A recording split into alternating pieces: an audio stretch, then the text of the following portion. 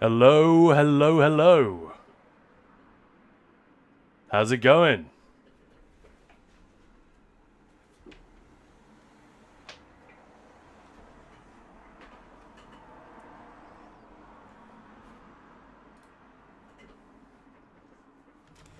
Welcome on in, everybody. Happy Friday afternoon, to be precise. That is always a good time of the week.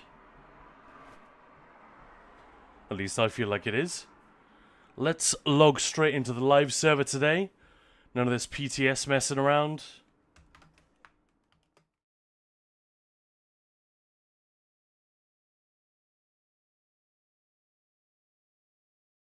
What was I supposed to do? God damn it. We're off to a great start. Absolutely. Pro streaming here.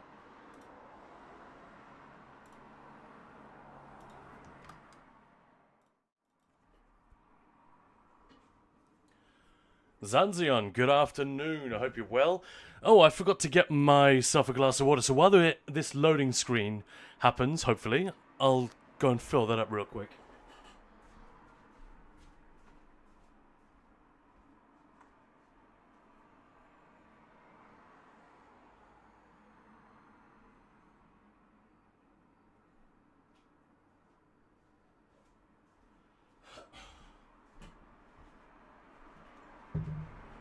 Oh man, that's not looking good. That is a long loading screen. PCEU's not having... There we go, thank goodness for that. I was going to say, PCEU's not shitting itself again, is it? Average Gaming, good afternoon. How are you? Hope everybody is well. Not sure why I'm scrolling through these. There's nothing new. Nothing for me. Cool.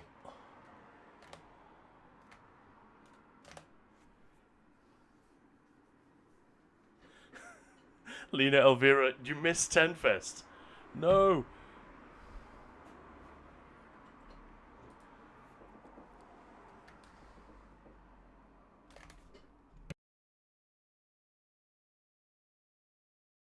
So what you could do, Elvira. Are you on X? I can't believe I'm saying that now. For ages I resisted. Are you on Twitter? Or anywhere where you can tell Zos, I missed 10 Fest, it was amazing. Tell them. We need them to know how great it was and that we should be doing more stuff like this. Obviously there are plenty of things Zos can do for the community and for the health of the game long term and whatnot. This is just one of the things. But I think since they've got a community which is ready to organize stuff like this and take the lead on it, yeah, I would love to see more stuff like this. I really would. If Maya and I end up organizing them, we just have to be a little bit careful that we're not seen to be promoting ourselves too much. Because that's not really what that whole thing was about. But thank you for saying that. I miss 10 Fest. I miss it too, although it was insanely exhausting.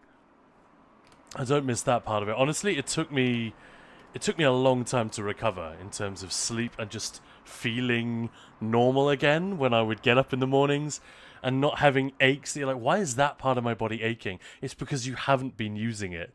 Like, dog walks were definitely happening, but Maya took the lead on those because I had the late shift, she had the early shift. Hello there, Moose. How you doing? Good afternoon, sir. Happy Friday. Dare I say it? Is it too early to say happy weekend? I think Friday afternoon. It's kind of a free pass, isn't it? I'm going for it. Happy fucking weekend, everyone. And I have a feeling like I'm going to be a little bit more sweary than usual, which I guess is quite a high bar. So I hope you don't mind that. Just in a good mood. Maya's got an afternoon off later. So I think we're going to try and do some gaming. I do have some work to do for Ninja Pulls. We're going to see if we can get all of that done, as well as streaming in the first sort of part of the afternoon. And then an actual afternoon off, an evening off with the lady. Watching some films, playing some Cyberpunk, probably. I'm just about finished with that game, but Maya hasn't quite. Lena Elvira, they definitely need to recognize the strong community and support it. Tenfest was amazing. Been in the game since closed beta of ESO. It's one of my best memories. Wow! I'm going to have to screenshot that and send it to Maya. She will be so thrilled to hear someone saying that, so thank you. Thank you for typing that out. Guns N' Roses. I miss Tenfest also. Just miss these guys. Fair enough. God damn it. No more fucking swearing. Yeah. Absolutely. Gefest. Hello there. And Guns N' Raiders, hydrate. I'll tell you what, I'll have a massive glug out of this. I've got a huge glass Steiner. Well, it's a Czech beer glass, I guess. But it can hold just over a pint. But the glass is incredibly thick. So I'm probably like straining my wrists by constantly lifting this thing. But I just love it.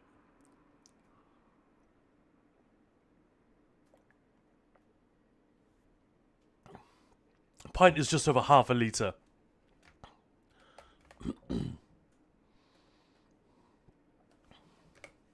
Let's get endeavours out of the way because those are always good. Oh, jewellery. Foes with class skills. Why don't we kill plant creatures with class skills? Khan smart. Malabal Tor, that'll do. And hello there, Erin. Hope you're doing well. Happy Friday. In fact, hang on, I should switch to... I don't have that many class skills left now, do I? I used to do, whenever this type of endeavour would come up, I would do a power extraction on the Nightblade, but I don't have that slotted anymore. Rip.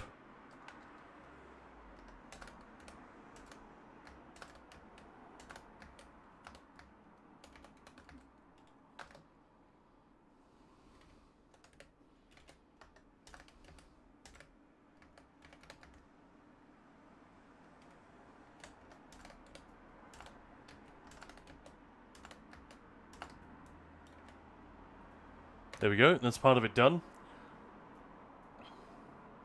473.176 mil. Isn't it like 500 and... Oh no, I'm gonna get this wrong. I thought it was slightly like 526 mil or something like that. Am I way off?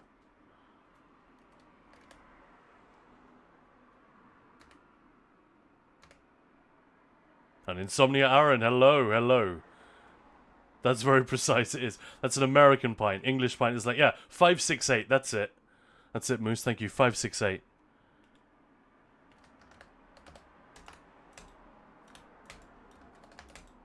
Yeah, there I am, trying to press power extraction when I don't have it slotted. So class skills we still need to do. Death to the Horvers, nobody likes you guys.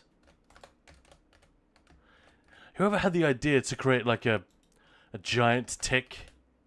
Like that is a fairly horrific concept to me. We were talking about this yesterday, right? Was it you, Moose, asking why spiders are so common in fantasy video games? It's like the standard enemy. You'll see it everywhere. And I was theorizing that, well, spiders, very culturally powerful symbol, yada yada yada. The idea of a giant one is fairly terrifying.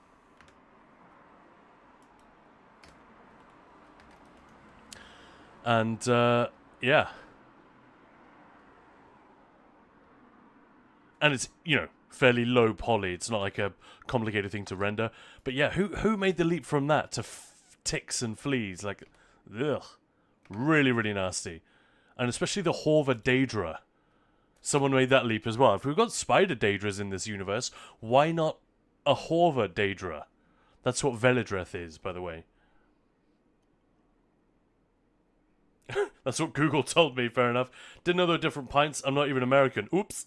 Yeah, but Google is.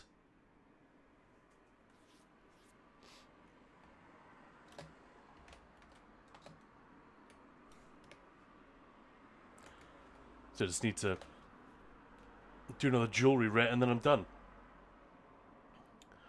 American food units are generally bigger. Go figure, right? I wonder why the 553ml can of Monster exists. Because that's not a pint either? That is a good question. Weirdly sized Monster always confuses me, because the normal one is 500ml. General arachnophobia, yeah. Calantax, hello! We've got no in-game sound, by the way, just letting you know. Really? I thought I had already done that. Let me check. It should be working. But thank you for the heads up.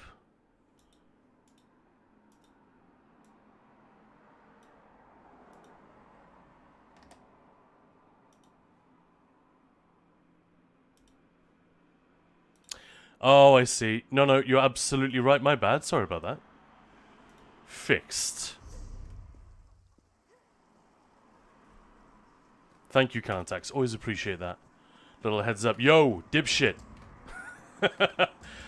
Honestly, that would probably make me laugh, but it would also make me doubt myself for the next few minutes. So please continue to word it like that.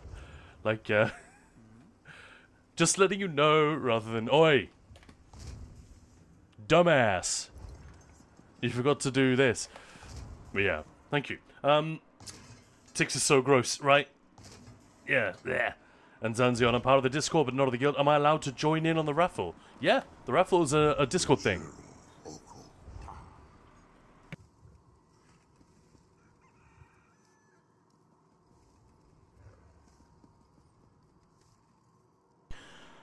It's obviously easier to deposit. I mean, you can't deposit the gold in the guild back unless you're in the guild.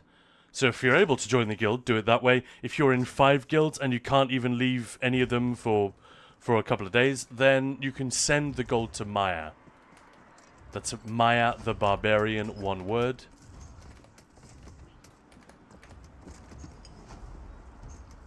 But yeah, absolutely. So that should be me done for the endeavors. That was quick.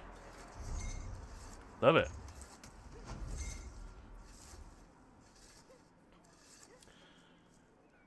X grenade. No, the store next to me sells both so half a liter, but also 553 mil. That is, like, why? That is really odd. Is that a reference? Also, what's the deal with Monster? I've never seen the attraction. I feel like it might be one of those things that is popular among gamers because it was marketed to gamers. Like, we already talked about this with, like, luxury brands just the other day. I don't want to be too, what's the word? Misanthropic. Straight into the stream. Like, oh, none of us make our own decisions. We just do and buy and listen to and watch whatever we're sold. Obviously, I don't think that is way too reductive. But I do wonder, like, how did Monster become such a thing? Is it, like, a particularly delicious drink? I've had it a few times. It never struck me as like, damn, I gotta get me some of that. It's just nice. But then, I guess I don't drink soft drinks generally. I have beer. And if there's no beer in the house, I have water. Or wine. Or cocktails or whatever. But yeah, I guess I'm a little bit of a dinosaur. A little bit old school. Everyone's talking big takes. They're like big squeezy bottles filled with natural ketchup. Bear Grylls will love it. Sick, dude. Put that back. Whatever you just did, no. No, Aaron. Guns N' Raiders. Aye, but all cans in the UK are based on approximation, so it could be slightly more or less than it's saying. Okay, so basically all cans, same in Spain. I'd like to join, not in 5 guilds. Being in 5 would just confuse my brain. Can relate. We were talking about this the other day, actually, yeah. Like, there are so many people saying to Rich Lambert when he did the guild summit, why can't we be in 10 guilds? You need to allow us to be in 10 guilds. And he was like, you guys wouldn't be asking this if you knew how an MMO database works. Like, databases are really, really brutal. If we increase it by... and he actually gave us some mathematical examples about increasing guild slots or various things. He said it's not just a simple matter of we raise the number. It puts mega stressed. Like we have to rethink the capacity of the whole system sometimes to make these kind of changes. That's a cool outfit. What is that? Is that the one that was in the Crown store a while back? Anyway. I think it might be time for some more Maelstrom Arena, because I had a really fun time in there the other day. Just hanging out with you guys. It was a bit slow, because I kept looking at chat, talking to chat.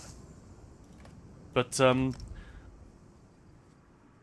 part of me really wants to crush the sticker book in there, and part of me is like, dude, this is going to take years. There's still so much. Hard for machines to get the exact bang-on amount. Yeah, I don't think it's that, though. It's that there is a quote-unquote 500ml can, and then another one which is 553. Like, why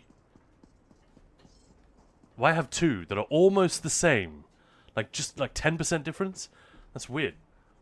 Monster's genuinely good compared to some, and I've been addicted to energy drinks since I was 12, so there we go. Monster, Red Bull on top of the top. Yeah, see, I like both of them. One thing I'm not into is, Jaeger bombs. Like, I'll drink it if a friend buys it for me. But no, man. Give me that Red Bull and give me that Jägermeister. Don't mix these two beautiful things and create an abomination. See what I did there? A Jaeger abomination. Like I said, no problem, no issue with it. I'll drink it. But it's like, I don't understand why. Like, why, you know, why combine two things that are perfectly good on their own when they don't, when the sum is not... when the whole is not greater than the sum of its parts, you know? Lena Elvira, as a parent of 2 young kids and a full-time job, a can of Monster means I can game when everyone is asleep. But no, it's horrible tasting. Oh, really? Razam, hello there. Nice to see you. Thank you for waving when you come in. I really appreciate that. That's a lot of fun. Why 553? Why not approximate? Oh, man, we're going down a rabbit hole. Why does Monster have a 553ml can? Who knows? Who can say? Now, I didn't even know about this. Now you got me curious. That's how these things work. That's how documentaries work. They pose an interesting question, and then you're like, oh, I really want to know the answer. The white one tastes good. Yeah, nice. I think it's just called Ultra. Kazi, hello there. Speaking of people who wave when they come in. Kazi always waves when he comes in. Don't ask me how I know that. Grenade, yeah, so is the E mark for approximation. Hello, innocent Kazi. Jaeger is icky. See, Jaeger isn't good shit or anything, but as a Danishman, I approve, and married to a Czech, I guess, herbal bitters are a big part of both countries' drinking culture. Herbal bitters are exactly what they sound like, a very strong, very bitter, usually something like used to calm the stomach. And kill any bacteria inside the body. So Gammeldansk, literally the old Danish, is a very famous one of these. Becherovka from the Czech Republic is a more sweet version. Jägermeister is like a poor man's, not poor man's. That's a crappy way of saying it, but you know what I mean. It's like an inferior, mass-produced, very mainstream version of that.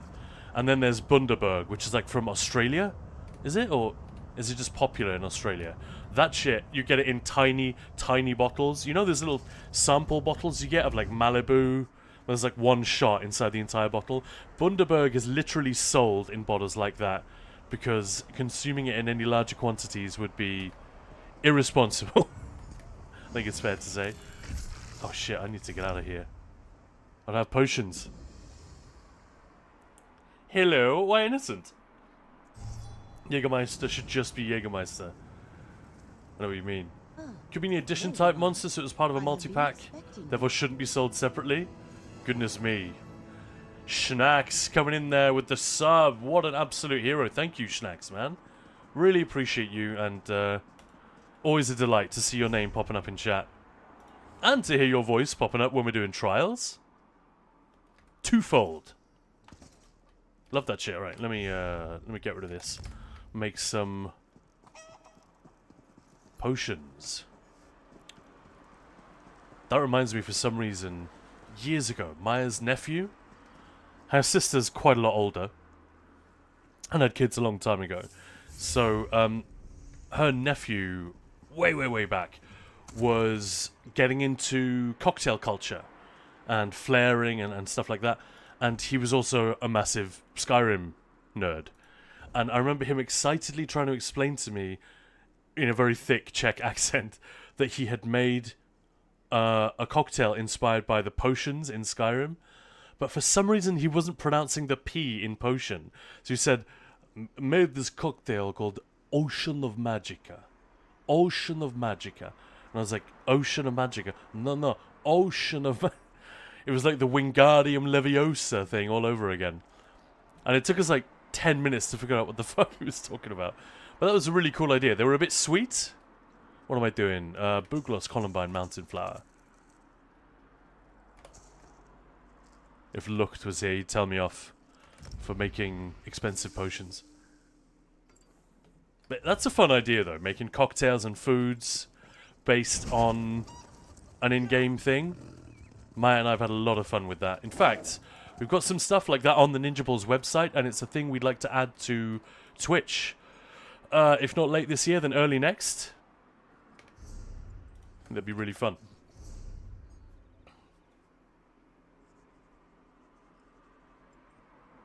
The answer is aliens.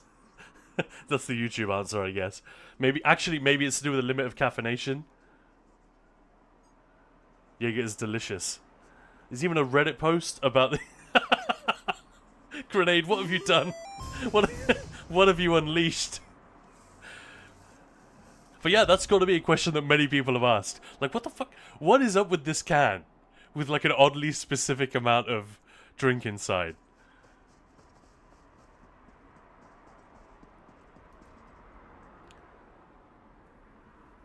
Guns N' Roses, a bottle of Jaeger's gonna give you 4-wheel drive. You will feel the world spin.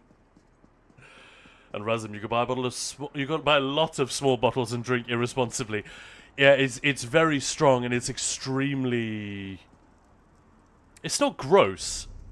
Like it. Why? What? Why can't I pick up the quest? That sucks. I don't really care. I'm after the gear anyway.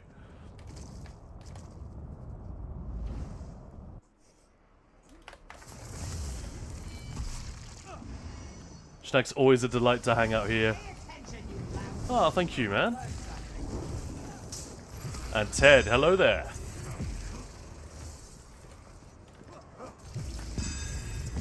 I'm so lazy with Maelstrom. Like, I'm not switching gear. I'm barely using my ults.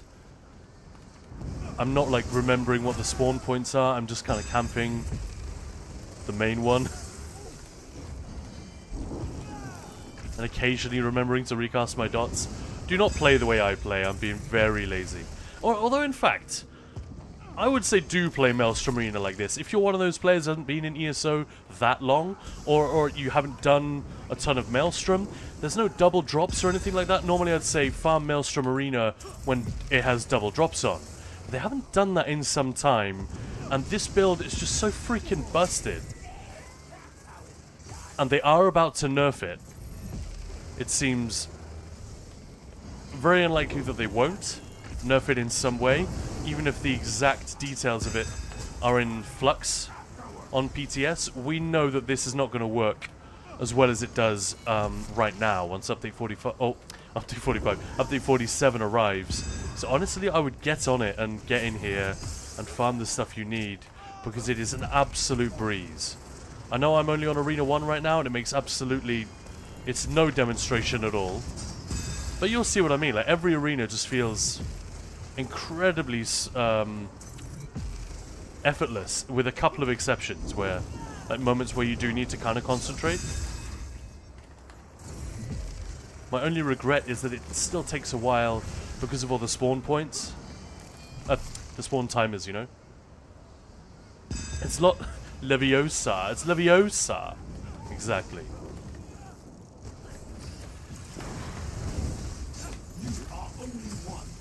It might even be a one-beam kill. Yeah, look at that. And that's the only target I bothered to put Major Breach on, was that guy. appear quite capable. You do appear quite capable. Why, thank you. It worked fine the other day without... What have I got? Yeah, this is probably about right. It worked fine without the Ring of the Pale Order the other day, so I think I'll just stick with it. It's a little bit nasty in here, though.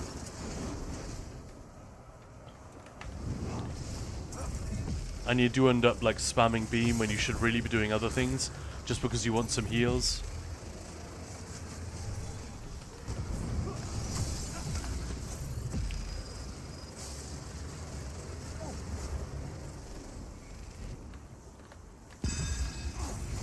The Reddit page is a photo of the Mega Monster can, and the dude is just operating an MRI machine.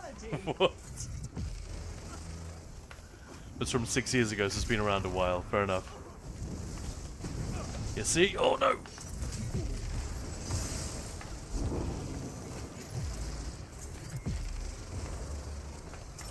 Yeah, this is when a self-heal really makes the case for itself. You just gotta remember to keep your major resolve, like I didn't do just then. I mean, it's all fine if you avoid the spinnies. Not an issue, is it?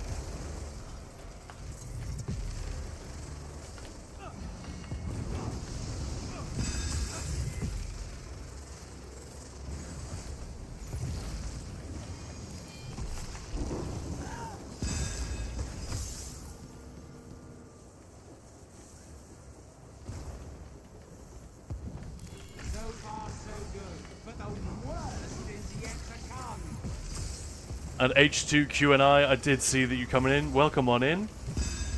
Bit of health push to do, drink it every day. Call it water. The home of humor.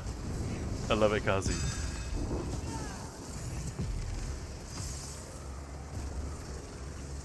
I get through quite a lot of water as well when I'm working from home.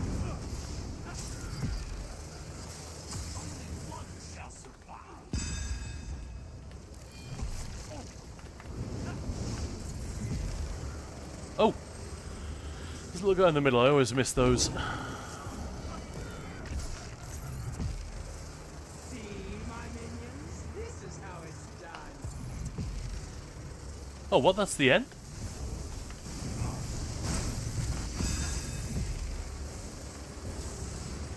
Oh, that doesn't often happen, I'll take it.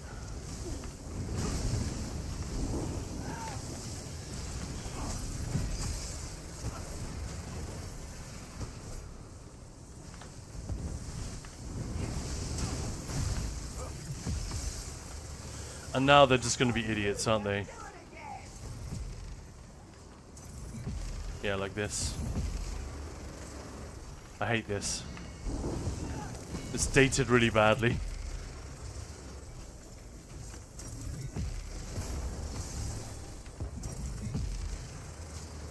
There we go. A little bit annoying.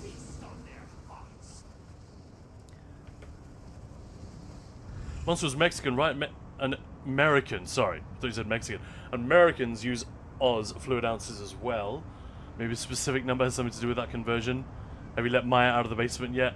No. She's around today, but she's very, very busy.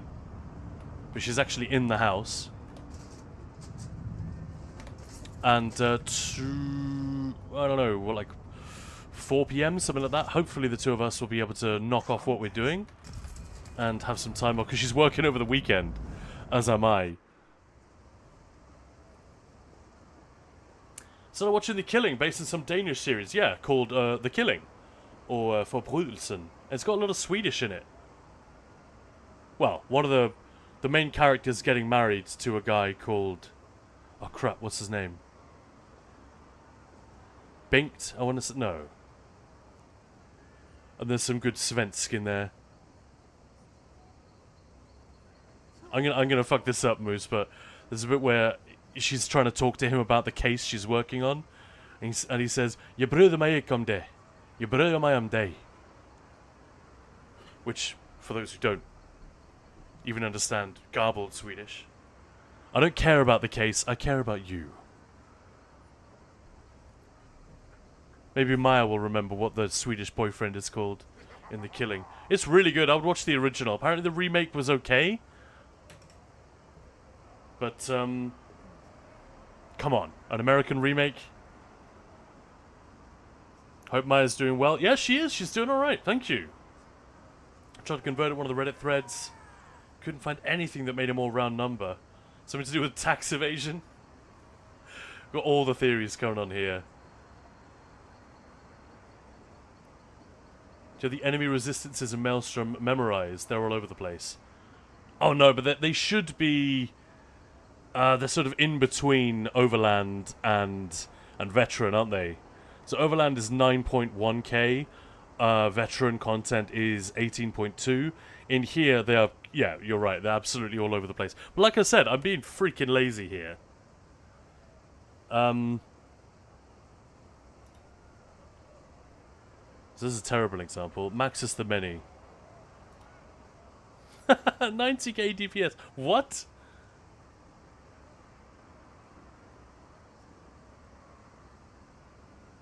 Did I really do 90k DPS to that guy? That's hilarious. But look, my pen was about 14.4? No, 13. And you're generally going to be alright if you've got more than 10. You don't need more than 15. But yeah, Amoose is right. They're all over the place.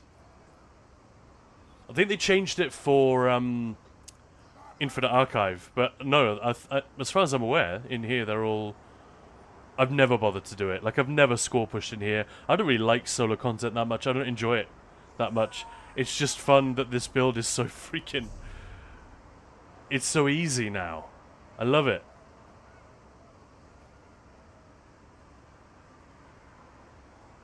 And it's a very, very simple setup. No heavy pieces, nothing weird. No pale order even. It's just Velothi. Obviously max health food, banner. And that's the stuff that's going to be... Thankfully, it looks like they're keeping this. Major resolve from Hurricane, that's awesome. But the banner and the sustain situation is going to be all messed up as of next patch. So if you want to use this, I would... yeah, I would get on it. Because why would you adjust old content? Well, they do sometimes, but yeah, exactly. If it's not causing a problem, like if it's not preventing people from clearing, I don't think they prioritize it, which is absolutely right. They have like a million things that they could be fixing at any one time. Wamasu. Teddy, go away. I'm busy. He thinks I've got something on my desk, like something to eat or steal. He's wrong. Meow. Thanks, Aaron.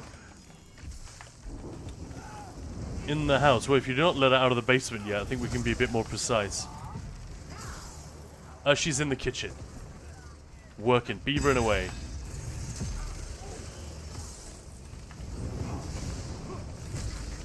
If anyone's wondering, yes, beavering is just a term for being busy, working hard.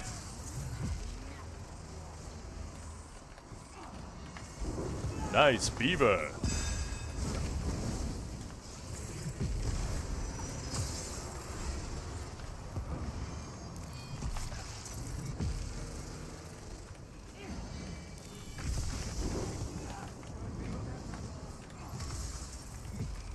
Said shut a hug, stretch, and hydrate.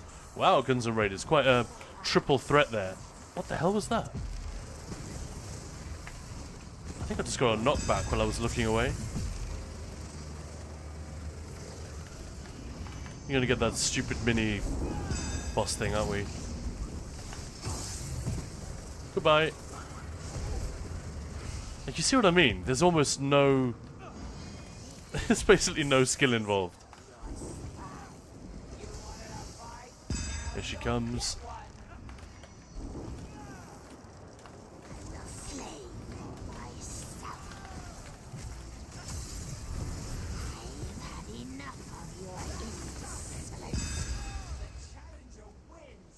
Stupid snare.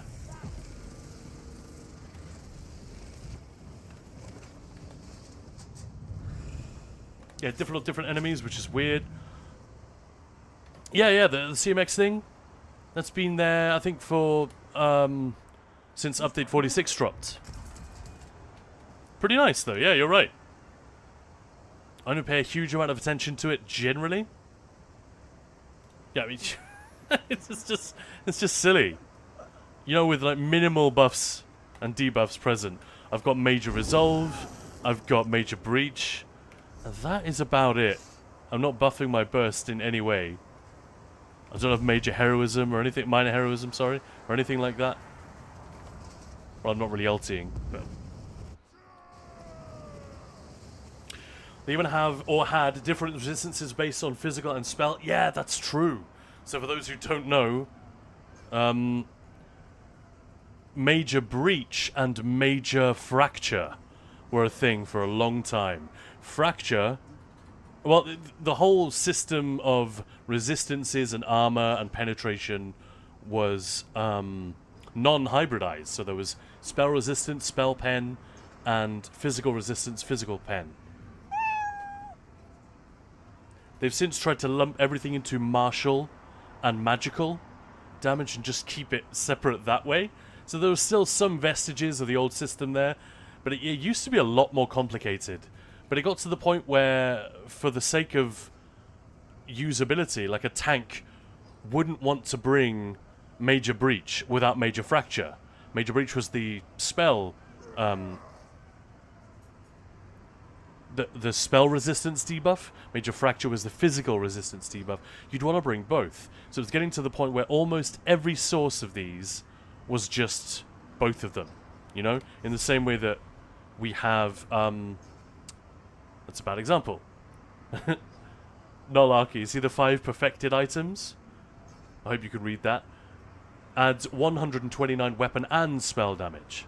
An increasing number of sets and effects and abilities were getting weapon and spell damage, major breach and major fracture. So they just got to the point like, fuck it, let's just make them all one thing. And I think I'm right in saying that the Warden Beetles, the Shorks, depending on whether you got Subterranean Assault or Deep Fissure. Deep Fissure would do major breach, so the spell, a resistance debuff, and Subterranean Assault would do major fracture. Man, I'm getting tied up in terms here, which was the physical one. And that used to be the sort of distinguishing difference between the two.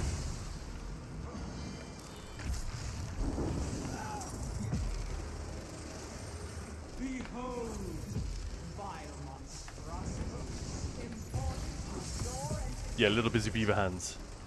Kitchen in the basement, I see. We don't actually have a basement here. We used to. You may have heard me talking about the Australian who lived in the basement. Sounds like like a children's book. Isn't there a kid's book called The Indian who lived in the basement? And it's talking about an American, like a Native American, rather than an Indian from the Indian subcontinent. Problematic, potentially, today.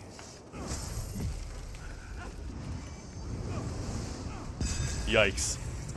That's the thing, though, isn't it? I swear I saw that. I never read it. I'm sure I saw that book. Like, on shelves and stuff. In school libraries and things like that. I could be wrong. No, I don't remember ever seeing it in Denmark.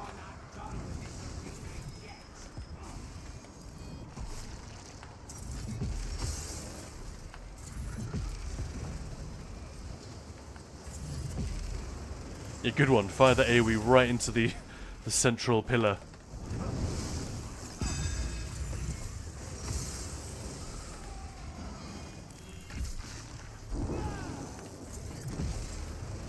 Arcanist Beam really was a game changer. I know that it's a very, very obvious thing to say, and it's like... yeah, really? Where have you been for the last 2 years?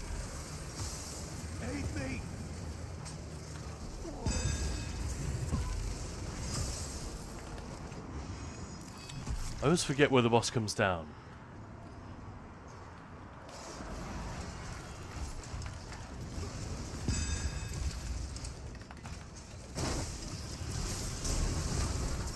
Come on, walk through that ult. Come on. Still not that quick. Triumphant.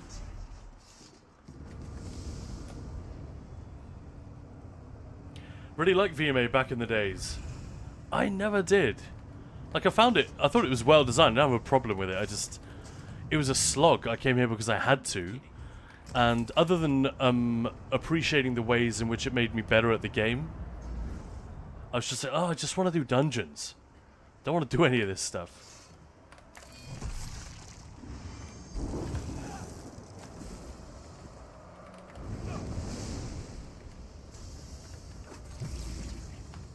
That's why I never really bothered to learn it or push it in any way.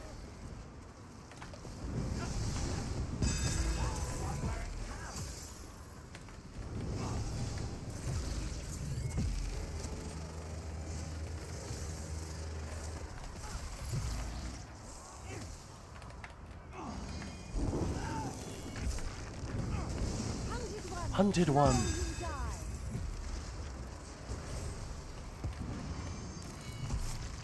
But yeah, kind of fun memories. Don't even know why I'm gap closing to that guy. Don't need to do that anymore.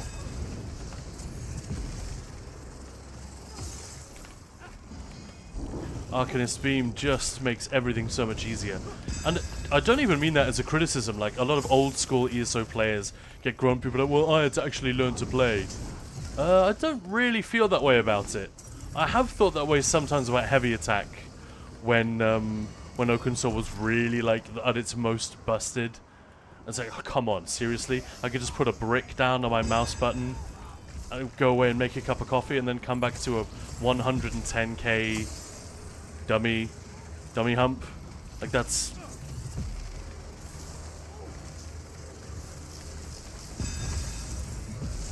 But yeah, that they did fix that meta.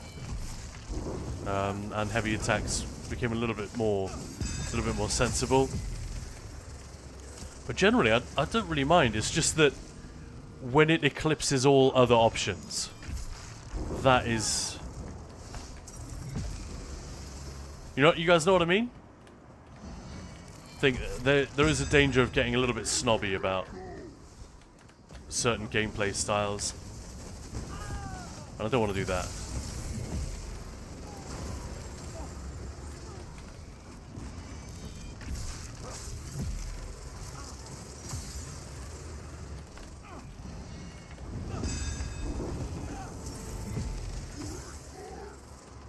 Get the Australian in the basement. No, it was not. So I called it. Wish I had a basement. Genuinely don't think I've ever been in one. Well, we used to live in quite an old house, like an old merchant's house. There might even have been like servants' quarters of what, I don't know.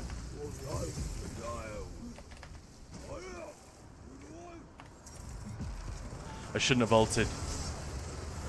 Ult on the second platform, dumbass, not the first.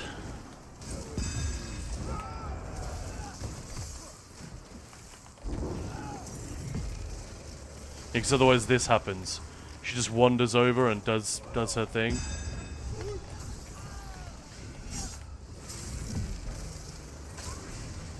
Yeah, more reliable, I think, if you are going to go with a setup like this one in here, which I really recommend. It's really made the content a little bit more fun. Just being able to cruise and see everything getting flattened in a way that it just wasn't possible to do unless you were really, really optimizing and stuff like that a couple of years back.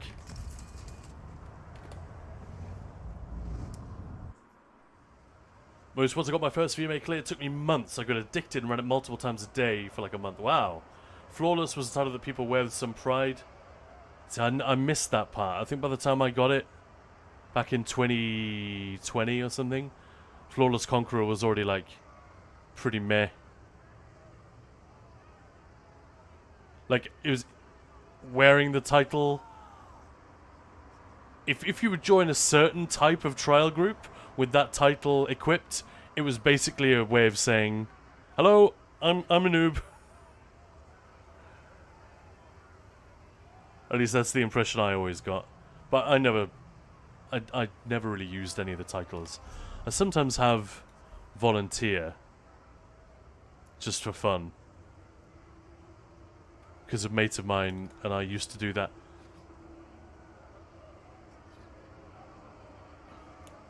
Rakat's Void Mantle entered the chat. Oh, that's. I don't really have a problem with that. Yeah, interesting. Beams eclipse all meta right now. Yeah, and you do get these arguments made by the devs and by other players that, well, it's not that strong if you look at the damage per tool. It's not really about the numbers. It is about the range, the cleave, the burst, the sustain. The fact that it ticks so many times per second, and you sure it they nerfed. I've forgotten the details here, but they did nerf its proc chance for overcharged, so it no longer has a stat. I think it has a lower chance to proc status effects, but still, it's still a crazy number of times per cast that you can get a free overcharge tick, maybe even several on multiple targets. And the fact that it comes with a big fat shield now as well, because we all have to run the pragmatic morph. It's an interesting one. Guns N' Raiders question: how does one go about joining a guild that does the raid runs and skin runs for folks? I don't know that that is a thing. Those are called carry guilds or carry discords. And I know you know that. I'm being a little bit cheeky, but like we will gladly do a teaching run where people can get their first Hoff skin or whatever, and I will do a 3-4 week prog to go and do the hard mode in Asylum. I'm pretty sure you don't need. Do you need the trifecta? Do you need it to be deathless to get the skin in Asylum? Can't even remember. Pretty sure you just need the hard mode. So we'll gladly do stuff like that. Sunspire skin, forget about it. That's a carry, and you'll need to join a prog or just pay for a carry to do that. Although no, I'm thinking of the mount, aren't I? The skin is just for a vet clear. So yeah, I suppose actually the answer is yeah, ninja pulls. For a lot of these things.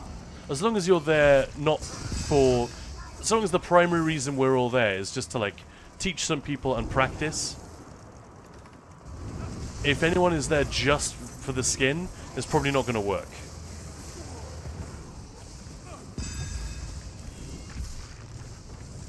Does that make sense? But yeah, it's a good question. I'm going to leave that one because there's no one to stun.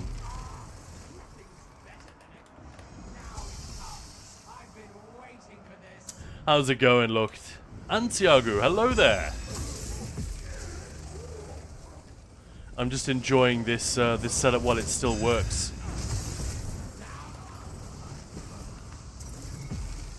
I'll tell you what, I can do the stun thing now, can't I?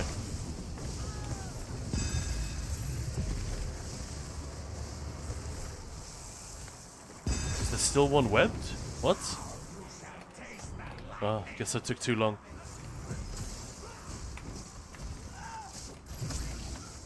Getting distracted.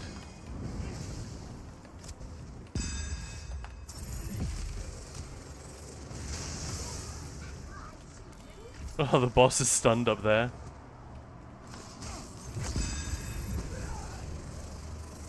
Man, I'm so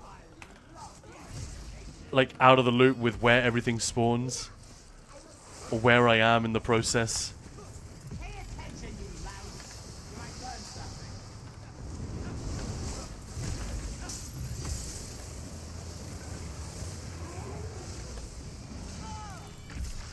Last time I fucked this up because I triggered the mechanic too early and I missed the boss. Because normally for me it just works out perfectly that if I kill the web spinners and use all the Horvers to free up the obelisks, if I do that twice, then it'll always happen around the time that the boss spawns.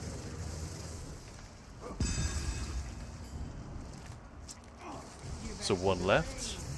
Prepare a gigantic welcome for you. Yes, I also messed it up here. Let's go looking for one more and see if we can...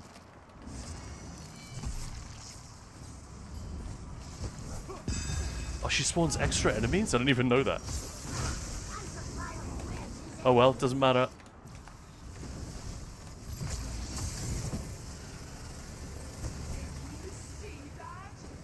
First time I went into VMA... Oh, she's not quite dead. I keep looking away and stuff's happening. So frustrated I could go back in for 3 months. Nice. Yeah, just +2 for Silver Skin. Thank you for the clarification. I want a title in game saying Ninja Pulls Gaming. Nah. Why? I mean, you can join the guild and put on the tabard. I don't think this character has a tabard. Yeah, guild tabard, exactly.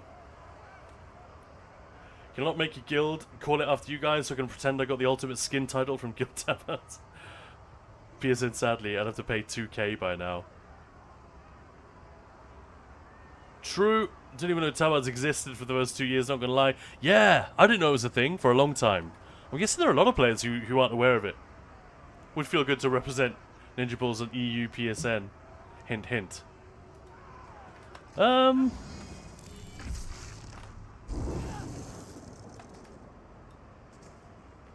if they do crossplay, then our problems are solved, right? Make the PS guild, yeah.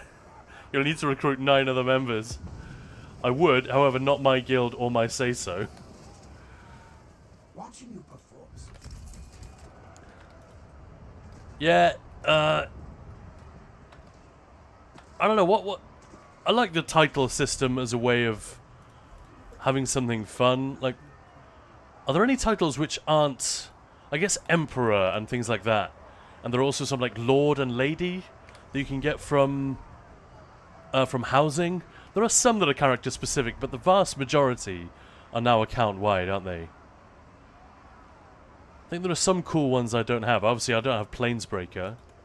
I was in a Planesbreaker group, but we ended up doing a typical roster prog, and then the Raidly just quit the game. And I don't normally seek out groups like that, so unless they land in my lap, I don't tend to get... Or unless Ninja Balls is organising a trifecta prog. We haven't done a Planesbreaker yet. Watching you perform. Look, I really don't like titles because they're purely text. If they had some slight text effects on them or animations, it'd be much more interesting. I think I agree with that. Also, unless you know the title, you have no idea whether it's impressive or not. Honestly, I'm impressed by almost nothing. I think Emperor still has... I know loads of people have Emperor or Empress, former Emperor. That's just kind of cool in and of itself. Because of the work it requires to get there, it's kind of a fun one. What else? If I see a Planesbreaker... Oh no, if I see a Swashbuckler, then it's a little, you know, finger guns, like, well done. Because not only is that... You know, you gotta be on top of your game. You have to be able to find a group, and the group has to stay together long enough, and... Yeah. It's a difficult thing to do in ways that perhaps not everyone quite understands. The gameplay side of it might be the easiest part. Like, I've got several personal no-deaths in a triple Rockgrove hard mode, but I've never been close to a Planesbreaker. I think the closest I've been was like 3 deaths away, and that's a lot. You know? Also, I'm biased because Mountain God is for some reason not a title. I have always thought this. I think I was of this opinion back when you were first starting the game before we knew each other. Look, so I completely agree. Target audience for that set area in-game will only know, really? Yeah, I guess. That is actually a crime, right? So if anyone's wondering what we're talking about, this is such a cool achievement. Defeat all encounters. It's the trifecta, right? In Scalecaller Peak. It's much more doable these days than it used to be.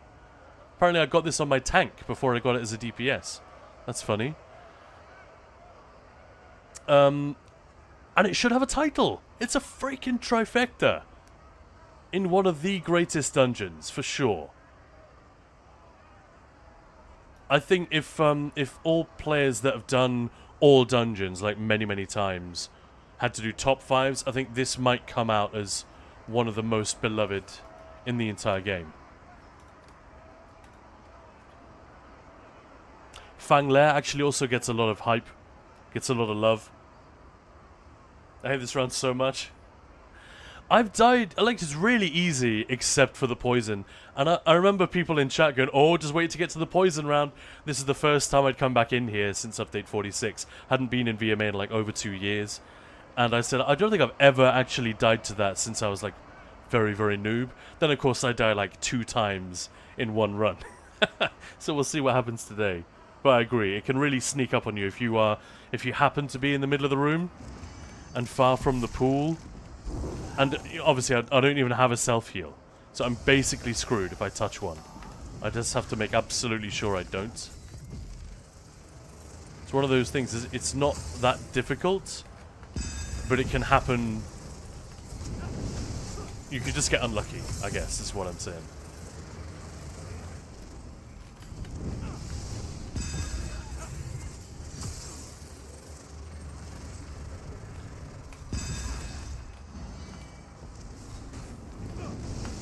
Oh, I did hit him with Elisa, that's alright. Yeah, that's dumb. I waited too long.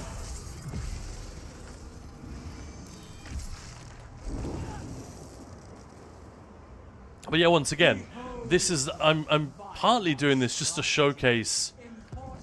This is obviously not the only build. You could do like 10, 20 different iterations of this or other things, but it is just amazing and hilarious how simple you can make a VMA clear these days.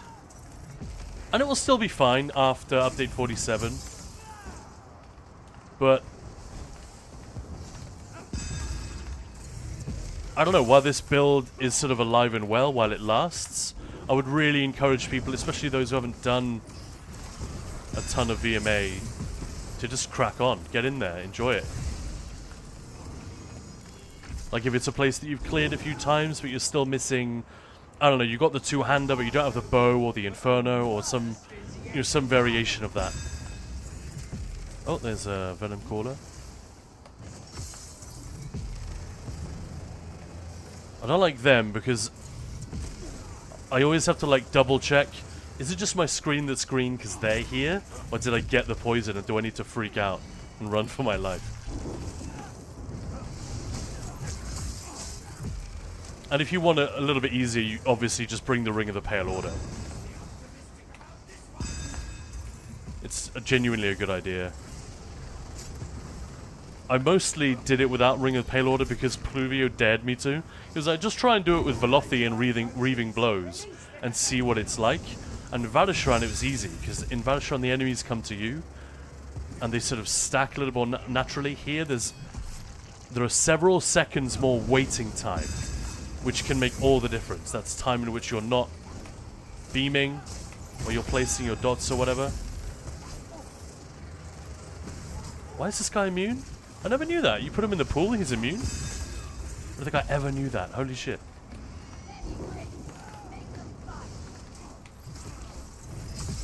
Did you guys know that? Is that like one of those really common knowledge things?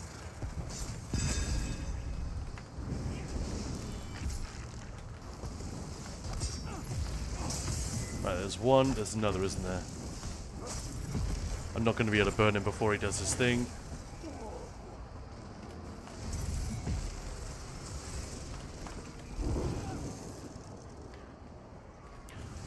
Oh, shoot. Bad. It's a good idea to put nameplates on in here, actually, just in case you do miss an enemy like that.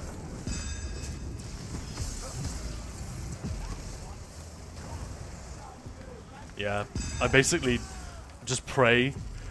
When he does that move, I take a step back and a step to the left and just hope that he doesn't hit me.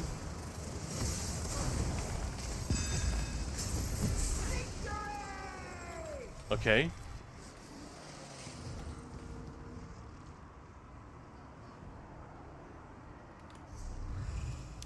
I've got all AoEs on and stuff, haven't I? Yeah. Yeah. Took you 2 to 3 weeks to get the Emp and Mega Troll opposition Emps. Way worth the 4 days up solid. Putting a few days scrolls. Sorry, putting a few scrolls in non-swimming water is unreal funny. Interesting, I got this try before you did. Oh yeah, what was the time on that even? It was only a few years ago. Yeah, I didn't have a proper dungeon group for a really long time. We would just sort of do it with whoever was around. And there was always the achievement, when you get to a dungeon where you want the achievement, someone else will say, oh, I already have that, can't be bothered. And I don't think I've ever been in a dungeon group where we reset on death. Just never bothered with that. Maybe sometimes, if we're really close to a trifecta and somebody dies very early, we would do it. Really enjoying Hallowed Grave, Dread Cellar, Boss 2 to 4, really underdeveloped. I agree, I think Unhallowed Grave has massive potential. I love the secrets even, they're fun to do because they add to the atmosphere. Maybe the Voria, the Heart Thief, is a little bit long-winded. Secret bosses are way harder. The Kiln one is just incredibly annoying. The secret bosses are fun. I like the parkour. Yeah, the Kiln one, that is a bit of a pain, especially solo. Talked about VH without Pale Order before. I tried that as well and died because I forgot I did not have Pale Order on halfway through. No! I'm sorry. Bad influence. Normally, my advice is good. I promise. I mean, Schnax is obviously not blaming me, but... Kazi, my first Imp push took 3 days. Wow, that's fast. I did it with a friend. We slept... Oh, okay, alright. We slept like 2 to 3 hours in between. He got Imp a few days later. I already have that, can't be bothered. Perfect example of why Dungeon Trial Arena's current replayability model does not work. Yeah. I would agree with that. I would love for them to rework the reward system, man. Oh... I don't know, it would be a big project for them, but I think that the payoff would be huge. It's just a matter of, like, clearing away... Let's just brainstorm for a very, very brief moment here. Oh shit, am I gonna... Has it started? Yeah. Damn it, I shouldn't have moved. Alright, I'll just walk and talk. This isn't difficult. He says while he eats a heavy attack. Yeah, so once you've got a hard mode, let's say, what's the point of you going back there? To get the trifecta, but what if you're not in groups that are likely to get the trifecta? Because the ability to do Dread Sail Reef, triple hard mode, like there are a lot of groups that can do that, but there aren't that many groups that can just bust out a swashbuckler. It's just, it doesn't work that way. I always forget, and I fucking hate that you can't dodge roll that attack. It makes no sense to me. Why can't that be dodged? Maybe I hate it so much because I always forget and I feel like a fool afterwards. If they had some sort of reward that you would get by replaying the content that was not inherent to the content itself, like a bit like Undaunted Plunder.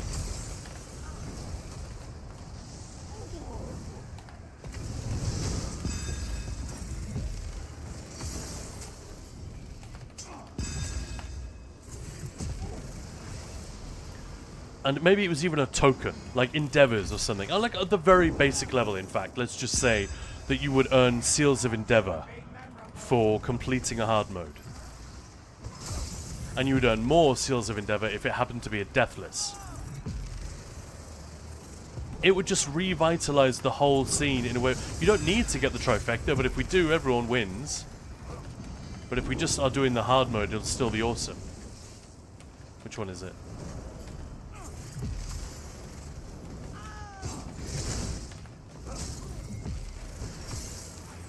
This has been talked about for ages. It's not an original idea at all. The devs have definitely seen these sort of suggestions.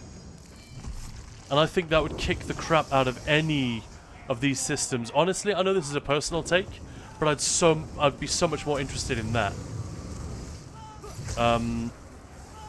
than Tales of Tribute or Companions, or possibly even more so than Scribing. I just think this would be huge. it would coax people into trials and dungeons in a way that nothing currently does.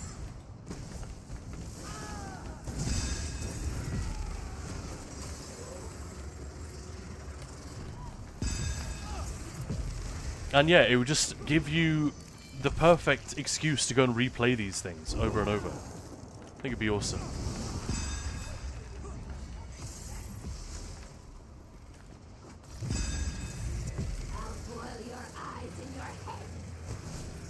Oh, so this one's bugged. Great.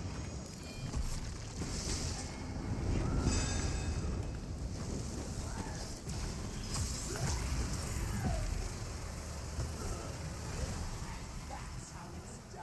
Well played.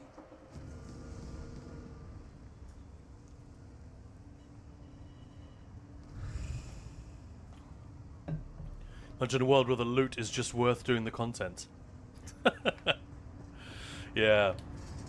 Yeah, I would love to see something like this in the future. I think it is... The payoff, like I said, is just massive, potentially. Actually, good advice, Schnax, because I did not notice the lack of healing for so long.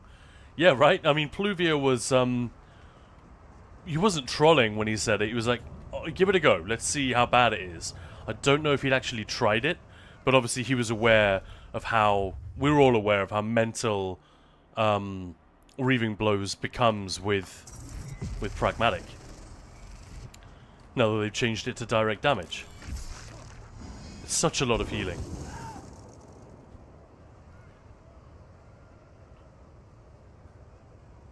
Gear system is fine, so there needs to be some incentive that is different from the gear. Absolutely, yeah.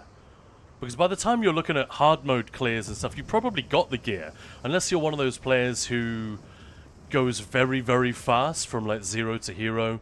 You enter the game and you're an MMO fanatic and you grok the combat system very quickly.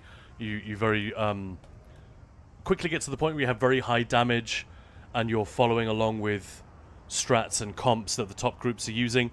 There are some people who do that, but that is a very isolated experience. Most players go through quite a long period of like figuring shit out and progressing and understanding how groups work, how group content works.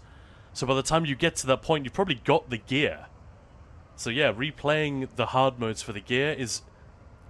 I don't know. I feel like that's rarely a thing, except when a trial is new. And you're in the kind of group that doesn't really do veteran. They all do veteran maybe once, the very first time they run the trial, and then straight after that, it's time to learn the hard modes. And then when you go back to veteran ages later, you're like, I don't remember what's different. I don't remember how this works. So yeah, if they really want this stuff to be replayable, and clearly they do, because the way it's designed, it's immensely replayable. Dungeons and trials, the vast majority of them, I think they're amazing. Really, really good. But the reward system, come on, man. There needs to be something. Yeah, Vast Poly. There we go. Perfect. That's a very good example. It's insanely good design because it's a chance and it's not bind on equip. Yep. Grenade, you're absolutely right. Achievements too. Achievements cosmetics also a victim of this. Just a bit less extreme. I already got the trifecta, already got the skin, can't be asked, etc. Yeah. Bind on pickup. Yeah, I know what you meant. Erin, do you know what can be good reward for getting people into dungeons? A wide selection of capes. Erin, I'm going to mute you. Your dexterity in that. No, I'm not anti-cape. We're just having a laugh. Yesterday there was talk of capes, and we were laughing at the idea that you'd go into any Dwemer ruin and instantly get the cape caught in some kind of gears, and then, you know, choke on your own stupid fashion choice. Yeah, I love it so much. I think Vass is probably the only thing that would make me get back to raiding. And a lot of people just hate that trial. I think that's a little bit like people who hate sprouts. Like in the UK, sprouts are sort of a Christmas time thing that people have. And if you overcook them, if you boil them to buggery, they smell and taste a bit like fart. You know, they just taste bad. So if you have badly this goes for a lot of foods actually. If you've had it when it's badly prepared, you you struggle to disassociate the food from that experience, and you say, I don't like X, whatever it is, even though that's like not the right way to look at it. People have a bad experience in VAS, which a lot of people do, and they can often struggle to get past it. That makes it sound like a really like deep psychological condition, but you guys know what I mean. It's definitely a thing. Traumatized by groups that don't know how to kite. My opinion, some ways to revitalize replayability would be to patch leaderboards, actually giving some stuff worth grinding for. I would agree with that. I probably wouldn't participate. Every now and again, I'd get a reward from the weekly trial, but it's never because we set out to do it.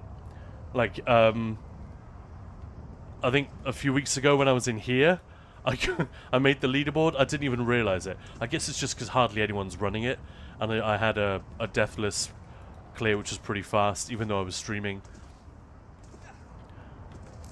But I know there are people who literally set out to see how high they can get on the leaderboards, and it would be cool to shake that up a bit, or invite others to test it out, see what you can do.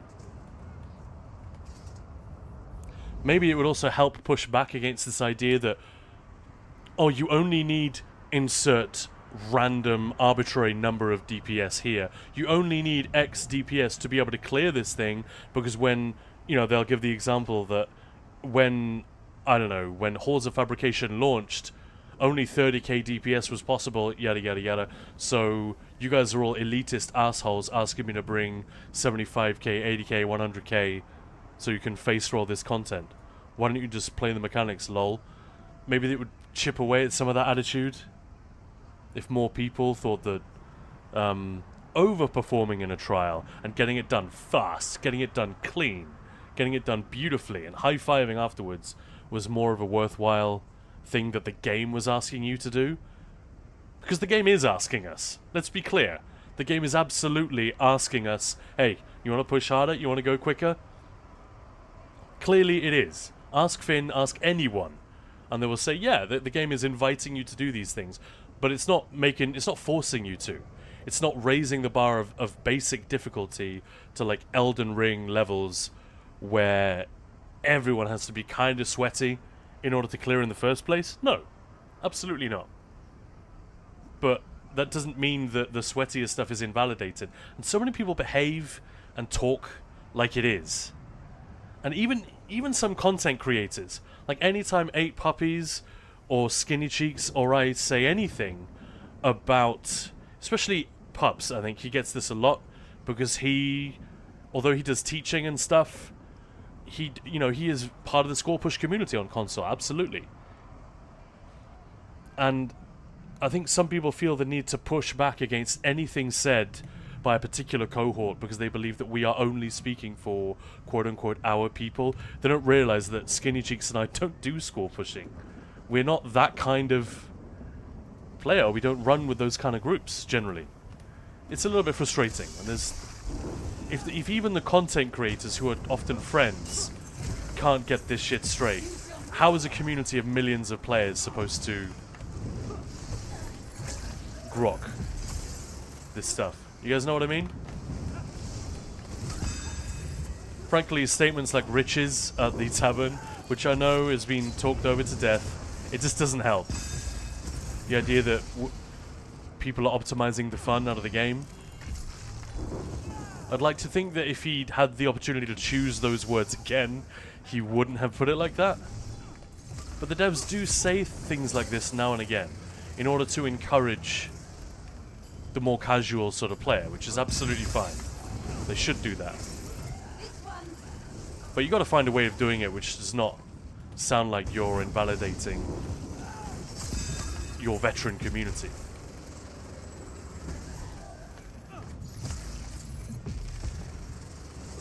Sorry chat, I know I'm behind. I keep triggering these arenas to start before I'm quite finished. It'd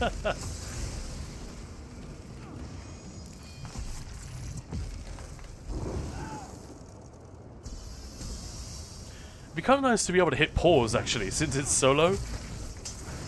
That'd be really cool.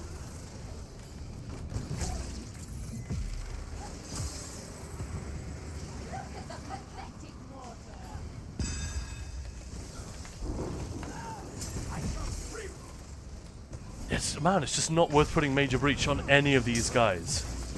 They die so quickly, they're just paper.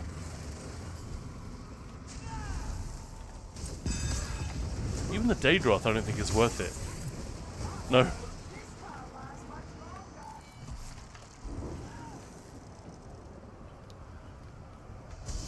Dungeon leaderboards could be fun. Yeah, I understand why dungeons aren't leaderboarded.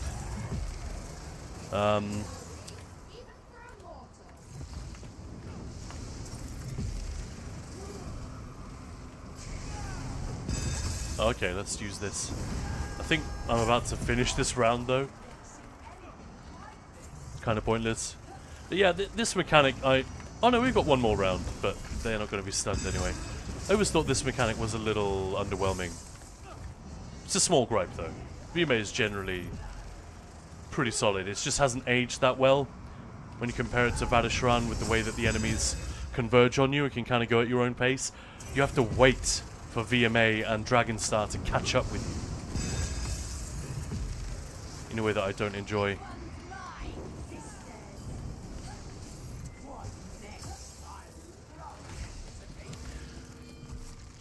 Having dungeon leaderboards at all would be a start. Yeah, so just to catch up with that one. And Belorda talking about Guild Wars 2 as well. Yeah, don't know enough about that. I have some friends who play it. But the art style was so cutesy, it kind of put me off, I'm not gonna lie. Even though ESO can be very cute as well. The popularity and importance of Skyrim gave it, I think, gave them an incentive as us to make it look, you know, to go for a certain amount of realism with the way it looks, which I generally appreciate. But yeah, that's a very superficial thing to say. I hear a lot of great things about Guild Wars 2 especially. And so, look, to be frank, I'm actually against in-game leaderboards for some specific reasons. Introducing would still be a net positive, I think, in the current game state. I know I shouldn't ult this guy, but what the hell.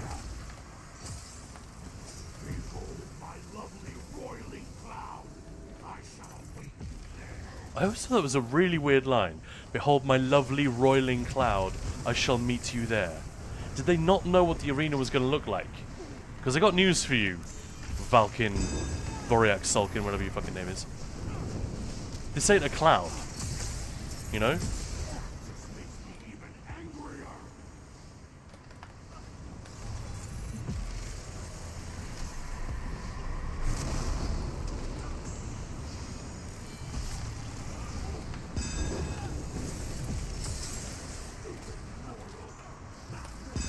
Oh, this is taking a while. It's a slow one up here.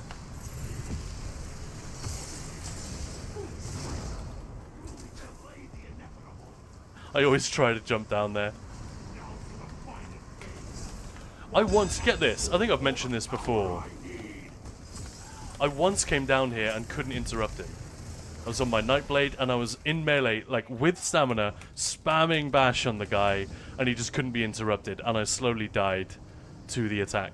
I was so pissed off. I think it was a deathless as well.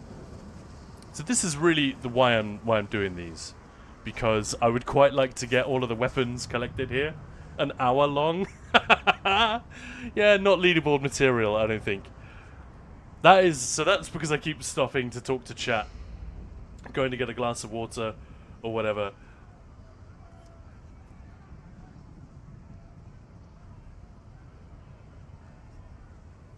So just going back to what Luke was saying. Sorry, I'm way behind now. I just want to read what you guys were all talking about, and I will read out loud the key ones. A unique cosmetic only granted to the people in the leaderboard.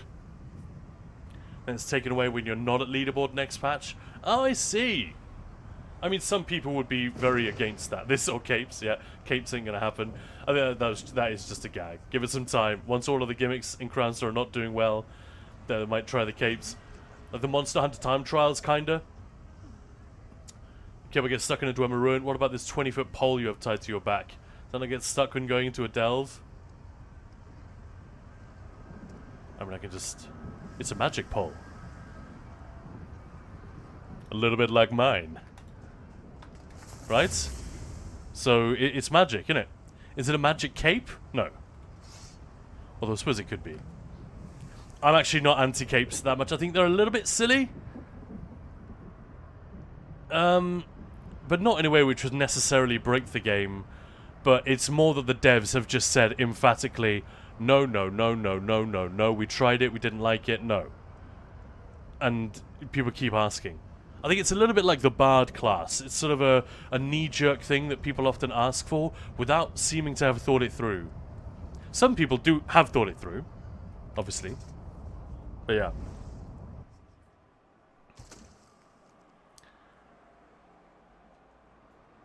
Introducing so we net positive. So this is dungeon leaderboards. They could be fun, but I could also see it driving some casuals away for fear of getting shit scores and people finding out I'm shit.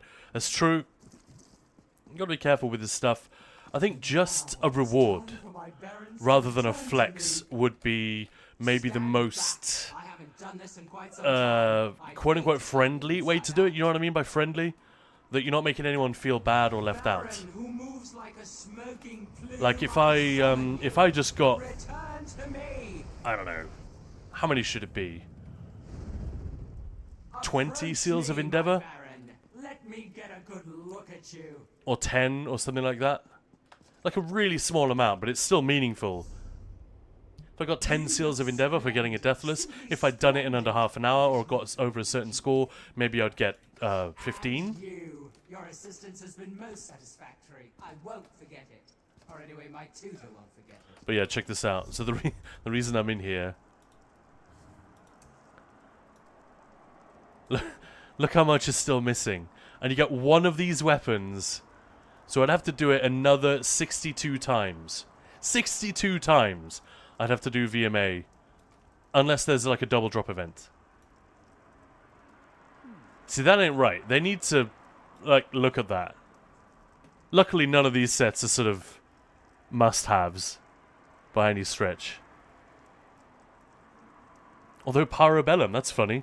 I literally just watched John Wick 3 Parabellum just the other day.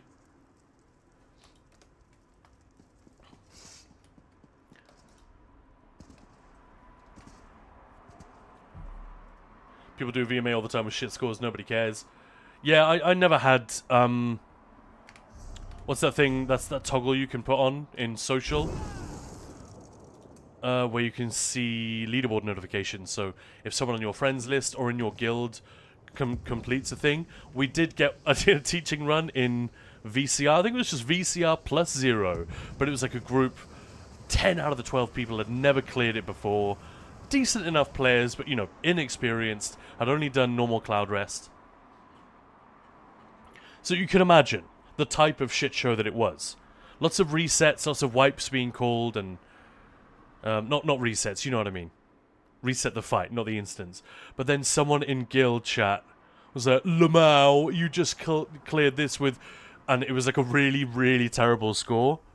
Like 300 or something. Like genuinely, how do you even get it that low? And they were mostly just having a laugh about it. Like, wow, how do we even get such a low score? I don't think they're meant to be toxic, but loads of people like piled onto them saying, you piece of shit, you know, don't be like that. So yeah, a lot of people they don't like the idea of doing a thing like this, and then everyone they're in a guild with could potentially see what their score was. I don't think that's a problem that needs fixing, but I know that is a thing. Like a banner in the beginning, score run enabled. Yeah. I actually abandoned the quest for some reason in here. I think I thought it would reset it. Oh no, that's why I got such a long... It didn't actually take an hour. I ported in, then ported out, didn't I? So I guess that's why... I don't know.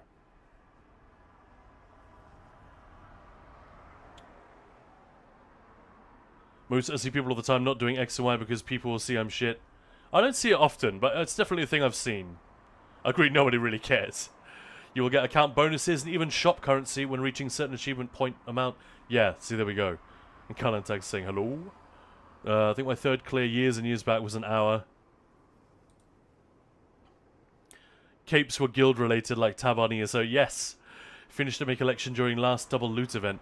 Oh, really? You finished these? Because I've done a lot of Maelstrom loot, like double loot events. I don't feel like these were doubled. Because otherwise, why would they be so terrible? Maybe they were in a more recent double drop event, but in previous ones where I made sure I got all of the important stuff out of the way, you know, all of these, they weren't. Because that wouldn't make sense. Like, there's not enough stuff here. Like, look, how many weapons have I got? 1, 2, 3, 4, 5, 6, 7. 8, 9, 10, 11, 12, 13, 14, 15. That would suggest I've only cleared VMA 15 to... No way. What?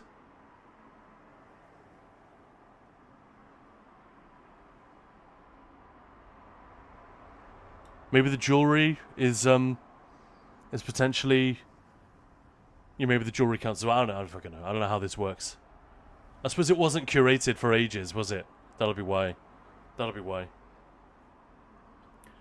Talbot should be deleted from the game. They look horrible. Or they should be made to look good. Upcase, is this a good co-op game to play with a friend as beginners? Or is it mainly a single-player game? It is absolutely not a single-player game. All the story stuff can be played single-player. But this is definitely an MMO. It's not one of those things... It's not like Dune Awakening, where it calls itself an MMO and everyone tries to justify the label. Now, this is definitely an MMO, like... A little bit like WoW. Like, it works very differently in a lot of ways, but... The core content here is generally... The core endgame content is either PvP or group PvE. But there isn't much two-player content specifically. What I would say... Upcase, oh, like RuneScape, I see what you mean, yeah. So, this is a big old map. Ignore this one in the middle, that's Cyrodiil from Oblivion. That's a PvP zone. Everywhere else that you see here, everywhere that I'm mousing over, these are all what the devs call overworld. So they are quest zones. They are going to be introducing a higher difficulty version at some point, probably next year, we don't know. But these are all places where you go to do story. Pure story. It's actually very, very easy. New players won't come in and think that. But once you understand how the combat system works, and you've put together a setup with some power to it, and you know how everything fits together, the buffs and debuff system, all that kind of, you know, basic stuff that you have to get to grips with. Oh, I should wait. Upcase is probably an ad break now. I'll just do story. Upcase, do you want to type yo if you can hear me right now? Otherwise, I will answer that question. Yeah, okay. They're in ads. I'm in ads, what the fuck?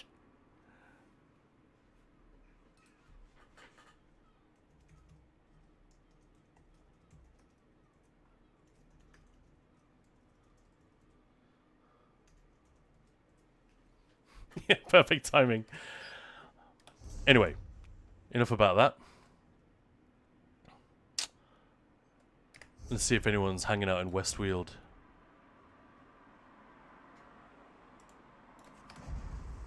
Always piggyback whenever you can.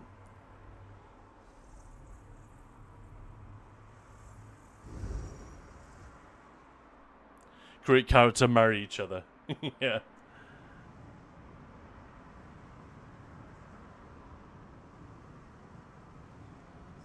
Yeah, it's interesting. Very interesting.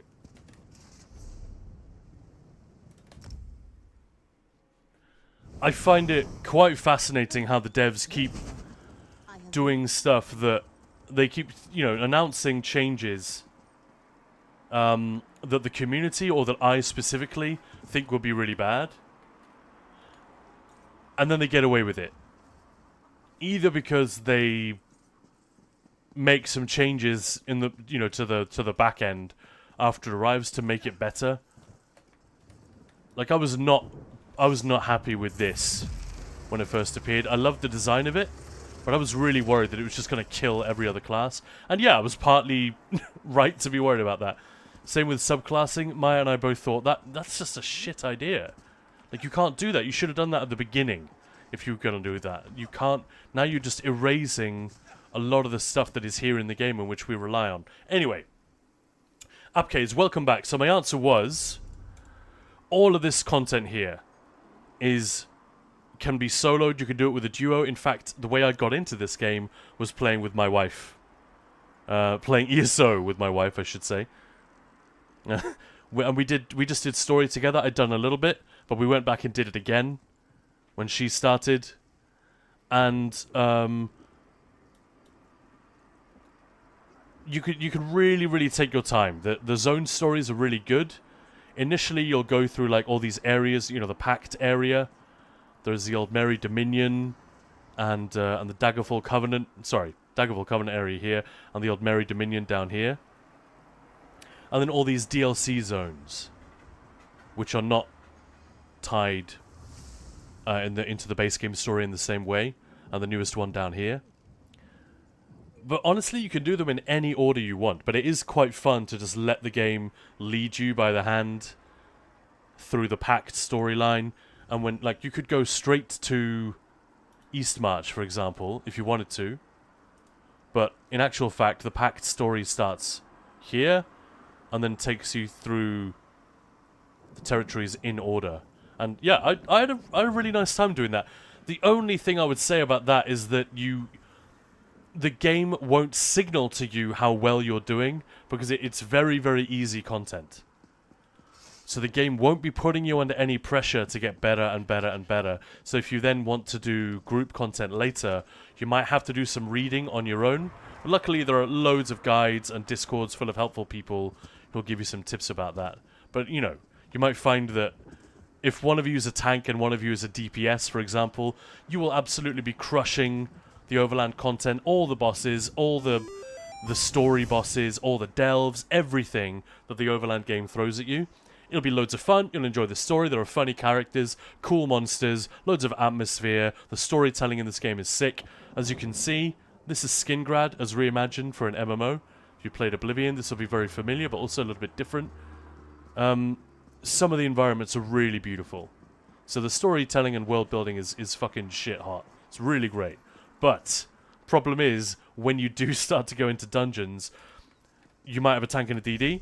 They've easily been able to tank all these world bosses and stuff. They've had more than enough damage to just crush everything. But suddenly in group content they'll find that they suck, or that they are quite weak, and they need to change some things. And that's the problem. They want the game to be very accessible in story mode, and I totally get that. But then people will arrive in group content and feel like the game hasn't taught them what they need to know. And then the players who do try and teach them what they need to know might be met with a hostile response, like, fuck you, don't tell me how to play. So just a little heads up to guard against that. But yeah, I think 2-player story mode sounds like a lot of fun. I'd love to do it again. Create character, marry each other is what Erin said. And progression for Kant, marry each other, create characters. Do I need a guide to start playing the game, or can I just jump in, play it with my mate? You don't need a guide at all. Funnily enough, Maya, my partner, made a quick start guide a couple of years back, and she's updating it right now. So that should be up in the next few days. So if you hang around with this channel, you can see the YouTube will pop up again every now and again. And yeah, head over to our YouTube channel, and there'll be a really sweet little guide on there explaining the basics as to what you need. You know, XP, skill lines, skill points are the main thing. But I think tip number 1 is take your time if you're new. Don't worry about it. What should we do next? I don't really want to do VMA again. It's a bit boring to just do 2 back-to-back.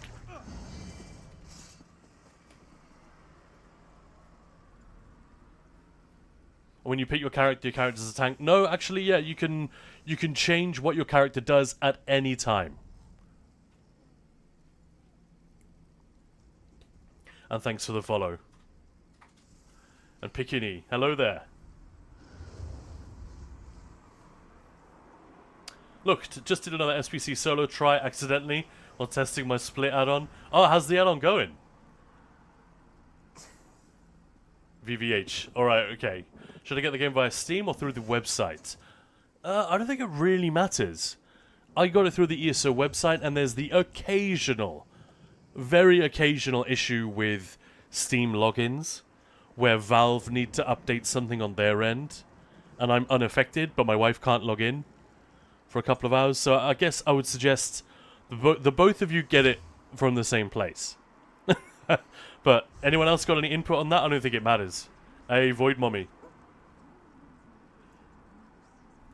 Yeah, Balorda, there we go. Doesn't matter if you buy it on website or Steam. Those are only different launcher/login servers. You all play on one server. Exactly, that's correct. Up to now, there's only no crossplay to console. Some countries, ESO via Steam can be cheaper. Yeah, that's a good point. Look at the prices. They should be the same, but it can work out that way. Respec is easy. I'd probably advise playing as a proper tank setup in Overland, especially if and when solo.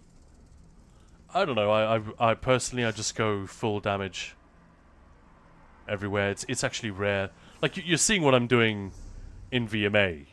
This is basically a full damage setup. The only thing I've got is Major Breach and Major Resolve, and what you could loosely describe as a self-heal.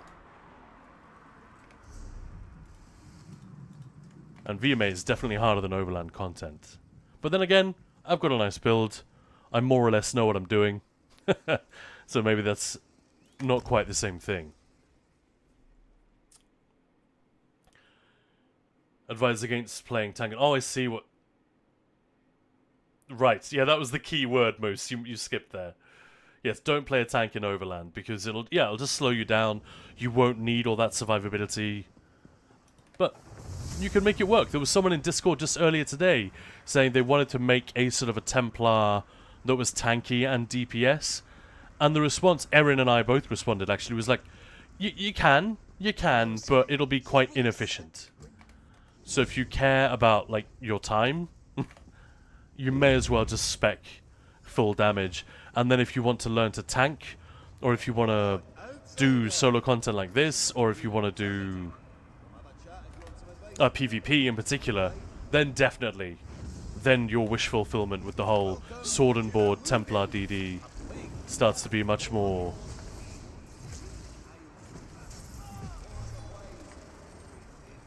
viable.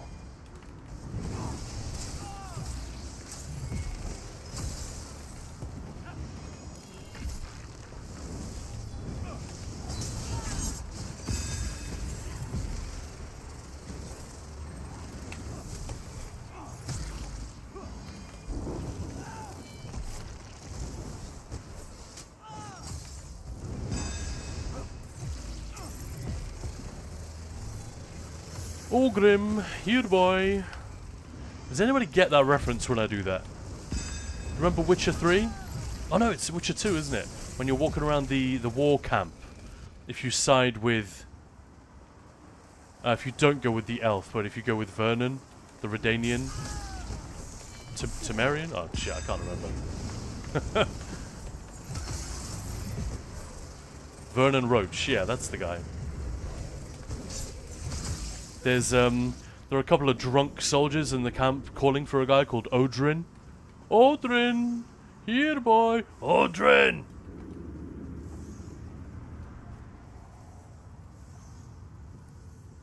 Schnack saying, depending on the selection of equip and abilities... yeah, not something you have to decide early on, but you can level into it. Exactly. It's also something you can change. Very easy to respec. So don't worry about picking anything wrong. Yeah, all this kind of stuff will be in the video in a few days, but I guess if you're starting now, you can be safe in that knowledge. And take your time in the character creator as well. Make sure you like the way it looks, and when you choose the face, there are like 4 areas. You go to like race, class, body, and then the face, where you know, give them a hairstyle, their eye color, all that usual ESO character creation nonsense. And you also pick their voice. Make sure you have a look at a few of the different voices, and there's a little preview button. I know it's a pretty standard RPG thing, but I've heard so many people who I'm on Discord with, and they're saying, I really hate the way my Stamden sounds when she throws a an alt or whatever. Yeah. And they they don't like the voice that they chose, so they want them to sound different, and they have to spend real money on an appearance change token just to change the voice.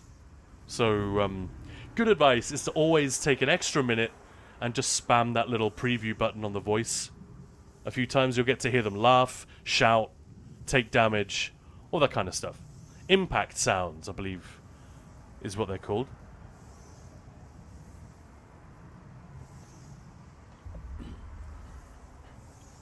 Look, saying the add-on's going pretty good. Ironically, I just wanted to test the on-death function.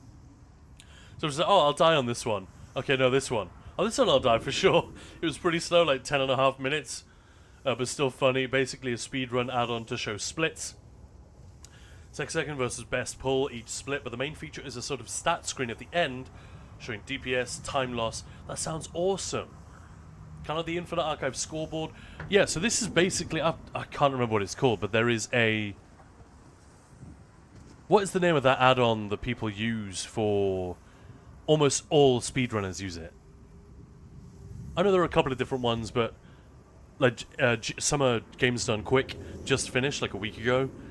And there's, you know, that one add-on that almost all the speedrunning community uses in almost every game. Live Split, that could be it, yeah. I think that's it. Read skills properly. Balorda, you're a hero. Read your tooltips was like our main thing for years. Main piece of advice to everyone. Especially when WoW was hemorrhaging players. We got so many players coming into ESO. This is during lockdown. And people who were used to like mythic raiding and WoW and stuff like that, but who had grown really pissed off with Blizzard and Bobby Kotick and all that crap. Although really I think it was that they didn't like the latest release. Gamers talk about, you know, political action and stuff like that, but really I think ultimately if the game is good, we will often just tolerate... I don't know, maybe I'm being unkind, but anyway, they arrived here and we're expecting a game that worked very much like WoW. So it was like, what's the build? What's the trick to dealing damage the way you do? And when you tell them to read their tooltips, I genuinely got accused of gatekeeping and trying to hide the secrets of the game. Hide the secrets of high damage. What's the secret you're not telling me? I was like, there isn't one. Read the goddamn text and, you know, and make decisions accordingly.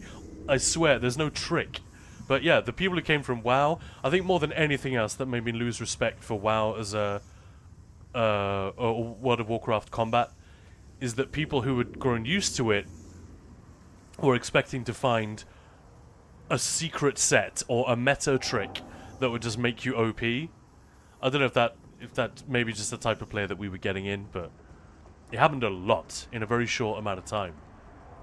Very interesting. Kazi, the only time I can't log in is when they do maintenance. Yeah. No issue with using Steam. Absolutely. Many people forget to pick class. Really? Because they didn't know you have to do that when you pick your character. That's a good point. I'd never heard about that one. Yeah, program, not an ESO add-on. Exactly. Yeah. I wasn't sure what to call it, a mod or an add-on, but I guess it's an entirely separate program. Piquini, thinking of adapting that build you're using for my DK. Swapping Hurricane for the DK Resolve still. Will be a bit weaker, but should work, right? DK Resolve is in... The only problem is, by... It's not a problem, but yeah, you're right. The reason I'm using Hurricane, A, it's a damage skill, which has Major Resolve. You could argue corrosive... Not corrosive. Volatile armor is a similar thing, but this is stronger than volatile, right? Like, full damage dealers use this just in and of itself. And for all these passives, that's B, the second reason. These passives are really, really nice. So if you go with DK, you can obviously go with volatile armor, but look, damage you can block. I'm not really blocking. When a draconic... Okay, healing received, so your reaving blows, or if you have Ring of the Pale Order, that'll be even stronger. That's pretty nice if you need it. Clearly, it's not needed, but you know what I mean. Health recovery doesn't help. And a little bit of resistance, that'll be nice. That might save you if you make a mistake. but you're sacrificing quite a lot of damage for relatively few gains. I mean, there's this as well. That's a really nice skill. Talons can be really nice in the right situations. It's not as simple as all that. But yeah, you're right. It doesn't look like I'm using the Sork very much at all, because I've literally just got Hurricane. But let's not forget, Capacitor. Increase your health, mag, and stam recovery. Increase your physical and shock damage. So admittedly, I'm not dealing a ton of either, but it's still there. Amplitude. Increase your damage done against enemies by 1% for every 10% of health they currently have. So 10% more DPS when you're opening on a boss. Your opening burst is 10% stronger. You really feel that. Increase your weapon and spell damage for every Sork ability slotted. So again, not much out of that one. But it's just really good. And it's free. It's so freaking free, this skill line. I really like it. So I was really bummed when they said they were going to remove Major Resolve from this. I didn't think it was necessarily game-breakingly bad, but I was like, oh, come on, why? And this is a fun thing. And it's not overpowered. If you look at Geldis and the amazing list that he put together of all the skill lines that were being picked, Storm Calling was way down the list. Anyway. So yes, Piquini, it absolutely will work. But then again, if it's a DK base, you won't be able to use the banner either. There is a speedrun add-on, yeah. My add-on's going to do it much differently, so I'm making it from scratch. And you have it set up extremely specifically for that one dungeon. So it handles a lot of exceptions, doesn't have to remotely the same display.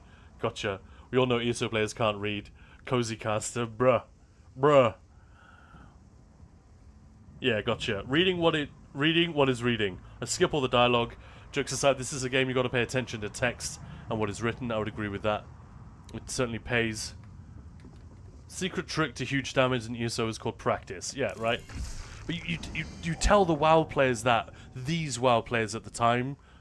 There were 3 of them in particular who didn't know each other. It was completely coincidental. Hey, Geotsick, thank you so much for the follow. Welcome on in. I hope I pronounced that accurately enough. Welcome on in, everybody. In case you joined recently, this is Vadashran Hollows. I always want to say Hallows for some reason. We're not doing anything particular. I'm certainly not going for a speed run because I keep stopping to talk. Let's have a look around. I am sort of promoting this setup while it lasts because I've just found it ridiculously gratifying to do. I don't really do these solo arenas. I haven't been back here in 2 years. So I came back here for subclassing, and I've just found it a breeze. And I'm not running anything special. Unsor plus Null Archer, but you could substitute those sets. I'd bring Unsor, that's pretty good. But Null Archer could be Tideborn, provided you need the pen, you have some use for it. And you can run the Ring of the Pale Order if you prefer. I'm just choosing not to because it doesn't seem necessary. But man, it's such a breeze. Everything just melts. You don't need to swap setups ever. There's nothing wrong with doing that. If you want to optimize, absolutely go for it. But getting all our heals from Reaving Blows, I've just been really pleasantly surprised at how well this works. So you come to battle the champion of Motorfall. And this is Veteran, in case anyone wasn't clear on that. I just cancelled my beam. Damn it. So he would have died even faster, but I fat-fingered the side of my mouse and cancelled the beam. So far, so good, outsider. Halfway done with the wounding. But you saw that, right? That was an absolute melt. And we're running a nuke setup. There's no Baylog, there's none of that. Obviously, 2 years ago, people would have been nuking the boss in a relatively similar way, but they would have had to work so much harder. That, really gratifying experience of absolutely stomping the guy is now within anyone's reach. I did absolutely nothing there that was skillful or difficult. I think that's why I like it. Because it's solo content, right? So, there's no harm in us just stomping it for a while. But there are some nerfs and changes incoming, so Yeah. My advice would be enjoy it while it lasts. Minor Force on it sucks. Shit's so ass. Well, they got rid of it already, didn't they? They put that... Yeah, that was what I had a problem with. Not necessarily losing the major resolve. That was more of a personal... Oh, no, fuck off. But the Minor Force was just bad. Because who wouldn't already have it? A little bit like the Nightblade's Major Savagery and Prophecy. It's like... But we're already going to have that. Ugh.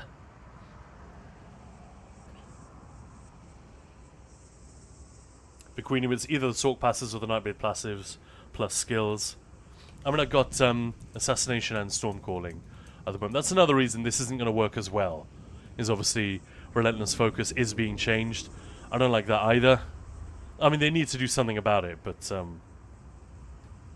they're nerfing it for PvE, when really the place it was a problem, I think, was PvP. In PvE, it's just like free damage. Not an urgent issue. Me running Sogvin, Velothi, Medusa, Trap, and Hurricane, so I get 5 minor force sources in a setup that would have genuinely not even be bad. Yeah, right? The Queenie will find another build that fits DK better, but it's hard to beat the Arc Nightblade Sork. It kind of is. Kind of is. You're on the money, I think. But, you know, even though we didn't really love their attempt to address balance in week 1 of this PTS, the fact that the devs are on the same page with us is like, alright, well, balance is an issue. We just got to get them to understand which balance issues we actually have a problem with. Because just looking at the spreadsheet or the popularity of a certain thing, I don't think it gives you the right answers. They require a little bit more context, so at least we can hope to get... we'll eventually get to a point where balance is a bit more healthy. I think a lot of players just want a little bit of variety. They don't want a single setup to be super duper dominant.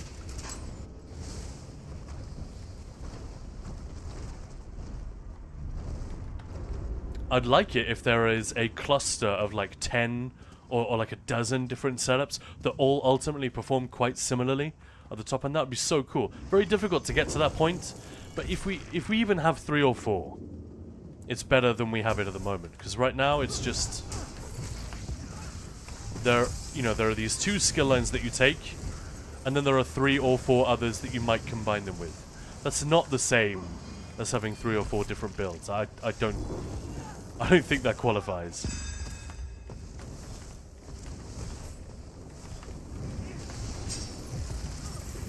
Oh yeah, that guy never stacks. That's a bad idea.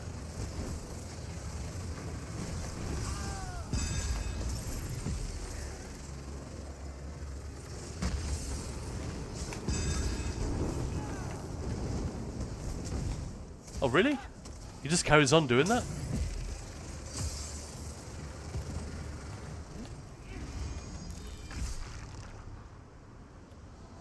Canatax playing Sork base with Beacon of Oblivion and Ansel is fun in this.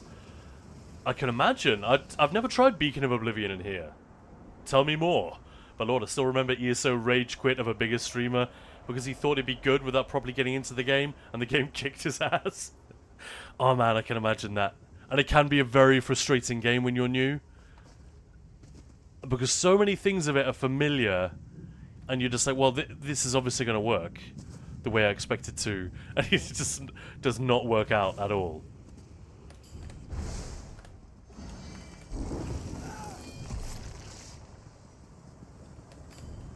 At the end of the day, it's kind of a weird game. And I don't even mean that in necessarily a negative way. Just the devs made some unusual decisions in various areas of its development. Yeah.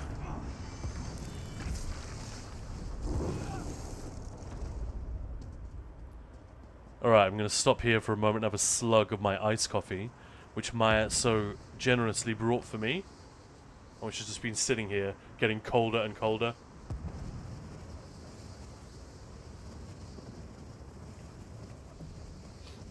Alright, look.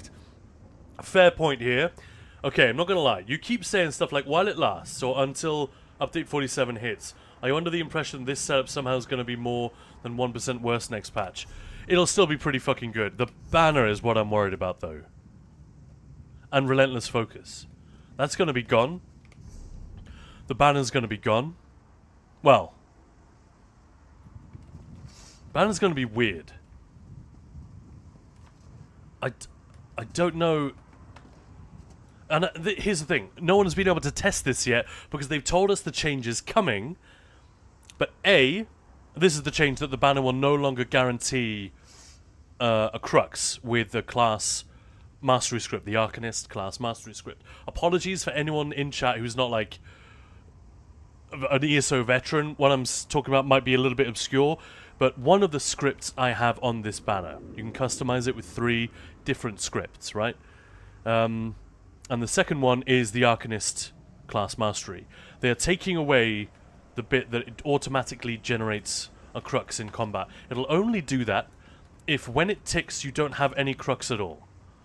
So generally I found on PTS that Inspired Scholarship will come first and then the banner won't tick.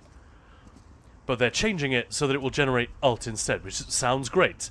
But it still means I'm going to have to do 2 flails in between beams, which is quite expensive to do. Hey, Eggbirds, by the way. Hey, just hopping in to say hi. I got to go soon again. Well, enjoy it while you're here. We'll enjoy your company while we can, dude. So we don't know how much ult we're gonna generate. That's cool. But also, can you even sustain this with the flail, with 2 flails per beam? I can't test that properly because, yeah, we don't have the new version that they've told us is coming, and we might not even have it next week on the public test server. I'm not on the public test server right now. I should clarify. This is live. ESO live. But look, it does have a point. It's not all going down the toilet. I don't want to be like a doom monger in that regard. It's still going to work. It's still going to be good. But it's not going to work the way it does currently. And I don't know. There's a possibility that I will run something else next patch, or that I just won't bother, because it won't be as free as it is now. Is that fair to say? Guns N' Raiders pure build on the Ninja Balls website, still slapping it and clapping cheeks. Well, that's good. I mean, that's, yeah, I suppose there are a couple of things that are out of date. But beyond subclassing, most of it still works very well. Erin, devs know about the balance issues like in PvP. No limits on cross buffs is an issue. You can have a dozen Echoing Vigors and Regeneration running on you at the same time, but their efforts to address it are always half-assed. Probably to do with not making the abilities like crap in PvE.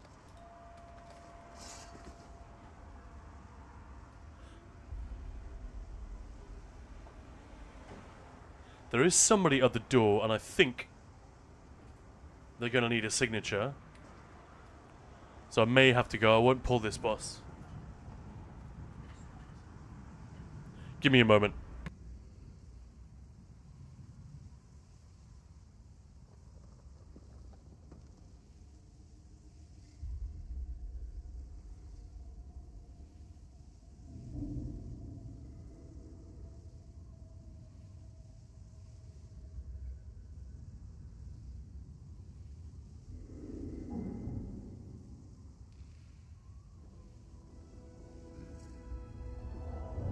Alright, I just told the guy to leave it on the doorstep. Always funny when that happens. When you, like, stick my head out the window of the top floor and call down, "Oi! Up here!" And they're, like, looking behind them and spinning around in confusion. Someone's calling me. And then you just say, "Do you need a signature?" "No, just leave it on the doorstep." Home Alone style. "Leave it on the doorstep and get the hell out of here. Keep the change, you filthy animal." I obviously didn't say that. Magical or Stam 1. Guess we're talking about the Sork here. And look, I would agree, damage goes down next patch, if nothing changes from week 3. In group content done with it in solo,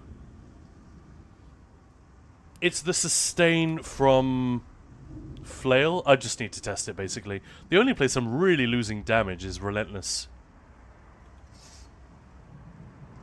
Now that they've reverted this. The build is... I'm not as worried about it as I was. You know? I run SCP a bit on PTS and basically lose no time. With slight setup modification, just running something else than Relentless Focus on the back bar, and move speed banner. Like I lose a little bit of burst from not having the extra weapon damage, but I don't think I hit 300k anymore on first boss, like 290, 285. Yeah, which is a small time loss. I think solo, if you adjust, which honestly requires barely any adjustment, it's kind of the same. Well, if you're saying that and you've actually tested it, and this is week 1 changes, which were much more shite than the ones that we're currently looking at, that is comforting. I would have thought you would lose a little more than that, just on the loss of Relentless Focus. But I tried a week 1 dummy humping setup, and it's just awful. Ugh.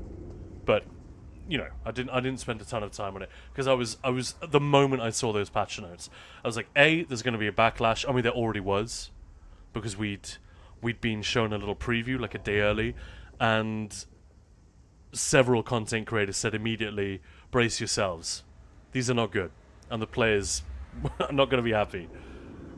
So I was, by the time I even made a video or read the patch notes on stream, I was already convinced that the devs would reverse some of this stuff, and I'm glad to see I was right. Thank fuck for that.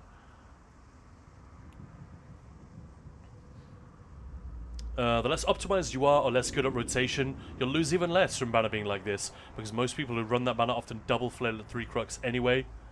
I guess that's true. Hey Erin, thank you for the gifted sub, that's very kind. Looked, now subscribe. Now you have no excuse not to come here. No more ads for you. Wow! How the fuck did you know I had an ad? Yeah, that's weird. I am behind you, peeking. That's creepy. Super creepy. The loss of Relentless Focus is mitigated a lot by swapping to move speed banner. Celerity plus minor expedition is already 150 weapon damage. So this is instead of mastery. You lose 250 add major expedition from the red CP. Yeah, this is very comforting to hear. Thank you for typing it out. 330. At that point, you only lose the banner, which only really makes a difference in longer fights.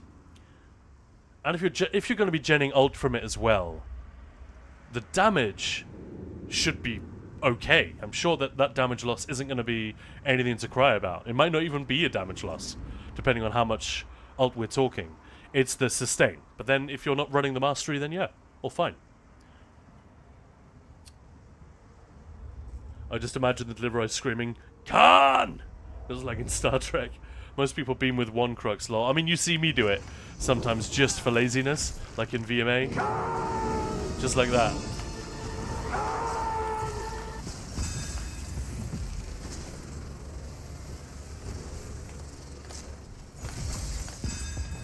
That was weird. I got unlucky timing on that banner.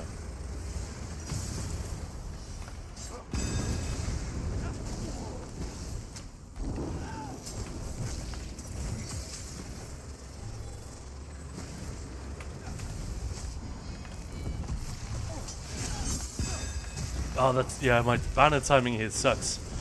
I had to flail twice, like, every time.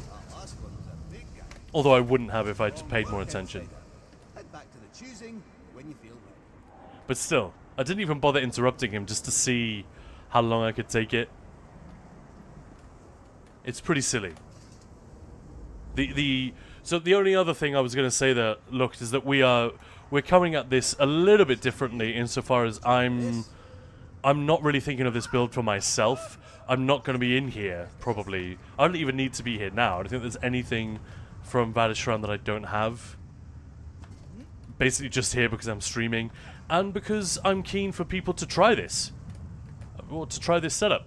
Not for score pushing, but just because it's so easy. They'll probably have a much nicer time. Based on my experience, obviously it's subjective, yeah?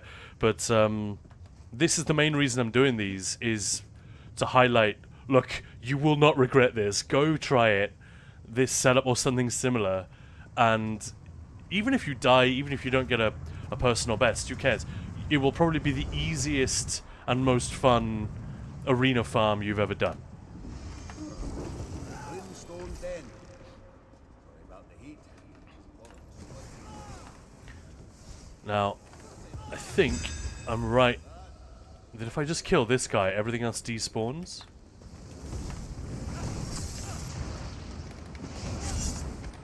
Oh, for fuck's sake. I waited too long. I thought that end cap would be enough to heal me, but I got almost nothing from that.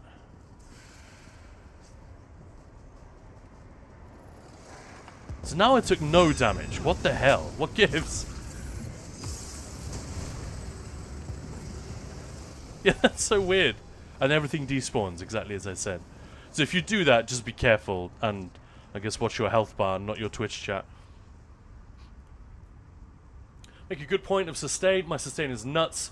I'm killing like 5 things per second. Yeah. With assassination passive and the 1.5k resource from... Is it Magicka or Stamina? So it'll be... Siphoning spells or Bloody Renewal, is it called? Bloody Renewal, yeah. That's so strong. I love it. But you can also drop Banner now solo way more easily, which would buff sustain overall. Yeah. Yeah.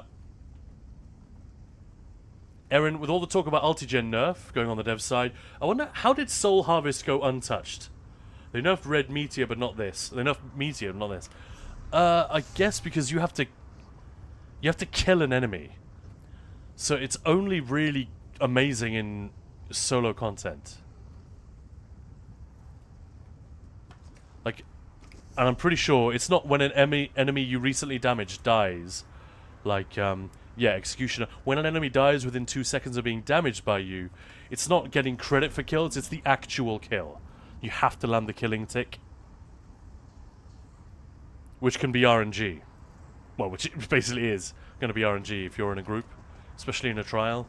So I guess that's why. Do not say anything. Soul Harvest loss would absolutely cook me. Yeah, see, and that's why I hope they're okay with it.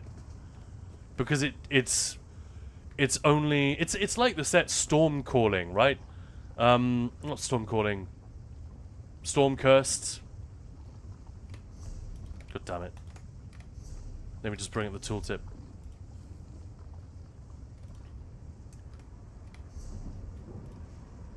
Stormcurst's Retribution, I think it's called. Not Styles. Stormcurst's Revenge, sorry, not Retribution. Same thing. So the stats on it aren't necessarily amazing, but when you deal shock damage, you have a 15% chance to deal X shock damage to the enemy and up to 2 other enemies within 5 meters. And it scales off your blah blah blah blah blah. In trash packs, this can be so good if you have enough sources of shock damage. Now, previously it was only really Sorks that could do it, and now you still have to spec into some Sork stuff. You really have to build towards it. Like, it can be crazy, the proc damage from this thing, but they've never nerfed it since it was released, and they've definitely seen what it can do. And I think, they haven't said this, but I can only assume, assuming the devs are logic based, that it's because it's isolated. You know, you have to fulfill quite specific conditions in order for it to work, to get those results out of it. So it's not a thing which throws off the meta in a huge way, and it's not a problem. I would hope that that is the same for Soul Harvest. Does that make sense? And now I've given myself a weird UI bug. See that black box? What the fuck? It's not supposed to be there. Deadwater's Guile as well. Yeah, same kind of thing. Is Runecarver still good? Yeah, it is. It's, now that pen... It depends how much pen you've got. If it, you know, because it's a light set that requires you to have 2 pieces. Or it doesn't require, but you should put 2 pieces on the body. So if that's beneficial to you, great. If it's not, then... and it's got a line of pen. And with... Yeah, a lot of builds having more pen than they used to now. potentially tricky. So yeah, it's a little bit of a movable feast, right? But essentially, Rune Carver, yeah, still good. Yeah, it's not a problematic skill because it requires Final Blow.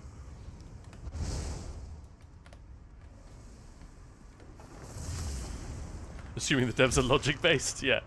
That was supposed to be a little bit of a dig. A friendly dig. After the last week. Oh yeah, this is the place where I need a self-heal, isn't it? Forgot that. Shockingly, Reaving Blows is not going to keep me alive. And if I don't grab this in time, I'm fucked as well.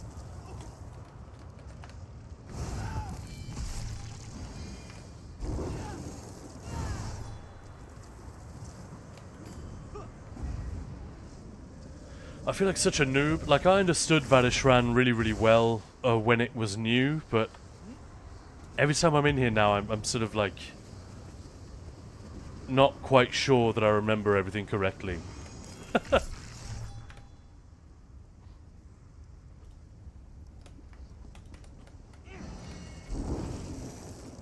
And now I have to keep an eye out for the essences of health. Does this guy despawn if I kill the others? Again, I don't actually know. I don't think he does. I think that works. No, it does. There's one. Revenge, yeah. Hey Kieran, by the way, hello there. And wider radius than Corpse Burster, I think, for fights like Oaks, Locky. Hello there. Hello there.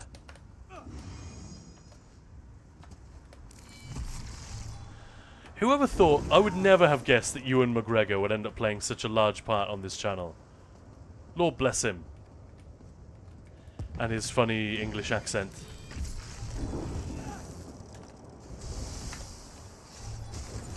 Some casts are just not going off today. What the fuck? Especially Wall and Hurricane.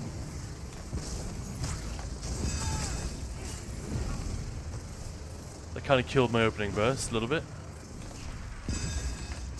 I still think I can skip everything.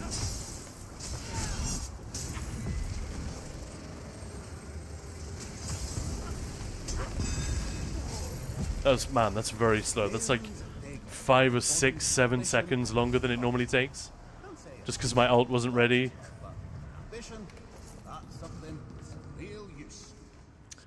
I love when I cast Wall and I hear the sound and I see my staff go down the ground, it just doesn't place it. Yeah. Ugh. Crazy making. And again, I think I need to just grab a heal here.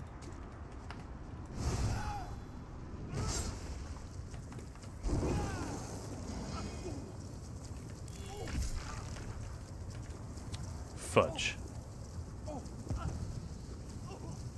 I'm not going to risk it. Too much of a whoopsie.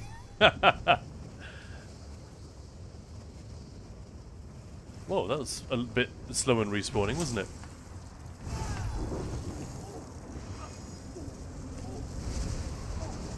I mean, I don't even need this stuff, do I? Why do I care? I guess it's fun.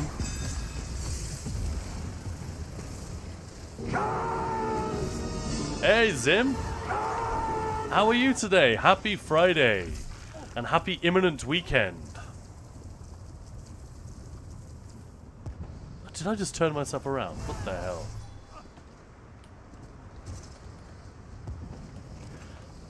Scanning for all these essences.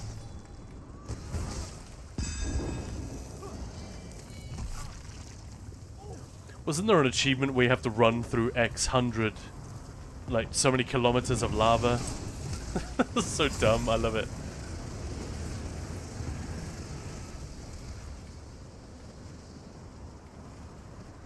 I feel like there's often an essence hiding around here, but no, not today. What's the add-on that shows potion ready on your screen?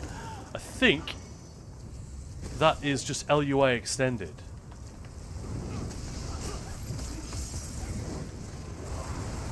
Shoot. I was hoping to aggro that guy after I deslotted the heal.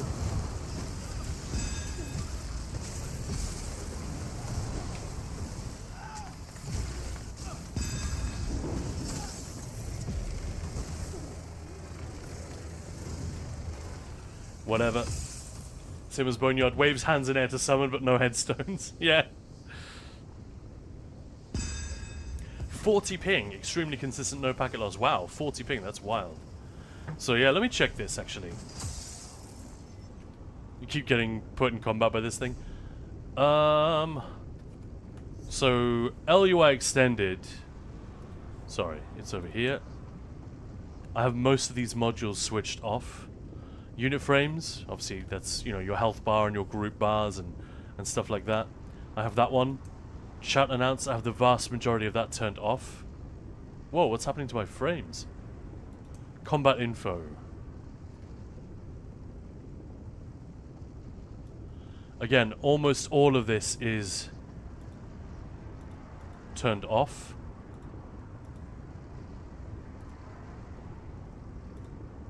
Yeah, there we go. Display quick slot. That's 5 kilometers, I think. Happy Friday indeed, sir. Was it 10k? Yeah. But I think it's this one. I'm sorry, I'm not 100% sure. Active combat alert options. That's none of those. Combat text I just have off. Because fuck that. Info panel I love. I know people who've installed... That's that thing on the top right here. Again, let's turn up the scaling so you can see it properly. Just a really handy little HUD feature. Ping, FPS, time of day. I don't really use the other stuff, but... Although, yeah, I mean, seeing at a glance how full your inventory is, or the condition of your gear, it's all pretty handy. Soul gems I don't care about. I don't need that. But I know people have installed the entire add-on. LUI is a big, big add-on. And they've proceeded to then turn everything off, except for that little info panel. I just noticed I have a lot of crud in my inbox. Let's get rid of that.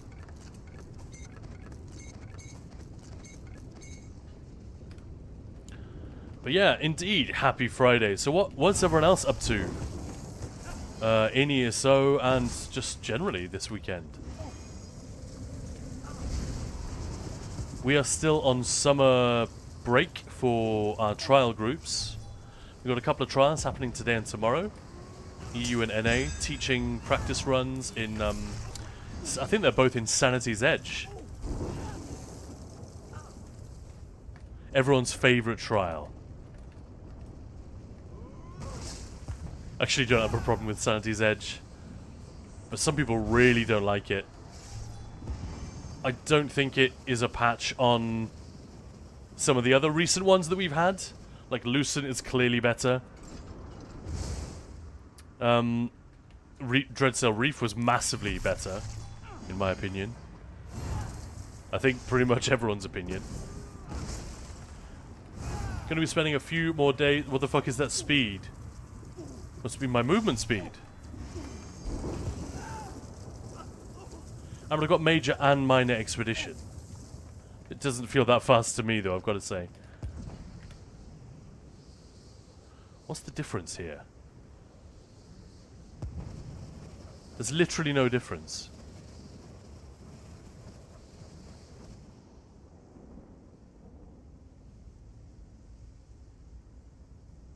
What did I do there? Weird.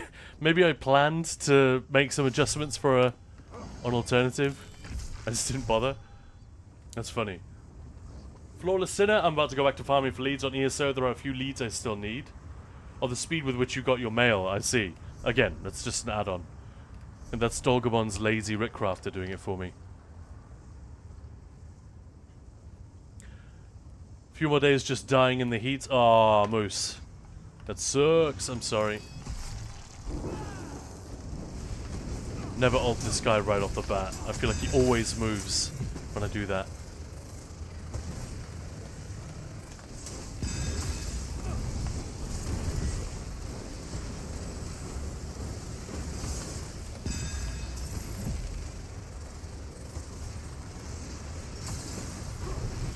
barely worth ulting at all because I mean, most people would skip this guy, I guess, anyway, wouldn't they?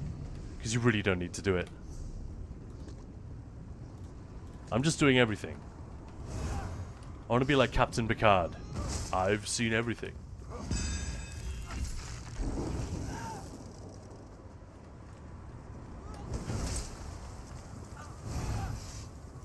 I guess maybe I should explain that reference. Maybe not everyone has seen it because it's a very British show. This is Ricky Gervais, the guy who did The Office. The original Office.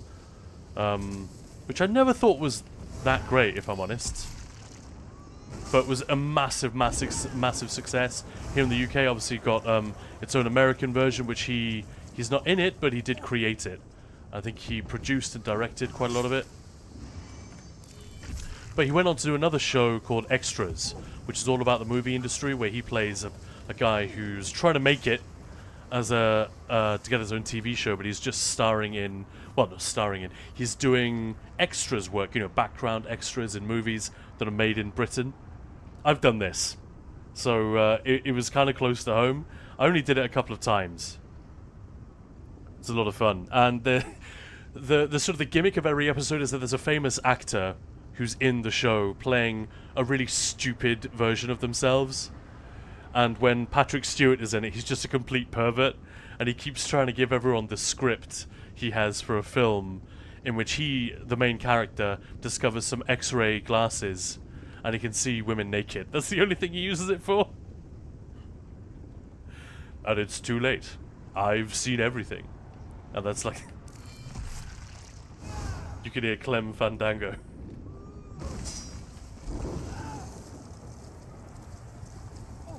Guess because my PC is old. It could be a ping thing as well. So again, pretty sure if you just crush this Daedra, everything else will just despawn. Yeah. Good to know, because I'm pretty sure probably the first 10 times I came here, a valid strat when you're faced with a big target and lots of little ones is get rid of the little ones first. You know, cleave them down. Don't prioritize the big fella, because then you'll take them out, they'll stop light attacking you, then you can just focus on the one target. That's valid, right? But in this case, no, because if you just nuke the big one, they'll all die. Sounds like Toast of London. Moose, considering buying some little AC thing, but don't know if it's worth the investment for 1 month per year. That's the issue, isn't it? We're gonna have to wait until it gets worse. Does my food run out? Yeah.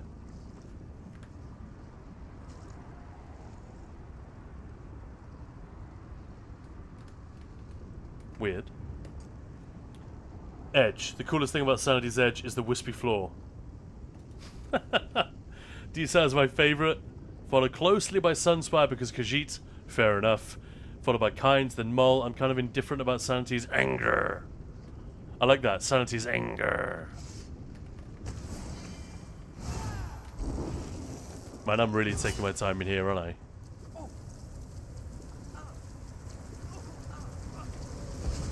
The individual fights are fairly swift, but the time in between is like ridiculous.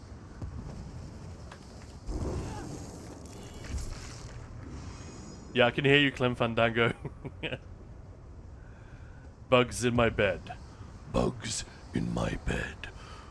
How irritating. Maybe if I recorded that properly and put a demon filter on it, it would sound okay. I love the dragon voiceovers, man. Marslock and Levintus in particular, they're really, really good. Oh, hang on. I don't want this. I want this.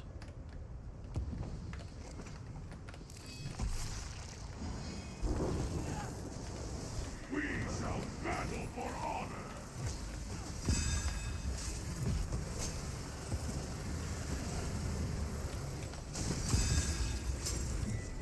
The servants of Merun's Dagon await.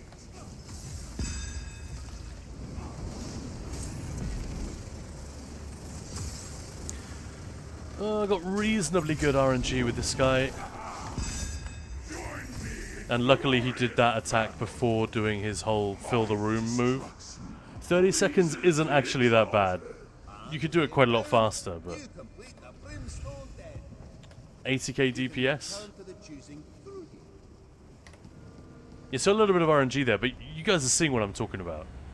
Other than moving in the right direction, you know, left or right, I'm not sure there was any skill involved at all in doing that.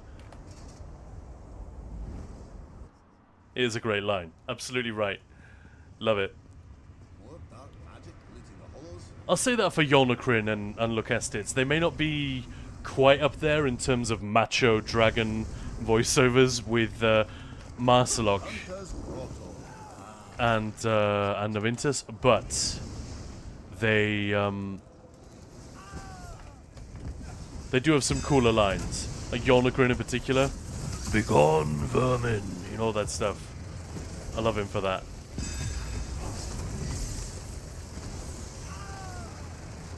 Fortunately, I didn't fuck it up that time. Last time I did the big pull, I got wrecked because no healing.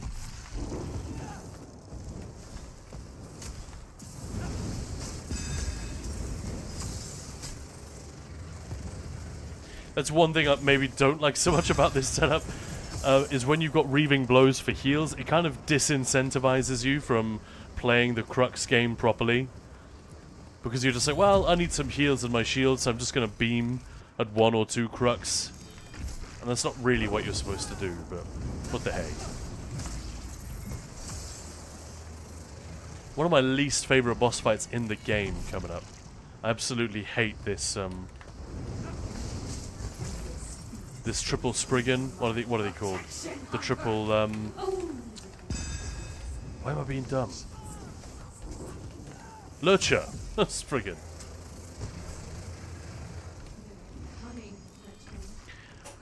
It's not even that difficult. I hate it. I hate all the stuns, knockbacks, and all the undodgeable nonsense. Oh, I'm in combat. Before I can switch. Look, beaming up 1 to 2 Crux is often more viable than people think. Especially 2. Yeah, it is. And especially if you do want the... If you want the shield on the heal, obviously it's the right move. Better than dying, because you're waiting for 1 more stack of power. But, I don't know, it feels bad in a weird way.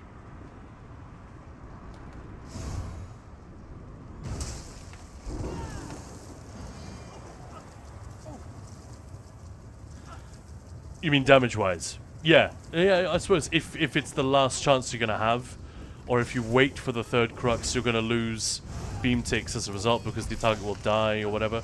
Is that what you mean? Or because they'll go into an immunity phase?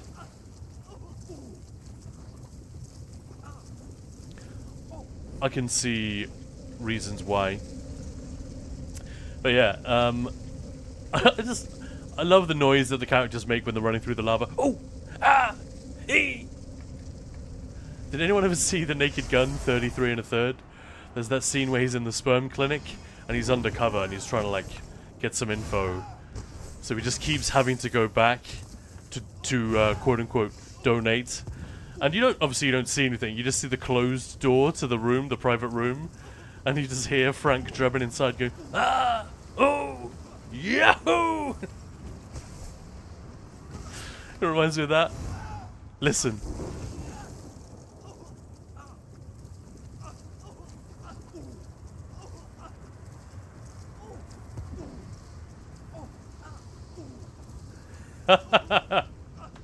So silly. Can you guys hear that? It should be loud enough.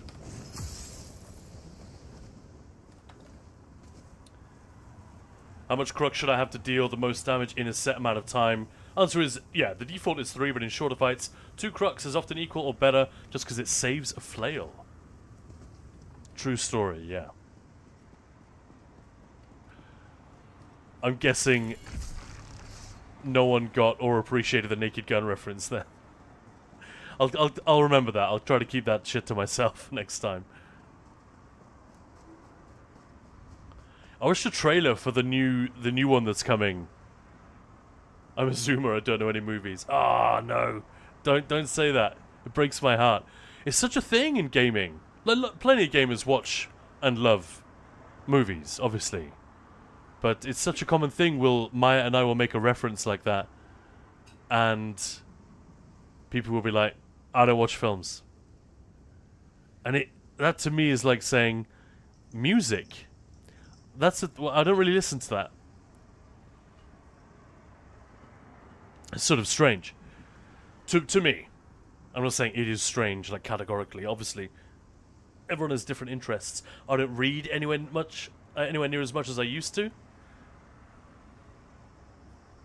It's just a matter of time, finding the time for it. But I used to read so much more. These days, unless I can get it on an audiobook, I generally won't be able to find the time for it. Anyway, let's go back to Breach. What is this flail tech? I only know Shorks, Talons, Blast Bones, and Spin. Kieran be one of the Arcanist agnostics. Look, I've made this case a bunch of times. I did it in a video the other day. I posted it when the devs asked for feedback on Update 47, and I think I've bored them with it before. But I think Arcanist was never supposed to be the beam thing. The beam thing was added quite late, right? I love how basically, if you notice how the shield pops to my left if I block cancel it. That's just a fun thing. Anyway,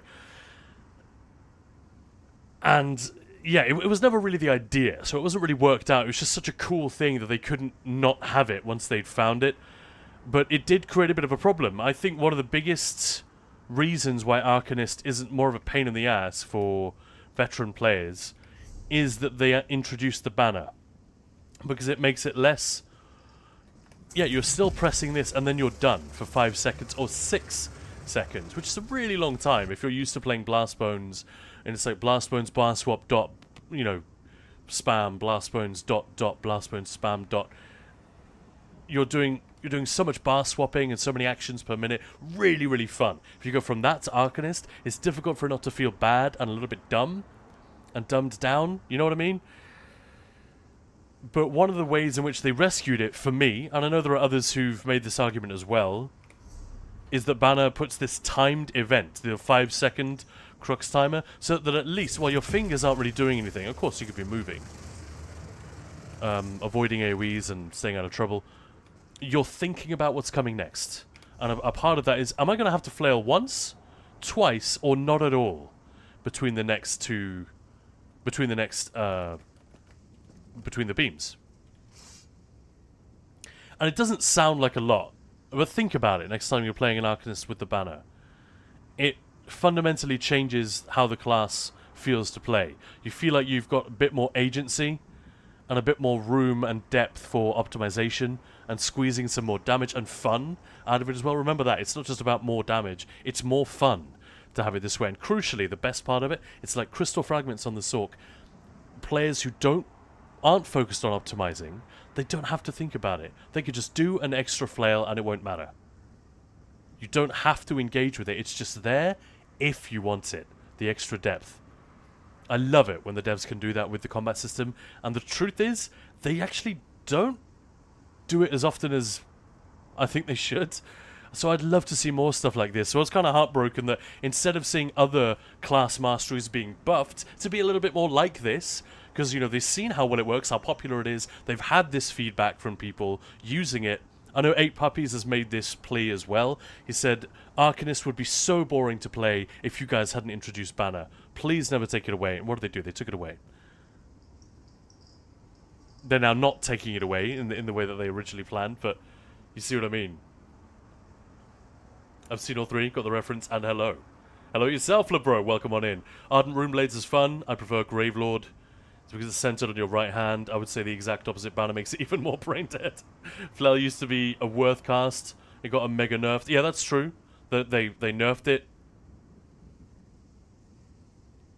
Which wasn't, again, at the time I thought that's the wrong thing to nerf, I think. That's the wrong way to... It's just my opinion.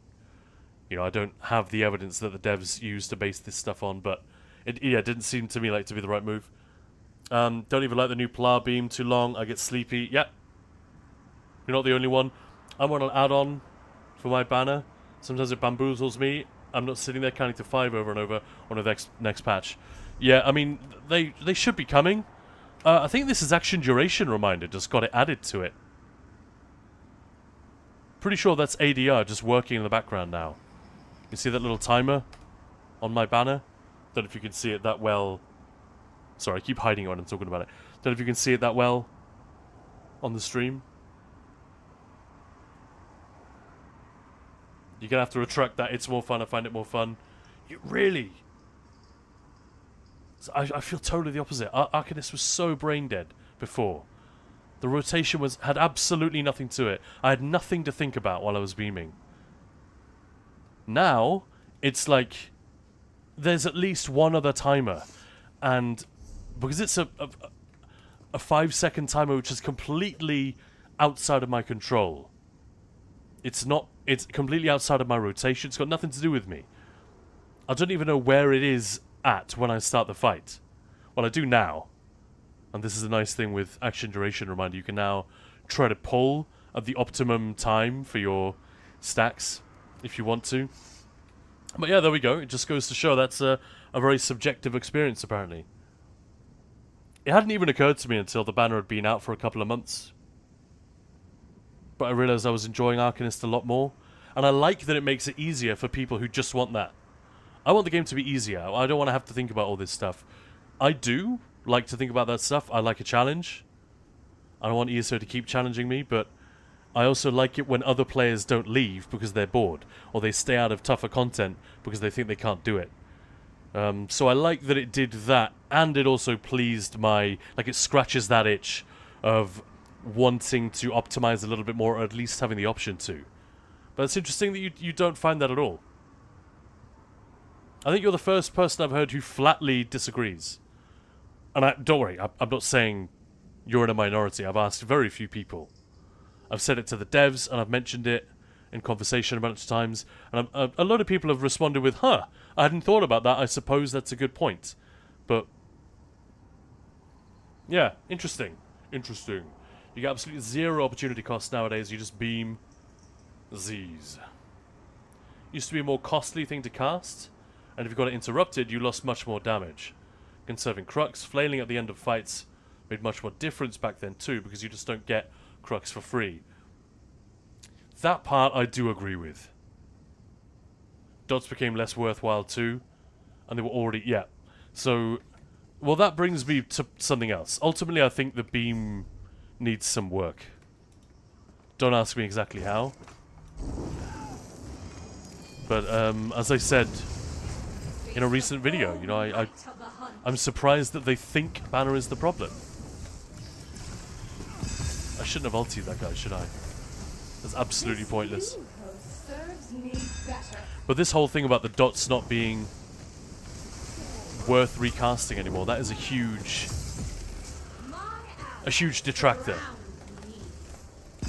Especially when things like heavy attack builds exist. If you really want that kind of playstyle where you're just doing mostly one thing,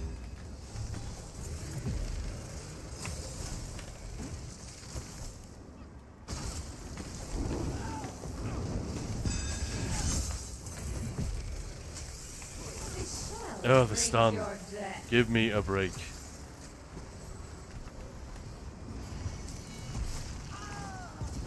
Oh shit. Heavy attack time.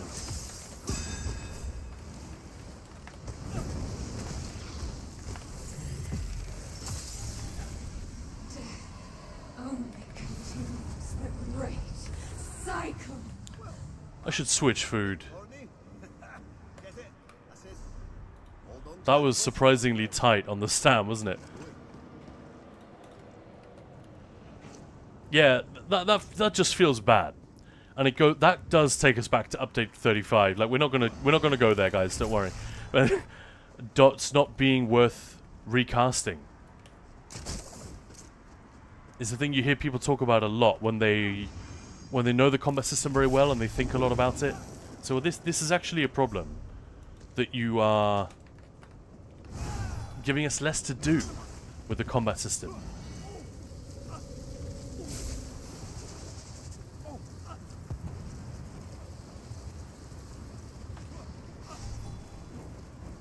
Orton Cake, hello! How's it going? Look, there's a similar problem to heavy attack builds back when I was using them. Pre-update 33. They nuked them back then, yeah. You still had to light attack weave because it was buffing the light attack by insane amounts.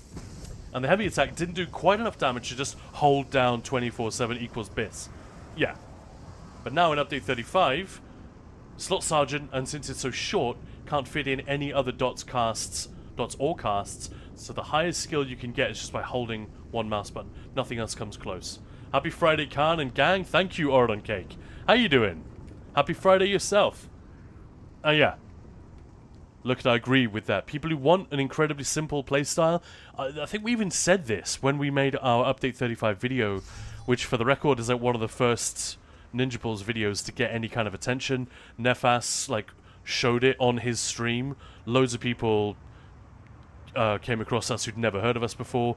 It was Maya making a video explaining why the devs and the casuals and lots of people in between were wrong about Update 35 and that they should listen to the more knowledgeable part of the content creation sphere who were right and complaining about these changes, but were getting shouted down by people saying, oh, you're elitists, you're just trying to nerf the casuals, and it was exactly the opposite of that. It was such a weird time. And she made this point exactly, that easy rotations have always been there. We don't need the entire combat system to be simplified in order to make them possible. It's already possible. Oh shit, I forgot this guy gets pulled immediately. Oh, whatever. No major breach for me. I really hate this boss. It's not difficult or anything, but, like, it's so annoying. He jumps away. And this is kind of it. There's no point in me using dots here. And he just goes back. Are you kidding me? Seriously? What? I've never seen him do this. What the fuck? Is this a bug? No pun intended.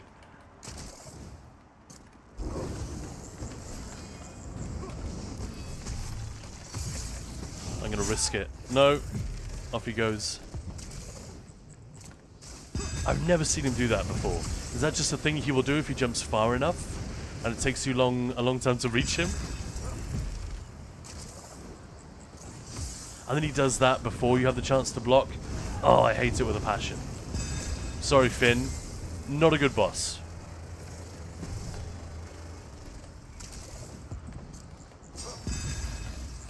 And again, I think the issue here is that this is frustrating for anyone. There's nothing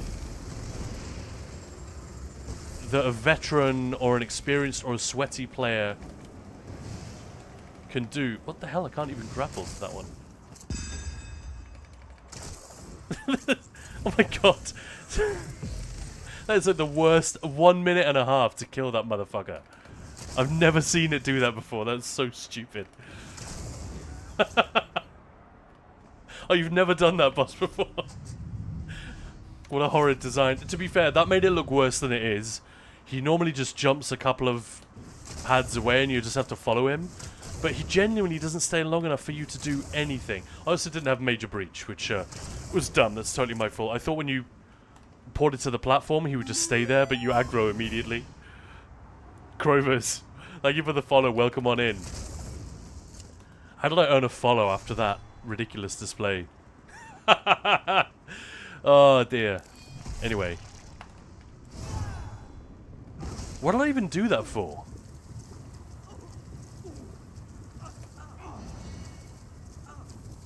Seriously, why did I even go? I'm just on autopilot, I guess.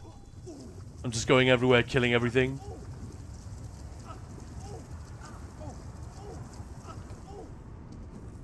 But yeah, probably not worth it. Have to complete all arena sticker book before. Well, I did that long ago. I've been playing this game a long time. So, but you're absolutely right, Iran Baran. That is one of the reasons I'm here, to sort of highlight this very easy, very powerful build. Let me get rid of this. I don't need that anymore. That people can use in here to make the most of the power that we currently have. And as we've been discussing, it's not like Update 47 is going to absolutely crush this particular setup. But it is going to make it less powerful. It's going to be slightly harder to sustain. We might have to make some different decisions. But ultimately, in Trash, the sustain should be fine. Especially in Vadashran, because you could do what I'm doing and just get all the health remnants. And then what we're talking? 28k HP? Like, that's more than enough. And that's with pass food. So sustain is going to be absolutely fine now. And in Maelstrom Arena, most of the time I think you'll be fine with just a bloody renewal. So it's not like we won't be able to do this in Update 47.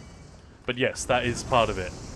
As I'm saying, look, it's not going to be as easy as it is right now for the foreseeable future. So if you do need to fill up your sticker book in any of these arenas, give it a go. Also, I find it really fun. I don't generally enjoy doing solo stuff in ESO. I've nothing against it, and I massively respect. I enjoy watching stuff like Lucht's busted speedruns where everything is optimized. I really like that. I like it in other games as well. It's just not something that I particularly enjoy the most in ESO. I love the group stuff. All the moving parts that have to fit together with a group in a coordinated way. What the hell was that? That's just a delayed grapple point. Man, this game. But yeah, so I came back here in Update 46, a couple of weeks in, and I found that with Herald of the Tome, Assassination, Storm Calling, I was just having a blast. It's just a lot of fun. Some of the most fun I think I've had with subclassing, actually. So yeah, it's not going to be dead. The game, we're not all going to die. The game's not going to be ruined with Update 47.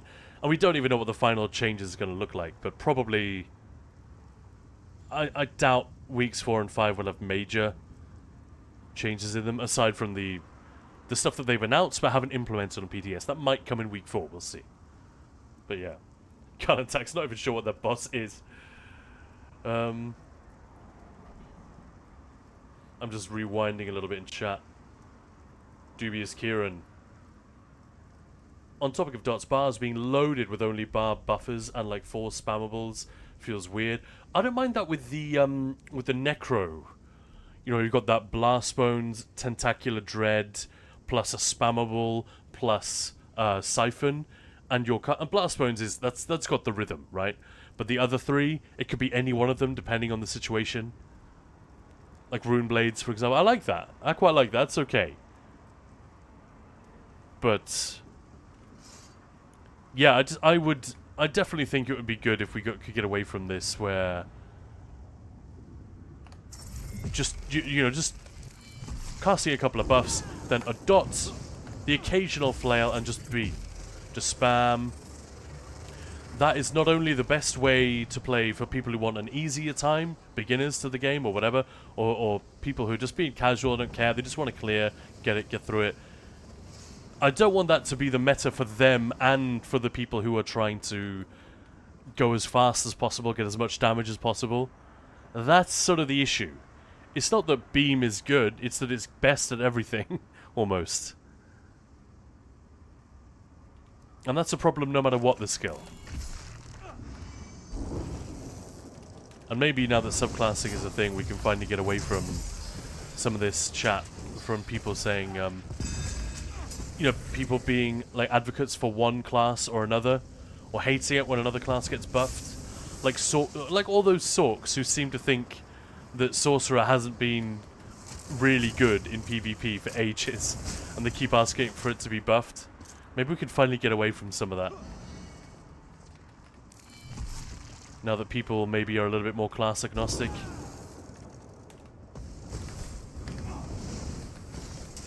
Or am I just dreaming? Maybe.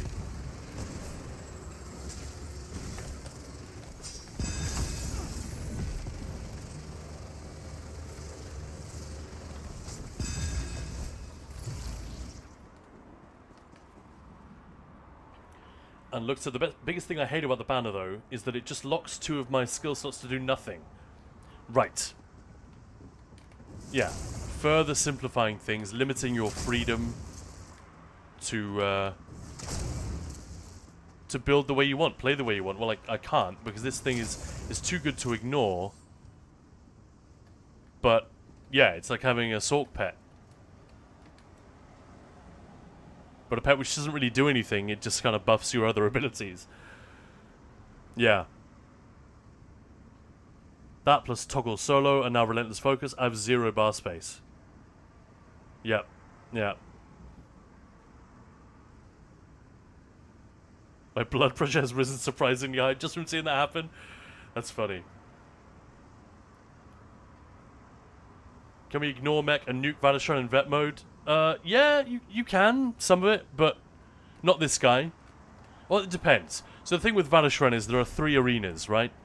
Arenas within one arena. There's the blue, the magical one, the red, the health one, and green, the stamina one. I'm in the stamina one, and I'm doing that one last. They get significantly more difficult depending on the order in which you do them. Whichever one you do first is always pretty easy. Middle one is a bit more what you'd expect, and the one you do last is going to be a bit slower. It's not really more difficult, but things hit harder. They take longer. So if you do this guy last, it's genuinely a bad gameplay experience, in my opinion. I don't like this. He has immunity phases. It's not fun. It's dull. And the more damage you bring, and the more you optimize for the fight, the more frustrating it becomes. It's not like that last boss. That was just... I think that's just weak design from start to finish, but it's just an optional side boss. So he's just going to buzz off. I'm going to beam him here, and he's going to run away.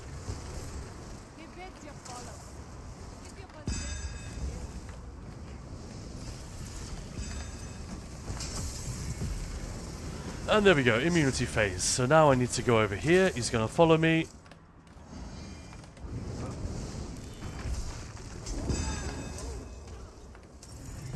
And he always charges straight out of your AoEs. And there's this mechanic. That's kind of fun.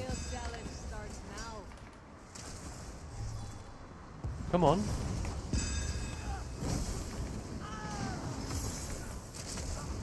Okay, it's buggy as hell. You guys probably can't see it, but...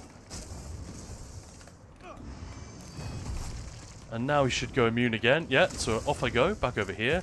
Have to deal with some ads.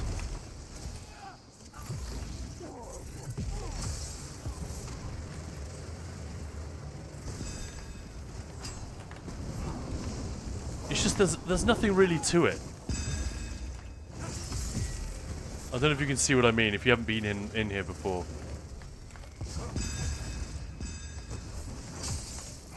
Like, you can just block his attack. You don't have to dodge it.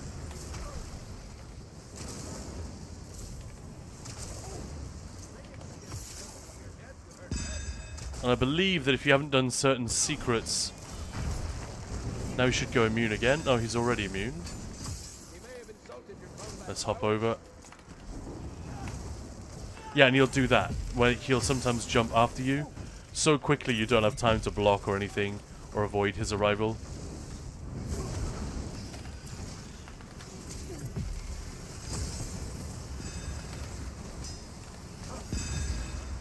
But, like, it's not difficult. I don't think there's anything about that that's fun.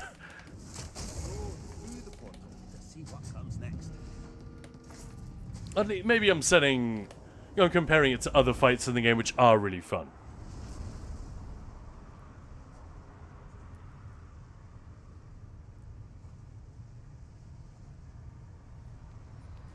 And yes, they did add subclassing to the game. That was a question asked a while ago, but yeah. So that's final boss time. Let's do it. What is this build? Seems ultra powerful. Yeah, that's basically why I'm in here, just to showcase this, to encourage people to try it. You don't need to worry about the sets. I would recommend Unsul, it's good. But you don't need Null Arca. The sets don't really matter, is my point. If you are nervous, you can use the Ring of the Pale Order. I've just got Velothi to buff my damage. Give me some more pen. permanent minor force, but also then I can use reaving blows to get a little bit of healing. As you can see, it's enough. It's enough healing. Unless you make a little mistake or you get very, very unlucky. And, yeah. But basically, the key thing is just the shield from the beam. The banner giving you the free crux. Major resolve from Hurricane. Then all of the Herald of the Tome. Assassination. Plus Relentless Focus, obviously. And Storm Calling passives. Just making it really, really, really good. Like, you'll see the final boss barely has a chance to recover when I go and do the little side missions during this fight. Only one final challenge. Is there hard mech here? That is very personal. I don't think so. There are a couple of things you might need to have a couple of goes at.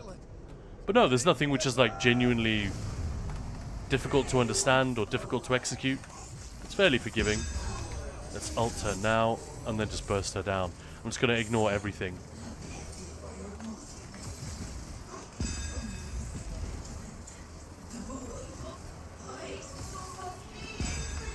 I'm not going to bother recasting Major Resolve because I won't need it.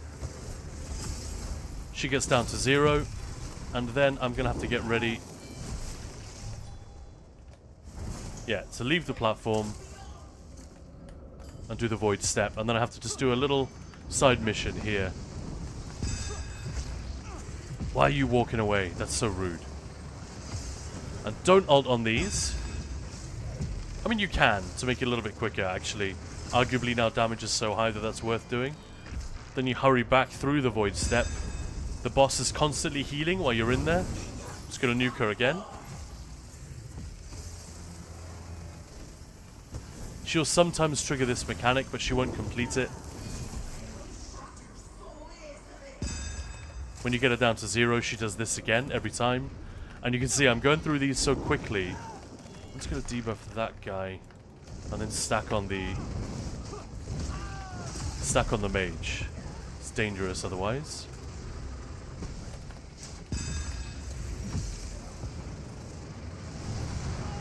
Oh shit! How was I being hit by that? That is not fair. Apparently I was in the beam that was chasing me. Didn't look that way to me, but whatever. Don't do that.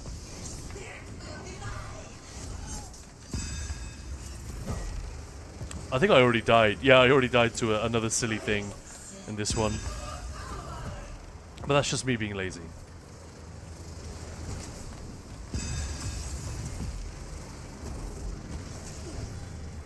I swear I've been able to be that close before and just nothing happened. Okay, she's at 0 again. So when she does that big AoE in the middle, you just bugger off and get through this as quickly as you can. There are some rules regarding the ads that you kill in these encounters and the ones that join you in the main arena. But honestly, I just skip all of that. I just don't care.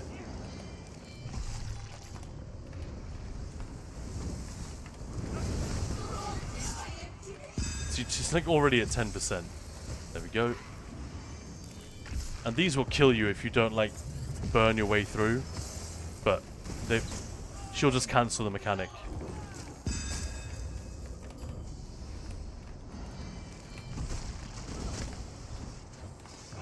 This is where it is a little bit risky to run like this without Ring of the Pale Order. So that you're only getting heals when you're dealing direct damage.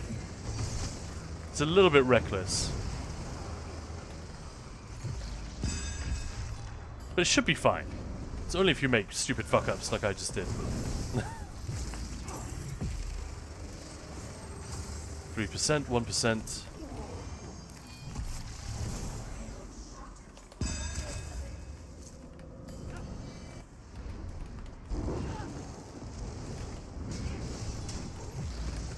Again, stack on the mage.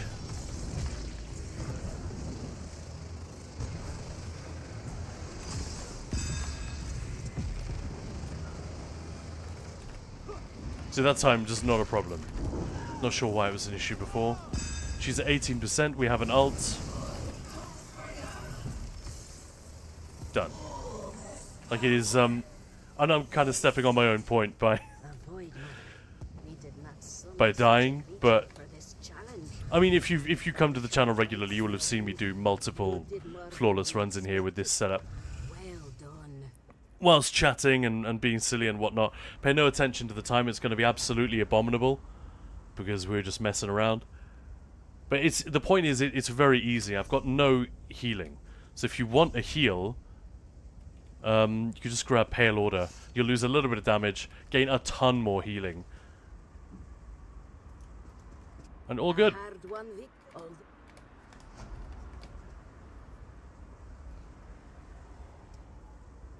So uniquely average gaming, did you want more details? Have you got it all? Did I cover it all for you? What is a subclass? You serious? I'm happy to go over all of that. And Dubis Kieran, update 45 had great diversity, even though Beam was everywhere. CB Crows, the RC DK Crows were still strong. Pla had insane single target. Yeah. There was some variety. Warden, you didn't see a lot in trials, but that was partly because their sustain was so ass that you often couldn't run max health food. It's the only thing I'd say against your comment. But yeah, the damage was excellent. Okay, so you got it. Uniquely average. Cool. It's just, subclassing is just when you trade out some of your original class skill lines for these other ones. You know, I can now get any of these. You have to level them. They start at 1. But provided you've leveled them all before on other characters, you will at least have access to them. If you've never leveled it before, then you have to go through a little bit more of a process. But yeah, that's that. It's very easy, it works. It does give you a few more tooltips to read, granted, but if you've been playing the game for a while, it's not too bad. And if you're new, you can very easily get some tips. And the main thing is, like, you're going to gain power across the board. It's just going to happen. Because if you're a healer, an Arcanist healer, for example, isn't going to be interested in all of the Herald of the Tome and Soldier of Apocrypha stuff. Sure, some of it, especially on the passive side, is of interest. But now you could grab things that are much more useful to you. Green Balance, Winter's Embrace if it's not already present in your group. Restoring Light has some good stuff in it. Living Death. Or just something like Daedric Summoning for the support ult. It's fantastic. And if you're a damage dealer, well, then obviously Herald of the Tome, Assassination, and things like Storm Calling or Adric Spear, for example. Gravelord's a very good one. You know, you're sort of... It's inherently going to cause a power spike for anyone who is specializing.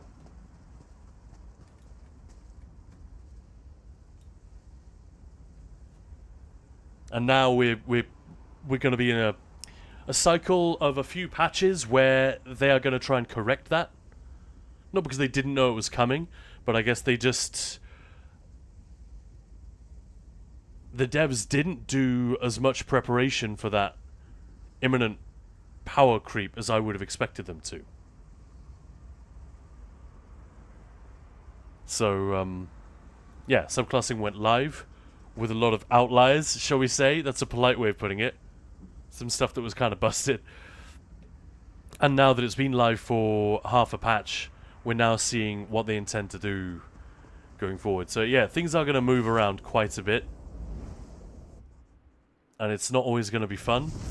And some of the builds that you're getting used to and are really enjoying might lose a bit of power, or you might have to tweak them here and there. But I think the devs are definitely going to try to avoid senseless big nerfs, you know? And hopefully after the first week of Update 47, they're going to tread a little bit more carefully, because we've had this big backlash now, and the devs don't just, when the players say jump, the devs do not say how high. They don't just change stuff because we don't like it. It's only if they understand where we're coming from and they see our point of view, I think. Sometimes even if they do see our point of view, they just go ahead anyway. But I would hope they will tread a little more carefully from now on. But who knows? I don't want to go too easy on the devs, you know. Update 47 week 1 was not reassuring at all. It freaked people out.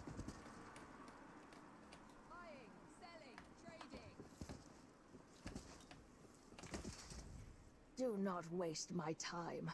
I know my way around various implements, sharp and blunt. Vacation has arrived. Hey, Devil's Master, fantastic. Oh, I'm so happy for you. I've got an afternoon off today, which is not quite as exciting, but still pretty good. And it's crucially, it's an afternoon off with Maya, which we can't always do that. Oh, the dog got excited when I raised my voice just there. Hey, buddy. Yeah, fantastic. Well, happy weekend and happy vacation, happy holiday, Devil's Master. What are you going to be up to? You're just going to be chilling, looking after yourself? You're going to be doing any nerdy stuff? Anything that I would be jealous of? Do tell.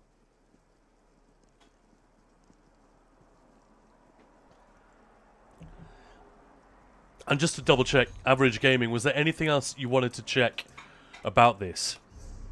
So it's an Arcanist at base. It has the shocking banner, you know, the shock banner. It has Assassination from the Nightblade and Storm Calling from the Sorcerer. And the gear, like I said, not that important. The gear is in no way fundamental to how the build works. Null Arca is just a pretty good bursty set. One of the best sets, DPS sets around, I guess. So is Unsul. It's a little bit of a stat inefficient way to go because they both have Mind Slayer. However, remember, they also have, because they're perfected, they both have 6 bonuses on them. So it doesn't really matter. Zamzi TV, am I saying that right? Welcome on in. Happy Friday. Right, what else can we do? What else can we do today? We've done a flawless VMA and a very not flawless Vanishran with 2 absolutely stupid deaths. I still can't believe the flame thing was close enough to me to kill me. I thought I was well ahead of it. But yeah, happy to be led by you guys on what you want to see next. Yesterday I was on PTS doing the Writhing Wall event. If anyone wants to see more of that, happy to go back there. Happy Friday, bro. Happy to join you. Yeah, we're happy to have you. Welcome on in. Devil's Master, my oldest sister is coming to town on Monday. So I am planning on cleaning the apartment in case we have time for a drop-in. Nice. Also going to visit your mum, the cat, and the other sister that lives in Odense. I thought you lived in Odense. Am I wrong about that? I think you were talking about a, like a hobby shop. Like a cool sort of nerd culture shop that was there.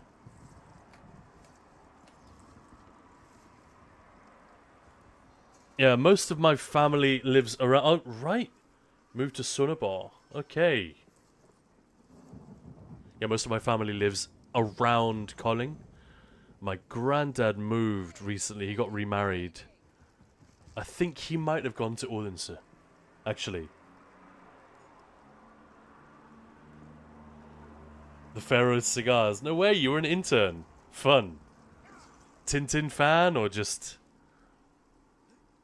I loved Tintin as a kid and as a teenager.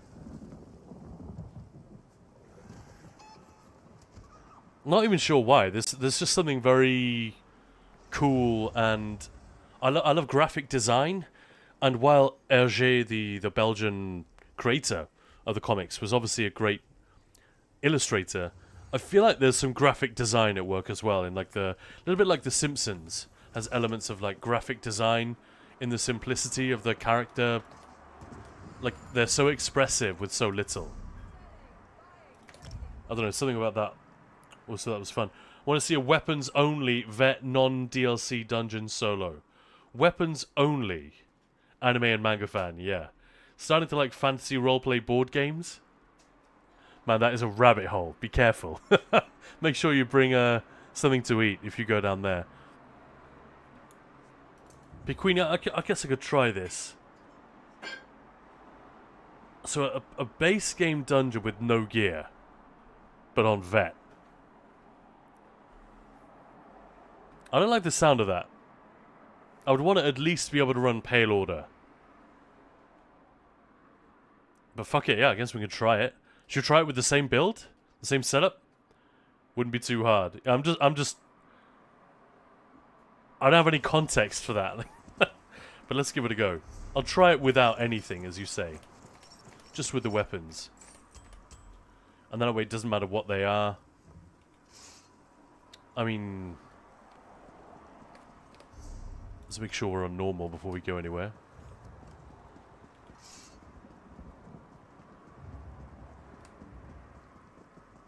Honestly, Pragmatic Fate Carver is so freaking busted. It's probably going to be fine. Start with Fungal Grotto. Alright, I was going to ask. Which of the initial ones should we try? I would not do Banner. I was just thinking, with no medium armor, is it even worth trying Banner? I've got pass food. Let's just try it. I want to see how bad it is. Although... Wow, you lose a lot of stats, don't you?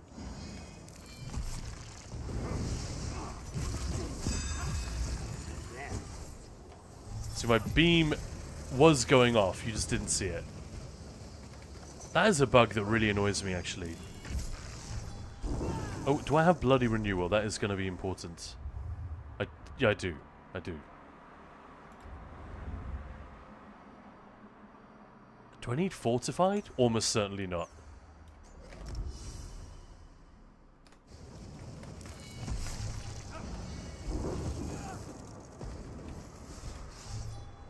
Run away, run away.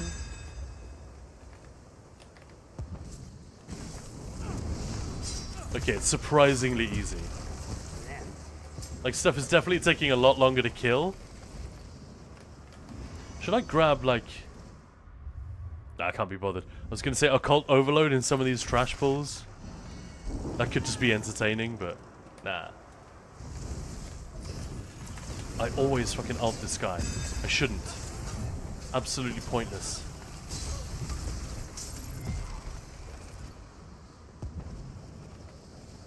Your sustain will suck and you will do less damage, basically, yeah. Same setup of skills, just weapons. I would not do banner, this is normal. Oh shit, you were supposed to be vet, wasn't it? Yeah.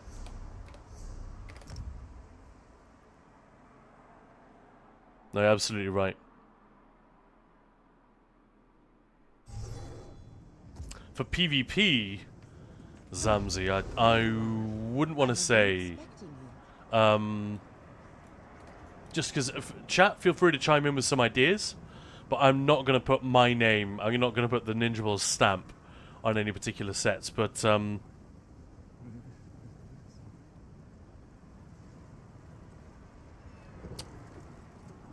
could definitely get some ideas from our Discord. We've got some PvP... dedicated PvPers who hang out and who will answer questions if you tag them with the PvP Senpai role.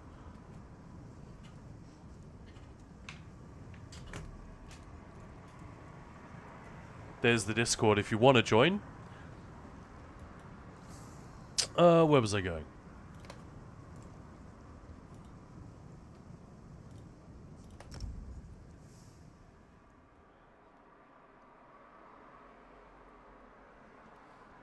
But most setups that I can think of would, it's not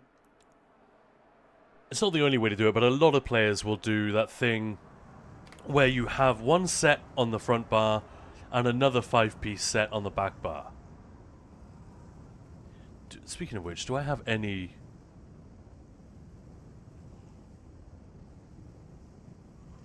Might be worth running maces here, since I have them.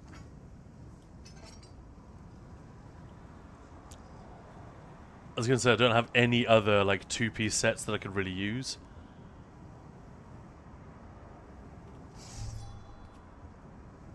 Fuck it, this'll do, this'll do. And again, I'm going to try with the banner, but I really don't like my chances. And I've got very low health. Now, fuck it. This is not going to work. Look is going to be proved completely right here.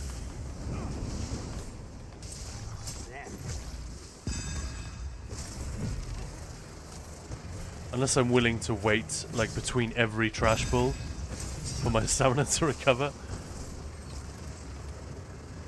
It's not a complete disaster. But yeah, in a boss fight that's gonna suck.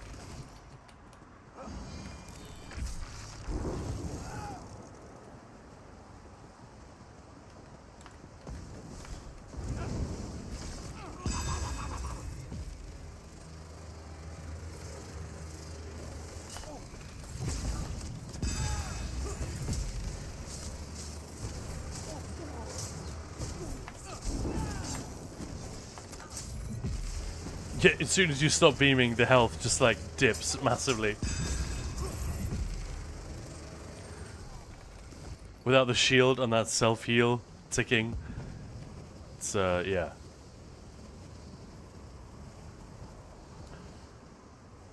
I'm already on the Discord to check what the PvP is there. Well, there we go. There's the PvP questions section.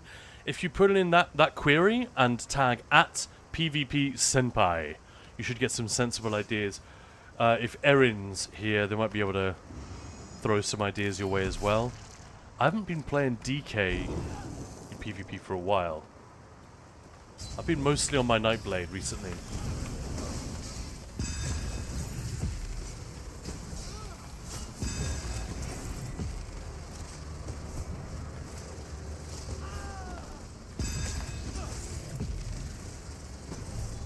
Man, this guy likes to move around.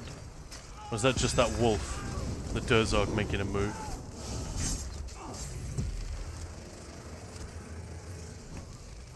And now I'm cooked.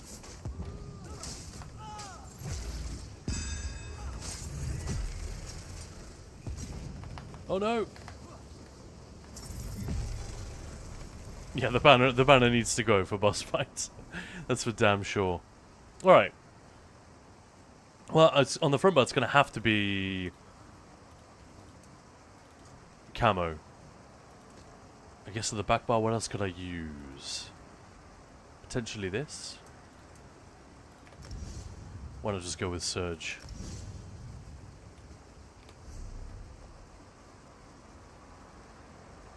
Two sources of major brutality and sorcery. Yay!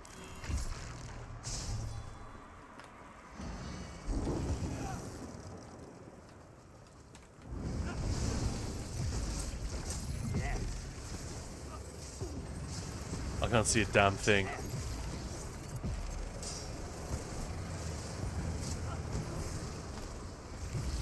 You know the goblin died because he can move again. This is actually really slow.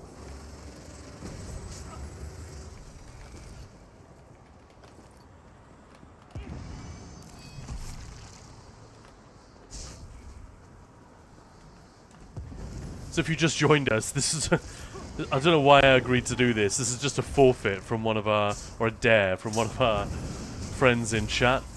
Do a naked veteran base game dungeon with just weapons. It proves my point though, I'll tell you what, it really does prove the point that the gear in this build that I've been using really doesn't matter that much.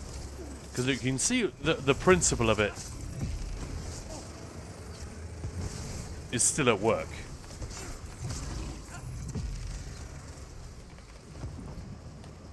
It's just kind of irritatingly slow.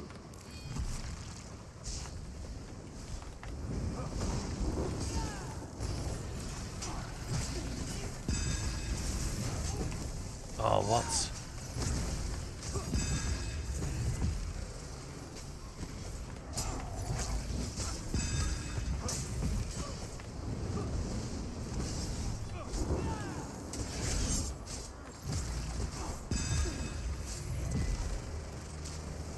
I'm gonna need to heavy attack this guy, aren't I? Yeah, a lot.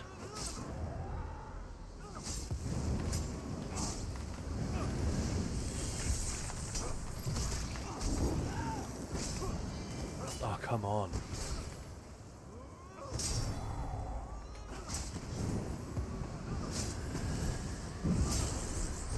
I feel like I'm restoring so little resources from heavy attacking.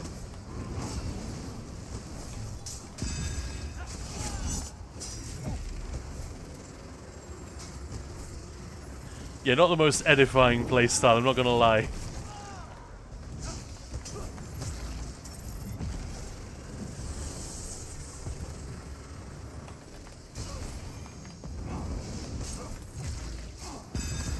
I can confirm it. It's not very difficult. I'm literally like scratching my ear while beam is going off and just chilling. So yeah, there, Pequeny. What do you think? I've tanked random vet dungeons that the DPS took longer to kill stuff. Oh no. I think I've tanked random normal dungeons where the DPS take longer to kill stuff. Hey, look.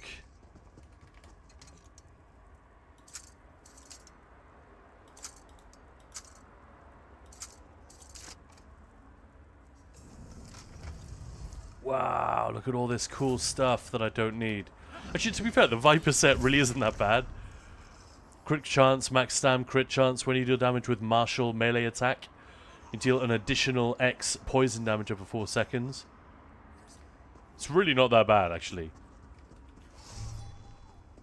It's funny how, like, the sourcing of sets makes very little sense from a sort of difficulty of content perspective.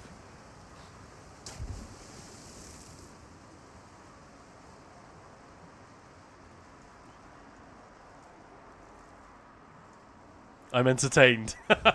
Hey, well, yeah, there we go. My work here is done. If anyone else is entertained, please consider subscribing to Ninja Pulls. I mean, jokes aside, do consider subscribing to Ninja Pulls. Should we do hard mode? Or is that just going to be stupid? What's the difference?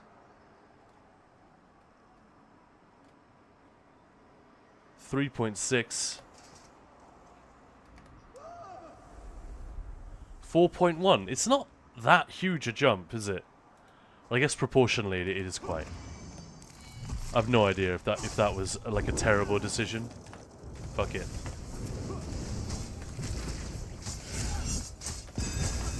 He kind of hurts. I'm a little bit worried. Yeah, apparently I blocked that too late. I'm not sure. I don't buy that. I thought I blocked in time. Or maybe I did. Does that go through block? Would it kill me through block? What do you think? Surely not.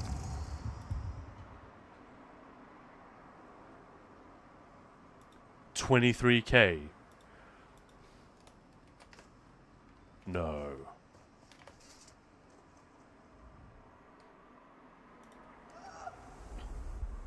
I like to do stupid stuff like that to switch things up. Starting a normal trial prog with 2 friends, 3 people total.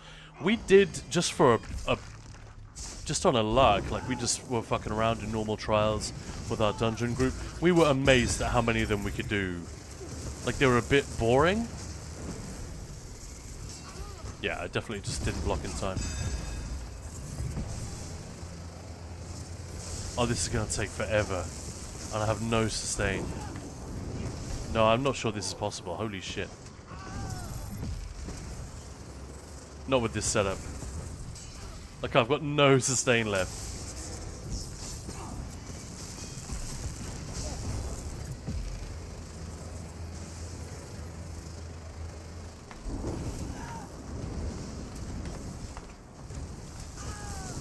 I guess I could just do this for a while. Now let's just do them on plain vet. That was the dare, right? Do a plain veteran dungeon.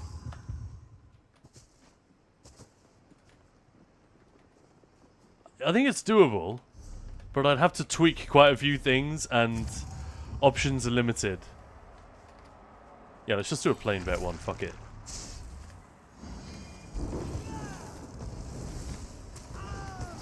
Could you go off, please? Thank you, Alt.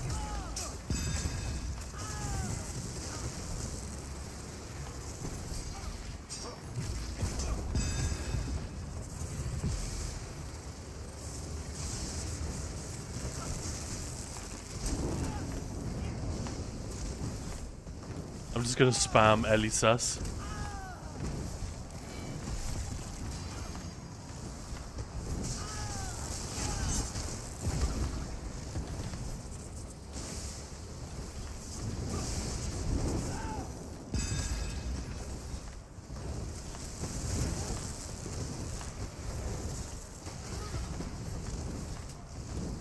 I think it might be easier to do with with pass food, to be honest.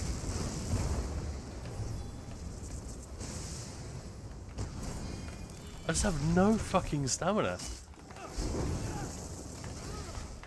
The only source of recovery I can get are potions.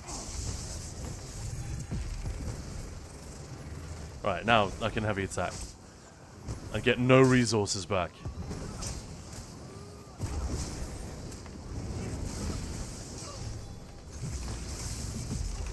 Oh yeah, I forgot he does that.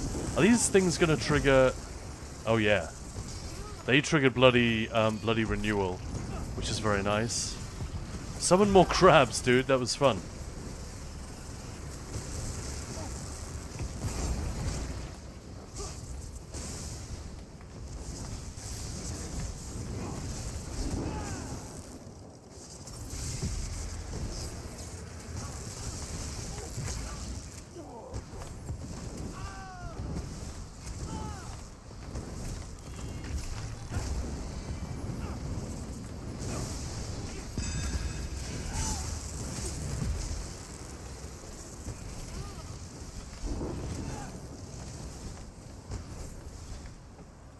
It's starting to lag a little bit now. Some casts are getting a little bit delayed. Right, he's summoning crabbies again, so I can get some resources back.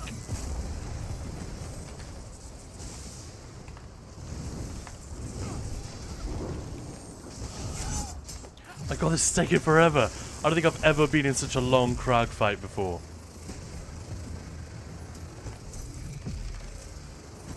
I'm just gonna beam at 0 Crux as well.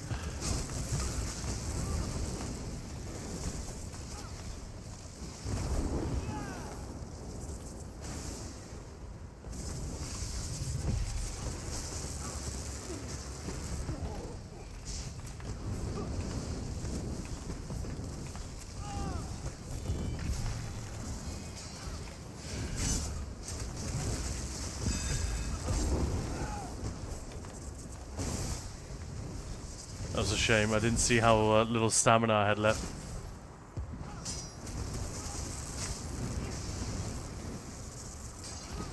Alright, 4%. Come on. It's time for you to sit down. Man! That was much more annoying than I expected. By the ebony blade Pequeny. we found the shrine. Like, it wasn't especially difficult on non-hard mode. Hard mode, he does deal a lot of damage. If you've got no gear. But it kind of proves the point that,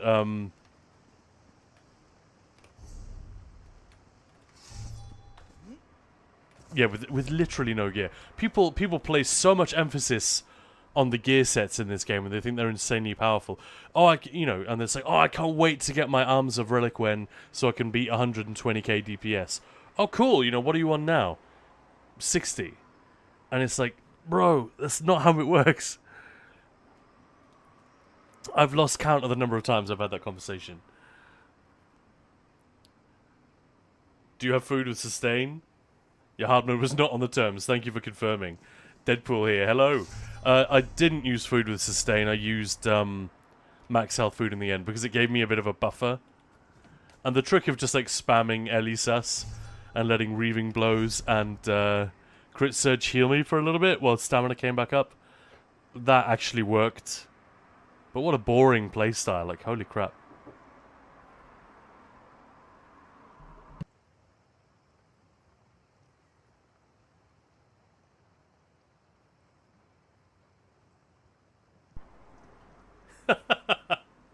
Oh no, don't apologize.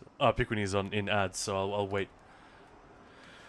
Alright, let's get out of here. Well, I guess that'll teach me to ask chat, what should I do next, guys? But no, jokes aside, that was actually pretty fun. Not a fun playstyle. Like, who would want... I don't know, that felt just bad. When I know that the alternative is build properly, bring a tank, the idea that people will put themselves through that because they refuse to group up with others. I genuinely don't think people realize what they're missing. But yeah, I do understand that if they've had really crappy experiences in other games, and they would just really like not to revisit those particular traumas with a small t. Like, that's a thing. That's the thing that happens. So yeah, welcome back, and thanks for the suggestion.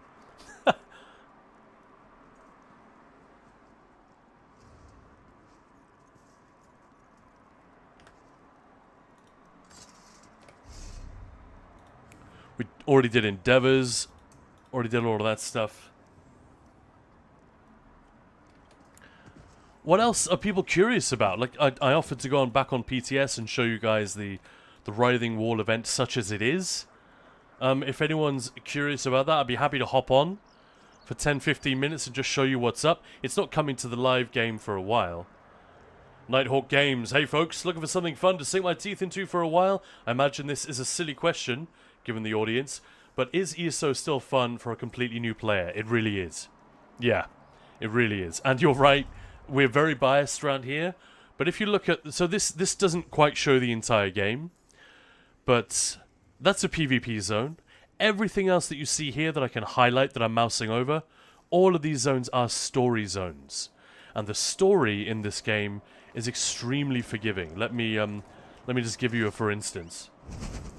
New players have the most fun learning a new MMO. Yeah, I think this game is particularly fun and easy for new players. In fact, there are some points about which we're a little bit critical because it's very easy on new players. I said this earlier when we got a similar question. But look, here I am in a new zone. This is one of the zones in which you might start. In fact, what's a cooler zone than this? Let's go Kanathi's Roost, one of the prettiest zones in the game.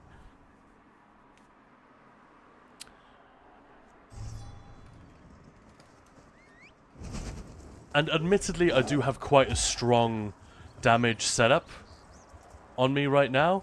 Like, a new player would not have this. But let me just go and find some enemies in this. Where do I need to go?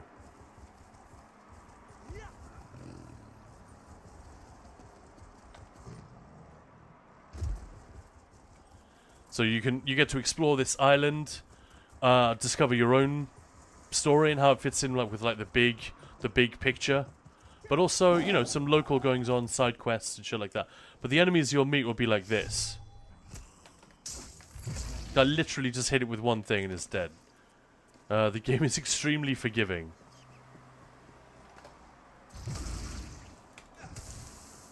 Bonk.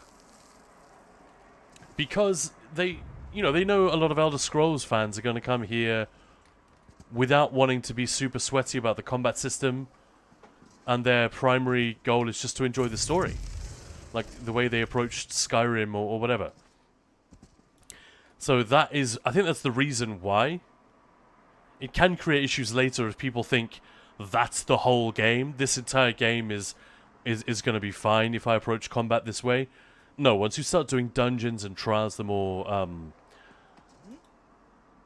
the group content, which is designed to put more pressure on you and invite you to engage with the combat system and understand it, work as a team, then, you know, things change. But for all of the story, you will almost never encounter anything which is genuinely difficult.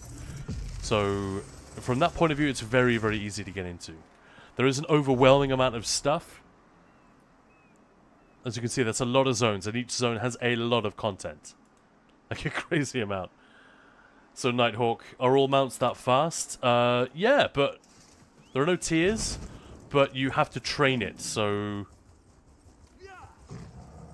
there are two things I would do. One, as soon as you're in the game and you're starting to make a little bit of gold, you should visit, let me give you a for instance, my home city. There's a place I always camp out in. It's a relatively new, this is added last year. This is the city of Skingrad. Did you play Oblivion? Then you'll remember Skingrad. Most of the big cities will have a stable master. You go visit that stable master, and you can train your mount once a day. This is per character. So if you make 3 characters, you should do it on all of them. I mean, you don't have to, but it makes your mount faster, it can carry more stuff, and it will have more stamina, so it can sprint for longer. And you can upgrade it once a day. It's got a 24-hour cooldown. Or rather, it's on a global cooldown, so you could do it twice in 1 minute. If you upgrade it 3 seconds before the timer runs out, and then again 5 seconds after the timer resets. Whoa, I just ran past it. This character's mount is maxed out, so I won't be able to show you, but yeah, I'd go to the stables, and secondly, once you reach level 10, you can go and do the tutorial for this PvP area in Cyrodiil, and then you will unlock these 2 skill lines, the Alliance War skill lines, and you will automatically, just from doing the tutorial, you don't have to do any PvP whatsoever, but just doing the tutorial will get you to Assault and Support rank 3, and then you can get this passive, which gives you a buff called Gallop, permanently. They changed it a few years back, and it's a big deal. Sorry, I realize you just got me, like, talking for 10 minutes with a very quick, simple question. But yeah, mount speed makes a big difference. So it's a totally good question. And if you just talk to this guy here, you'll be able to, like, upgrade. These will have, like, a plus next to them, but because I got them maxed out, obviously you can't do that. And there are a million different mounts you can get as well. You can get one with a scorpion's tail. Like, who would want that? You just get stung in the back of the head, right? I asked the Bethesda rep this when she was in-game with us. She was riding one of those things. So there we go. Yeah, I would, if you like the Elder Scrolls, I'd definitely give it a go. I apparently need to do the Cyrodiil tutorial. Yeah, I don't think I realized quite how useful it was. Continuous attack used to be a huge deal. These days, your base mount speed is a lot higher, and the incremental increases are smaller. So max mount speed is a tiny bit faster, base mount speed is significantly faster, and the gap between them is sort of shrunk. That's a recent change, which obviously is great news for new players. Because it used to be that you'd just be riding around like this when you started, and it was like, oh, spare me. This is taking forever. I would just rather get off my horse and run. You know? But these days, it's not like that. What quest is the tutorial? Well, if you port to Cyrodiil, obviously it won't come up because I've already done it. But wherever you end up, you'll end up inside your Alliance base, and there will be an NPC standing pretty much right in front of you, and they'll probably be doing a "over here," it's kind of, you know, waving at you kind of move. Between you and this way shrine, there'll be an NPC, not this one, but one with a marker like that over their head. That means like a primary quest. So the one that is right in front of you when you spawn into Cyrodiil, they have different names. There's a different one for each alliance. And they'll start you a quest called Welcome to Cyrodiil. I think it's literally called that. And they'll teach you how to use these shrines, transitor shrines, to move around. Then they will teach you how to use siege engines. And then they teach you about the various types of daily repeatable quests. That's it. Those 3 steps, you get XP and alliance points and gold for each step in the quest. So don't skip any of them. And then you're done. And you should be level 3, which is enough to unlock this permanently. Does that help? There's like a top tip for new... I wish someone had told me. Because it is such a pain riding around with a cruddy mount. Now, where is the way shrine here? Yeah. There are NPCs that offer an option to skip the tutorial. I don't think you should talk to them because you will still get some AP, but you won't get as much. And then you'll actually go and have to kill some people and do some PvPing to get the rank you want. I think I'm right about that, but, you know, I could be mistaken. Thanks for the info. No worries. Nighthawk, thanks. I think I'm going to give it a go. Give it a go. Give it a go and give it a whirl. 2 slightly different things. Give it a go. Give it a whirl. Well, welcome on in. Enjoy. Great, you miss out on a bunch of AP. Oh, there we go, yeah. So that's what I was saying. Pretty sure that's the case. Not even you. I just didn't have interest in PvP until recently. Yeah, I didn't do a ton of PvP when I was new. But once I realized that that tutorial just gives you this for free. I mean, I guess when I started playing, it didn't work like that. There was this skill... What is it? A rapid maneuver. You would use that while you were mounted in order to get Major Gallop. That's the only way you could get it. Then they changed that because they realized it was silly. And now you get Major Gallop, these days just called Gallop, from continuous attack.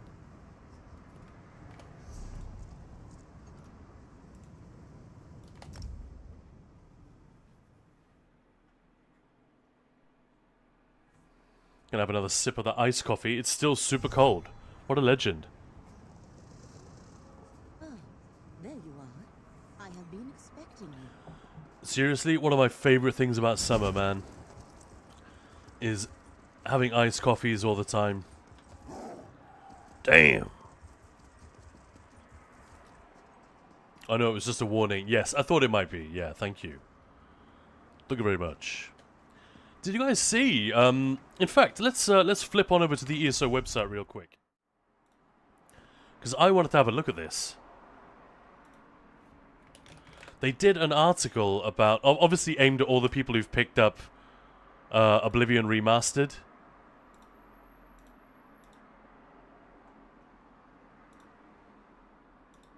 That's the wrong window. There we go.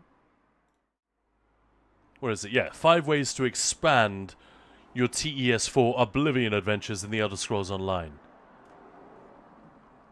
I think this is a really cool idea. I just hope people actually see it. Like Bethesda should make a thing about that. Because more than any other game in the main series, even though Skyrim was the most recent one when Elder Scrolls Online launched, development was begun on this just a few years after Oblivion launched, and about 4 years before Skyrim came out, and then they had to change direction after Skyrim arrived. And they were like, fuck!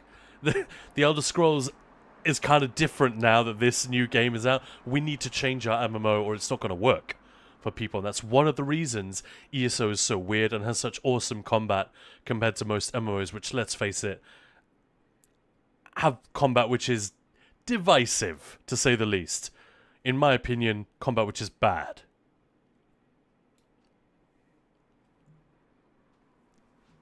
But yeah, the 5 reasons are: repulse a different Daedric invasion.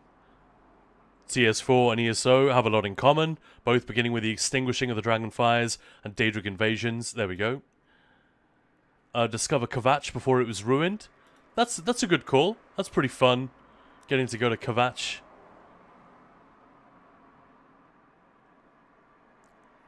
What else have we got? Oh yeah, master the precursor to spellmaking. I think that's less of a draw if you're an Oblivion fan, to be honest. But scribing is a cool system. Return to the Deadlands, that's huge, because the Deadlands in ESO is way better than it is in Oblivion. So one of the biggest disappointments in Oblivion, isn't it, is how old the Deadlands get and how fast. Like, on your 3rd visit, you're like, really? Is this the same as before? Okay. Confront the Prince of Ambition in ESO, and you'll venture beyond the Oblivion Gates to explore... blah, blah, blah, blah. Yeah. Uncover Manimarco's origins. This is a big one. He is one... I've made a video about this, in fact. It's easy to overlook, but he's one of the strongest elements that ties ESO back to the main series, the single-player games. Manimarco is a character... he features in all of the games in some form. I think in Arena he's only mentioned by name, and it's not clear that the Worm King and Manimarco, or the King of Worms and Manimarco are the same person. I think at that time they were different people. But yeah. Endless adventure awaits. I like that. That's thinking outside the box. It's a great time to be an Elder Scrolls fan right now. With Sky Oblivion coming out as well. I just wanted to highlight that.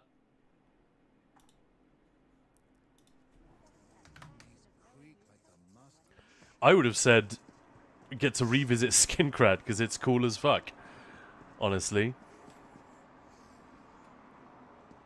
But there is a certain charm to the Oblivion Remastered, having the street, like the streets are so narrow and the buildings are so close together. Like, especially at night time, and when you look up and there's, you know, just the lamplight around. That's the atmosphere is really cool.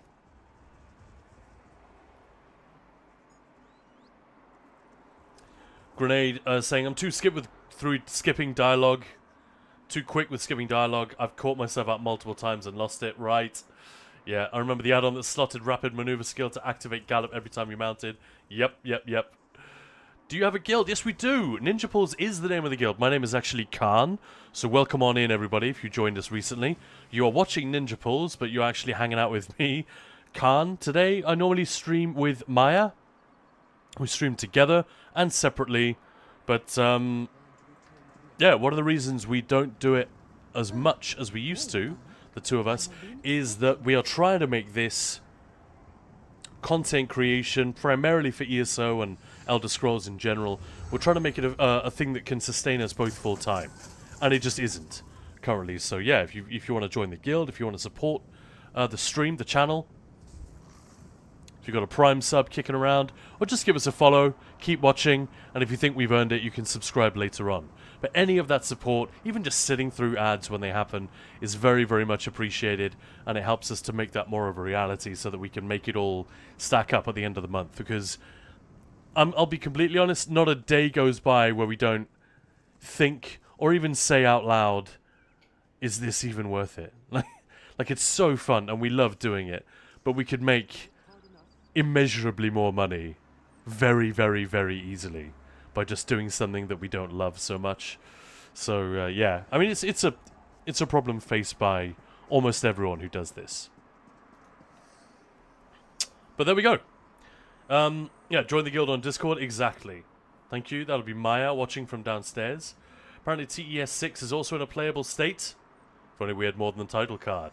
More of a Leowin fan. Really? Let's have a look. Let's remind myself. It was just cool to go back to any of the settings. Like, going back to Windhelm was pretty killer. But I think one of the features of Oblivion Cities, which is maybe a little bit overlooked, because Skyrim had so much more detail, so much more fidelity, the cities felt a little smaller to me. Especially Leowin and Skingrad and the Imperial City, obviously that's a big one.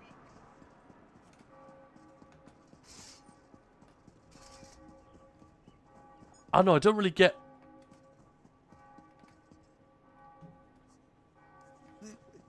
Leowin doesn't really feel like a place, it just feels like a collection of buildings. Do you know what I mean? It's like a weird thing to say, but I don't... I love the vibe. And they did a really nice job of up-resing it for ESO. You know how when you went to Breville in Oblivion, you're like, well, why is this place even here? And this place is a dump. You know? This is just a collection of shacks. What exactly is going on here?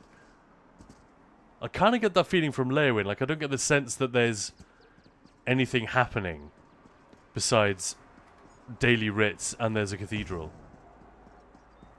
I don't know why Skingrad succeeds in that trick. Because they're very similar. They're basically the same thing, aren't they? Just a big old abbey.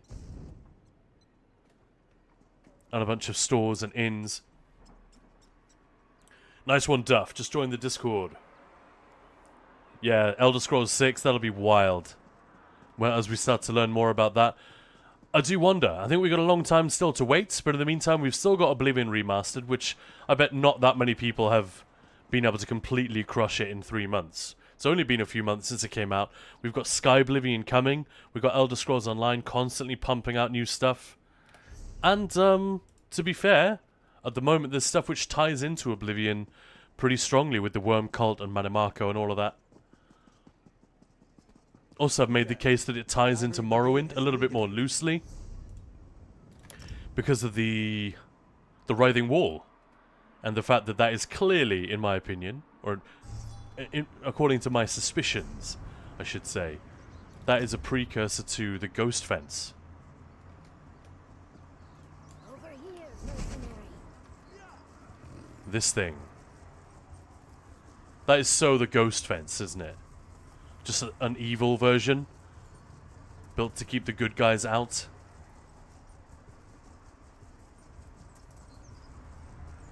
And if you don't know what the ghost fence is, see if you can find a way to play Morrowind. I know it's from 2002.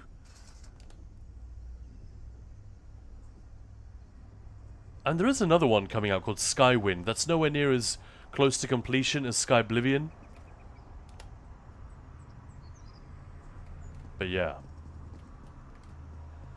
Remaster when? I mean... yeah, we talked about this, haven't we? They are more likely to consider it, aren't they? Now that Oblivion has been a success. But I honestly don't... the mind boggles at the amount of work they would have to do. It would have to be an entire new development. The only thing they would be able to skip would be some of the writing. Over here, mercenary.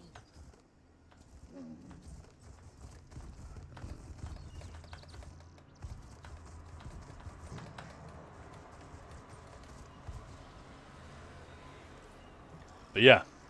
So that is going to be the Writhing Wall event. So we're going to have to take that thing down. Next patch, sometime in October, I guess. I'm still not 100% sure on the dates. And that's when we'll be able to get into the eastern part of the island and see what's up. But as far as we know, from Rich Lambert's description, it's going to be pretty fucked up back there. Because the Wormcot have really had time to just corrupt the landscape and do whatever they want. It's the marsh's ambience. Okay, yeah, that makes sense. That does actually make sense.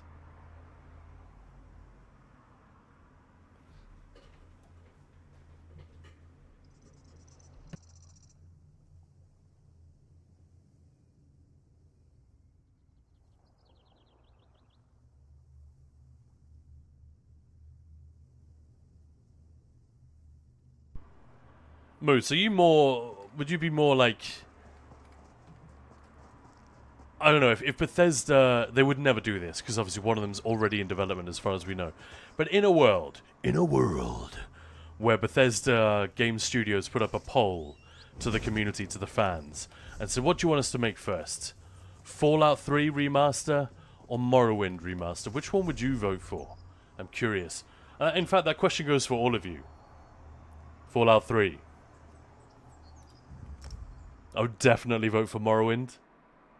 I'm stoked for Fallout 3 anyway, but I'm also a little bit concerned, like, Stop buying things.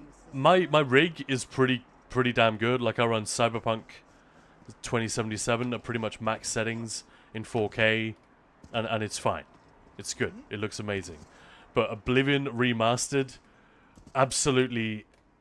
you know, I really had to turn some stuff down in order to get 80 frames, 90 frames reliably. Certainly while streaming. I'm getting a phone call. I'm going to mute real quick. Hopefully just a trash call and I can bin it.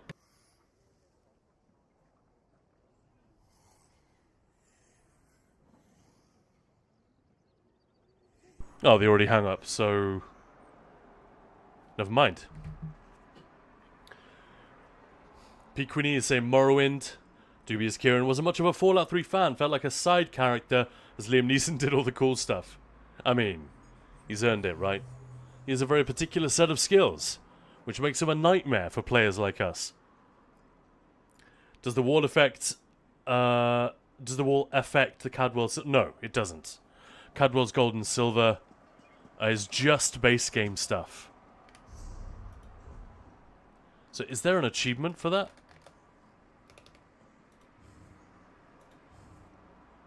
No, I guess there isn't.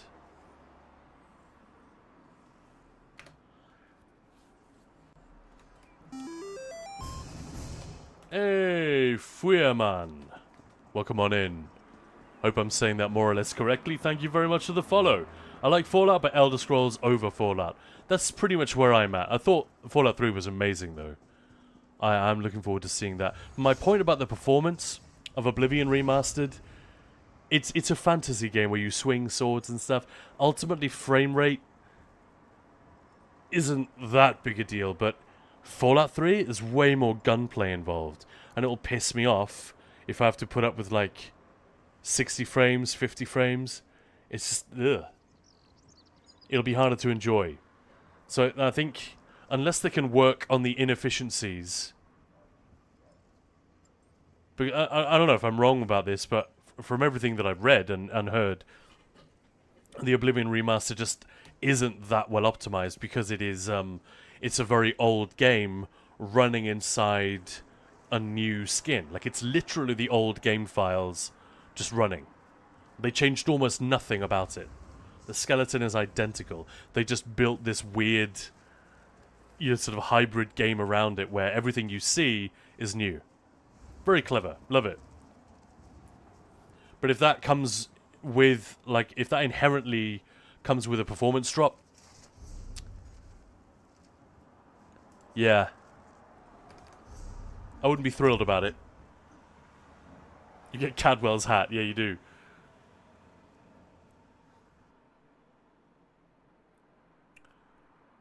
Feuermann. I just want to say Feuermann. Like fire. But that's obviously not what this is.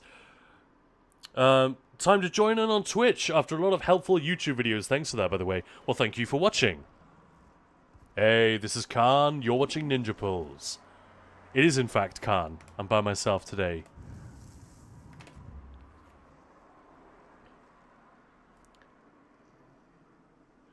Really hoping we can get Maya back in the streaming saddle, well, pretty much every day of the week later this year. But we really got to push it. We've really got to push the YouTube and the Twitch and make sure they are earning their keep, justifying their existence. So yeah, we're going to need your help with that. And in fact, we've got a big 24-hour stream coming up on July the 24th, going into the 25th. It's going to be 6 a.m. to 6 a.m. Right? So, we don't expect people to be there for the entire thing. But that is Thursday going into Friday. So come and join us for that. This coming Thursday. Maya and I are going to be here 24 hours in one go. We're going to do a load of ESO stuff. We're going to do some other games as well. And we're going to have challenges where you guys can get me to go and play a nightmare level in Doom Eternal or some crazy shit like that. There might be drinks involved, forfeits, so we have to do shots. There's going to be a lot of party, a lot of fun, massive giveaways. The point is to celebrate Tenfest, which was a few weeks ago now. And yeah, just keep the fun going on this channel. That is going to be Maya out and out. She's going to be here for the whole thing. I'll probably be here for all of it as well. But yeah, we very much appreciate all the support over on YouTube, and if those videos are helping you, fantastic. And keep telling us what's good, or which videos are like, yeah, that's fine, but I prefer these. Even if we don't act on it, it's useful to know. Feedback is always good. So yeah. Average Gaming, gonna check out your YouTube vids after the stream. There are lots of them. Should be another one coming very soon, all about the new player experience and stuff like, what to prioritize. We're not going to tell you where to go and how to do things. It's not about that. It's about, hey, here's how the XP system works. Because it's a little bit different to a lot of other games. And it's not like other Elder Scrolls games. Here's how skill lines work. Skill points. All of that stuff. So yeah, I hope you enjoy the YouTube channel. There's quite a lot of more advanced DPS stuff there as well. But I don't see any conflict between the two. There's like, you can start with the beginner vids and the lore videos, and then you can progress on up to the DPS stuff. Once you get to the point where you're doing fights in the game where that is something that is important.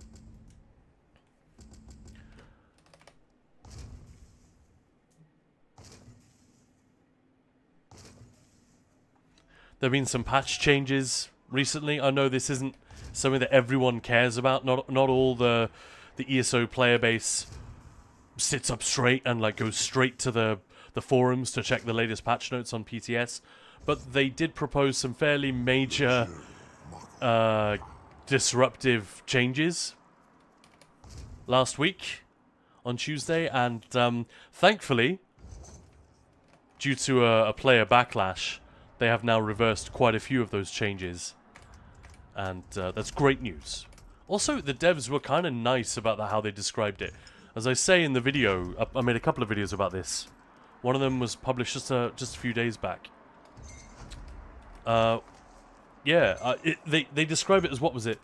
Thoughtful and constructive. And I've sort of made the point that when's the last time you heard a studio, any studio developers, talking to their community and saying, hey, thanks for that fan backlash. It was really thoughtful and constructive. That shit doesn't happen.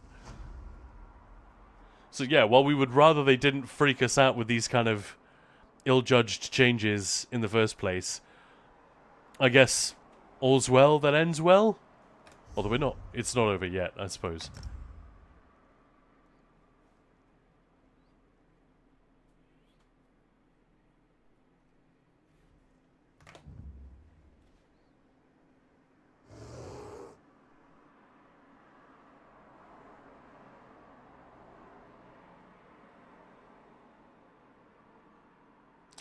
I should probably highlight something else as well.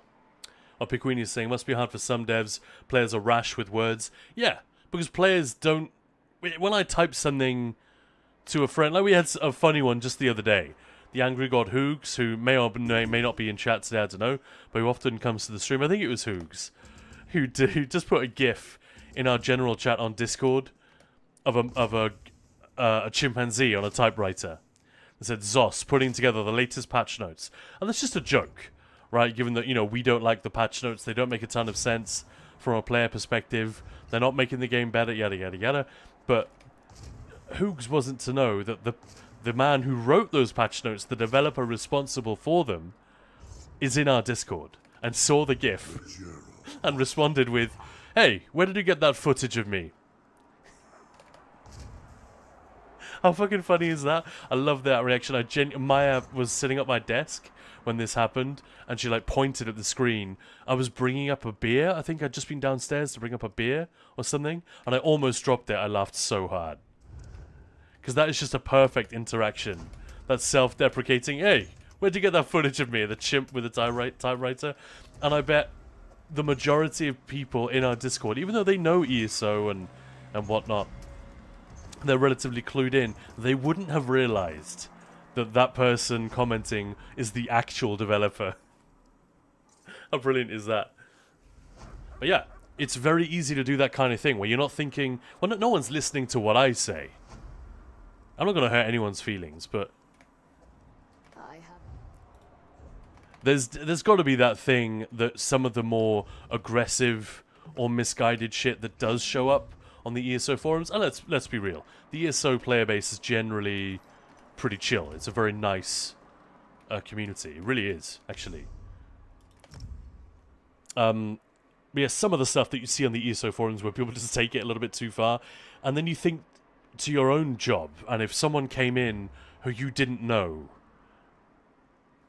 and just like walked up to your desk and said, Lamau, you fucking suck at your job, lol, useless, you should all be fired, and then they make recommendations as to what you should do differently, are you going to listen for a second? No, you're going to be like, get the hell out of my face.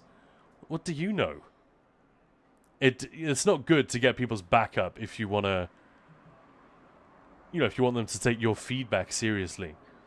It's not a great one-to-one example, but you know what I mean. Lilith Maeve, welcome on in. How's it going?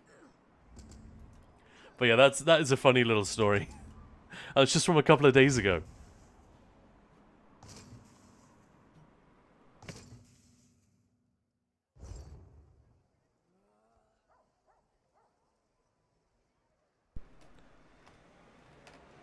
All right. Well, was there anything else while we are here today? Because it's just after 4 o'clock, and I am actually going to raid off pretty soon. But don't go anywhere, guys.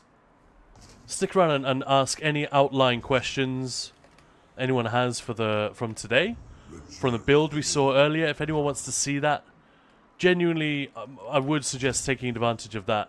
It's not going to be gone and dead in Update 47, but the way it works now, it may never work like that again. And it's a ton of fun. At least it has been for me. I can only recommend and pass on what I have found through my own experience. And I've found that just a ton of fun. If you just joined us recently, you didn't see me doing Maelstrom and Valishran earlier. This is an Arcanist, very, very familiar setup, but an Arcanist with Herald of the Tome, Assassination, and Stormcalling. And with no heals, just Reaving Blows slotted.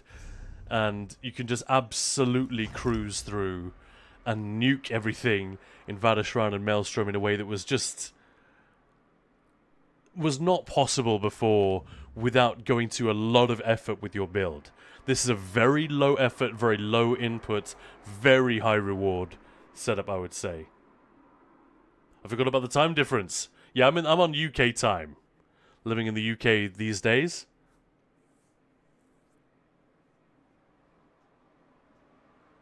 And today was supposed to be a midday to 4 o'clock stream.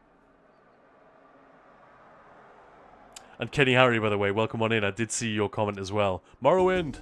I absolutely agree. But for those who hadn't heard about this, so the original leak, when we heard about that Morrowind Remastered was coming, that was back in 2002, I want to say, something like that. So in the later part of, you know, COVID lockdown, when lockdown was easing off at this point, certainly. We'd been through like 2 or 3 lockdowns or whatever it was. And Microsoft was taking it to court. And having to justify their proposed acquisition of Activision Blizzard, which is now, you know, seems like ancient history. But a lot of documents were submitted to the court, a lot of planning documents for Microsoft's game development. One of them, which was apparently submitted by accident, it wasn't it wasn't germane to the court case at all. So it was just a happy accident. Somebody leaked, like, I guess a PowerPoint presentation from an investor meeting or whatever, and it was a forecast of what they were going to make, what the projects they were working on and all the rest. And that is where we first heard about Doom Year Zero. Indiana Jones and the Great Circle. I think we'd already heard about that one, but it was obviously mentioned. Year Zero, Doom Year Zero obviously became Doom the Dark Ages. Oblivion Remastered, which became a thing. They never confirmed it until it was released. So that was always the only thing. There was that leak, and then some people who worked on the game at Virtuos who would leave the studio and then say, hey, here's my CV, I've been working on da-da-da-da-da, and it was very clear from their description of their experience, you've been working on Oblivion Remastered. I can't talk about that. So, yeah, other than those little leaks, this was the only document we had to go on. And what else did it mention? Fallout 3 Remastered. So, especially given the success of Oblivion, and the fact that it seemed to have been a green-lit project way back then, I think it's a pretty safe bet that that will be showing up at some point. But I wouldn't like get your hopes up for it immediately. But they are very similar games. They worked in the same engine. The process of remastering them must have a huge amount of overlap. And now that they've got all the expertise from the Oblivion project, yeah, it makes a ton of sense. I forgot about the time difference. Oh, I already read that one. Isn't that fun? And given the quality of the Oblivion remaster, I don't think any of us expected it to be that well done, to be honest. And to retain its sense of ridiculousness. That is, like, credit to Bethesda and Virtuos for, like, grokking that a huge part of Oblivion's charm, especially as it's aged, is its unintentional comedy. You know, the weird faces that the NPCs have. The very strange way that NPCs can behave if they fall off something, or they're attacking a specific enemy, or they are, you know, the weird perks of the justice system. And, oh my god, that kind of cringy, what was it called? Radiant AI? As it was called at the time. You know, where they go up to speak to you. Greetings. What news from the other provinces? Nothing I'd like to talk about. Bye. Yeah, all those like amusing exchanges that they would have. Love it. They kept all that in there. They preserved all of that. And they didn't try to like retroactively make it seem like a really slick, really serious game. All the jank is just sort of left in there and given a new lick of paint. I love that. The Wes on Wes violence, exactly. Goodbye.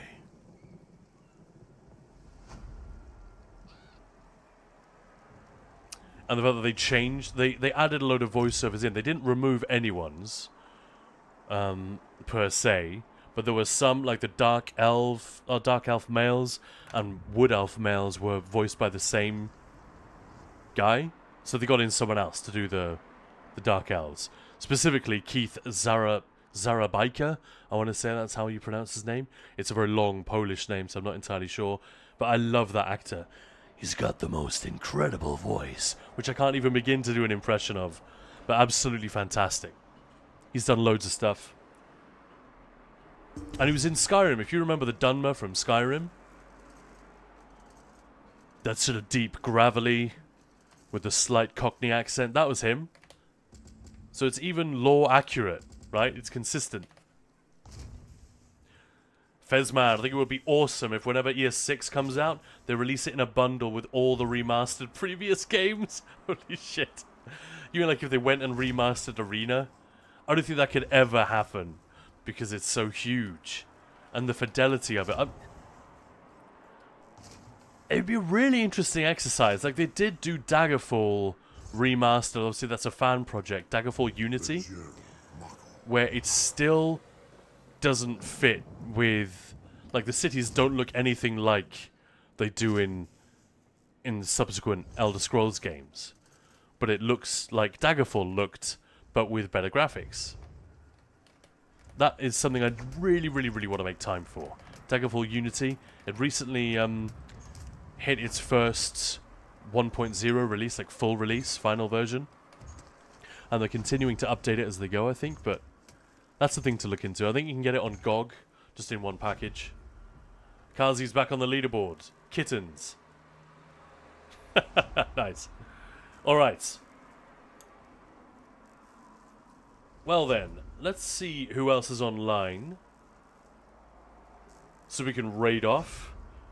But, hey, we got Bislobo online. We've got Airy Summer. We've got Demon Cat Daphne. Let's go and say hello to Daphne.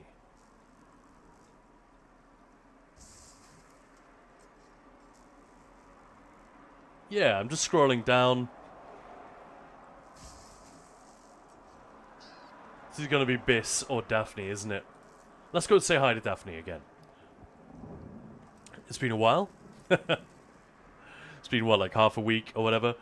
But yeah, so, finally, guys, use those two chat messages. Use the top one without the bouncing emote if you are not subbed to the channel. You are online. Thanks, Moose. And use the bottom one, which says sub raid. If you are subbed to Ninja Pulls, you can use that one. And I'll tell you what, please do the following. If you haven't already followed Ninja Pulls, please do. If you've got a sub available, you enjoyed the stream today, or you've been watching for a while, and you enjoy what we do, you appreciate the YouTube, 10fest, the Discord, all the other stuff, the website, you know, please consider supporting us in any way you can. Enough about that. When we do raid into Daphne, make as much noise as possible, please. It is such a great feeling when chat does that and says hello and makes a ton of mess in your chat, so you have to scroll through and catch up with all the names. And thank you so much for hanging out with me today. Maya is really, really looking forward to being back with you guys. Make a note, Thursday into Friday next week, we're going to be doing a 24-hour stream. We'd love to see you guys there. It's going to be tons of giveaways, tons of fun, tons of nonsense. It's going to be non-stop party. Thanks, Zanzion. Thanks you, everyone, for hanging out with me today. I've really enjoyed it. It's been really cool. Have a lovely, lovely weekend. And we will be back tomorrow. And hopefully, I'll see you there. Take it easy.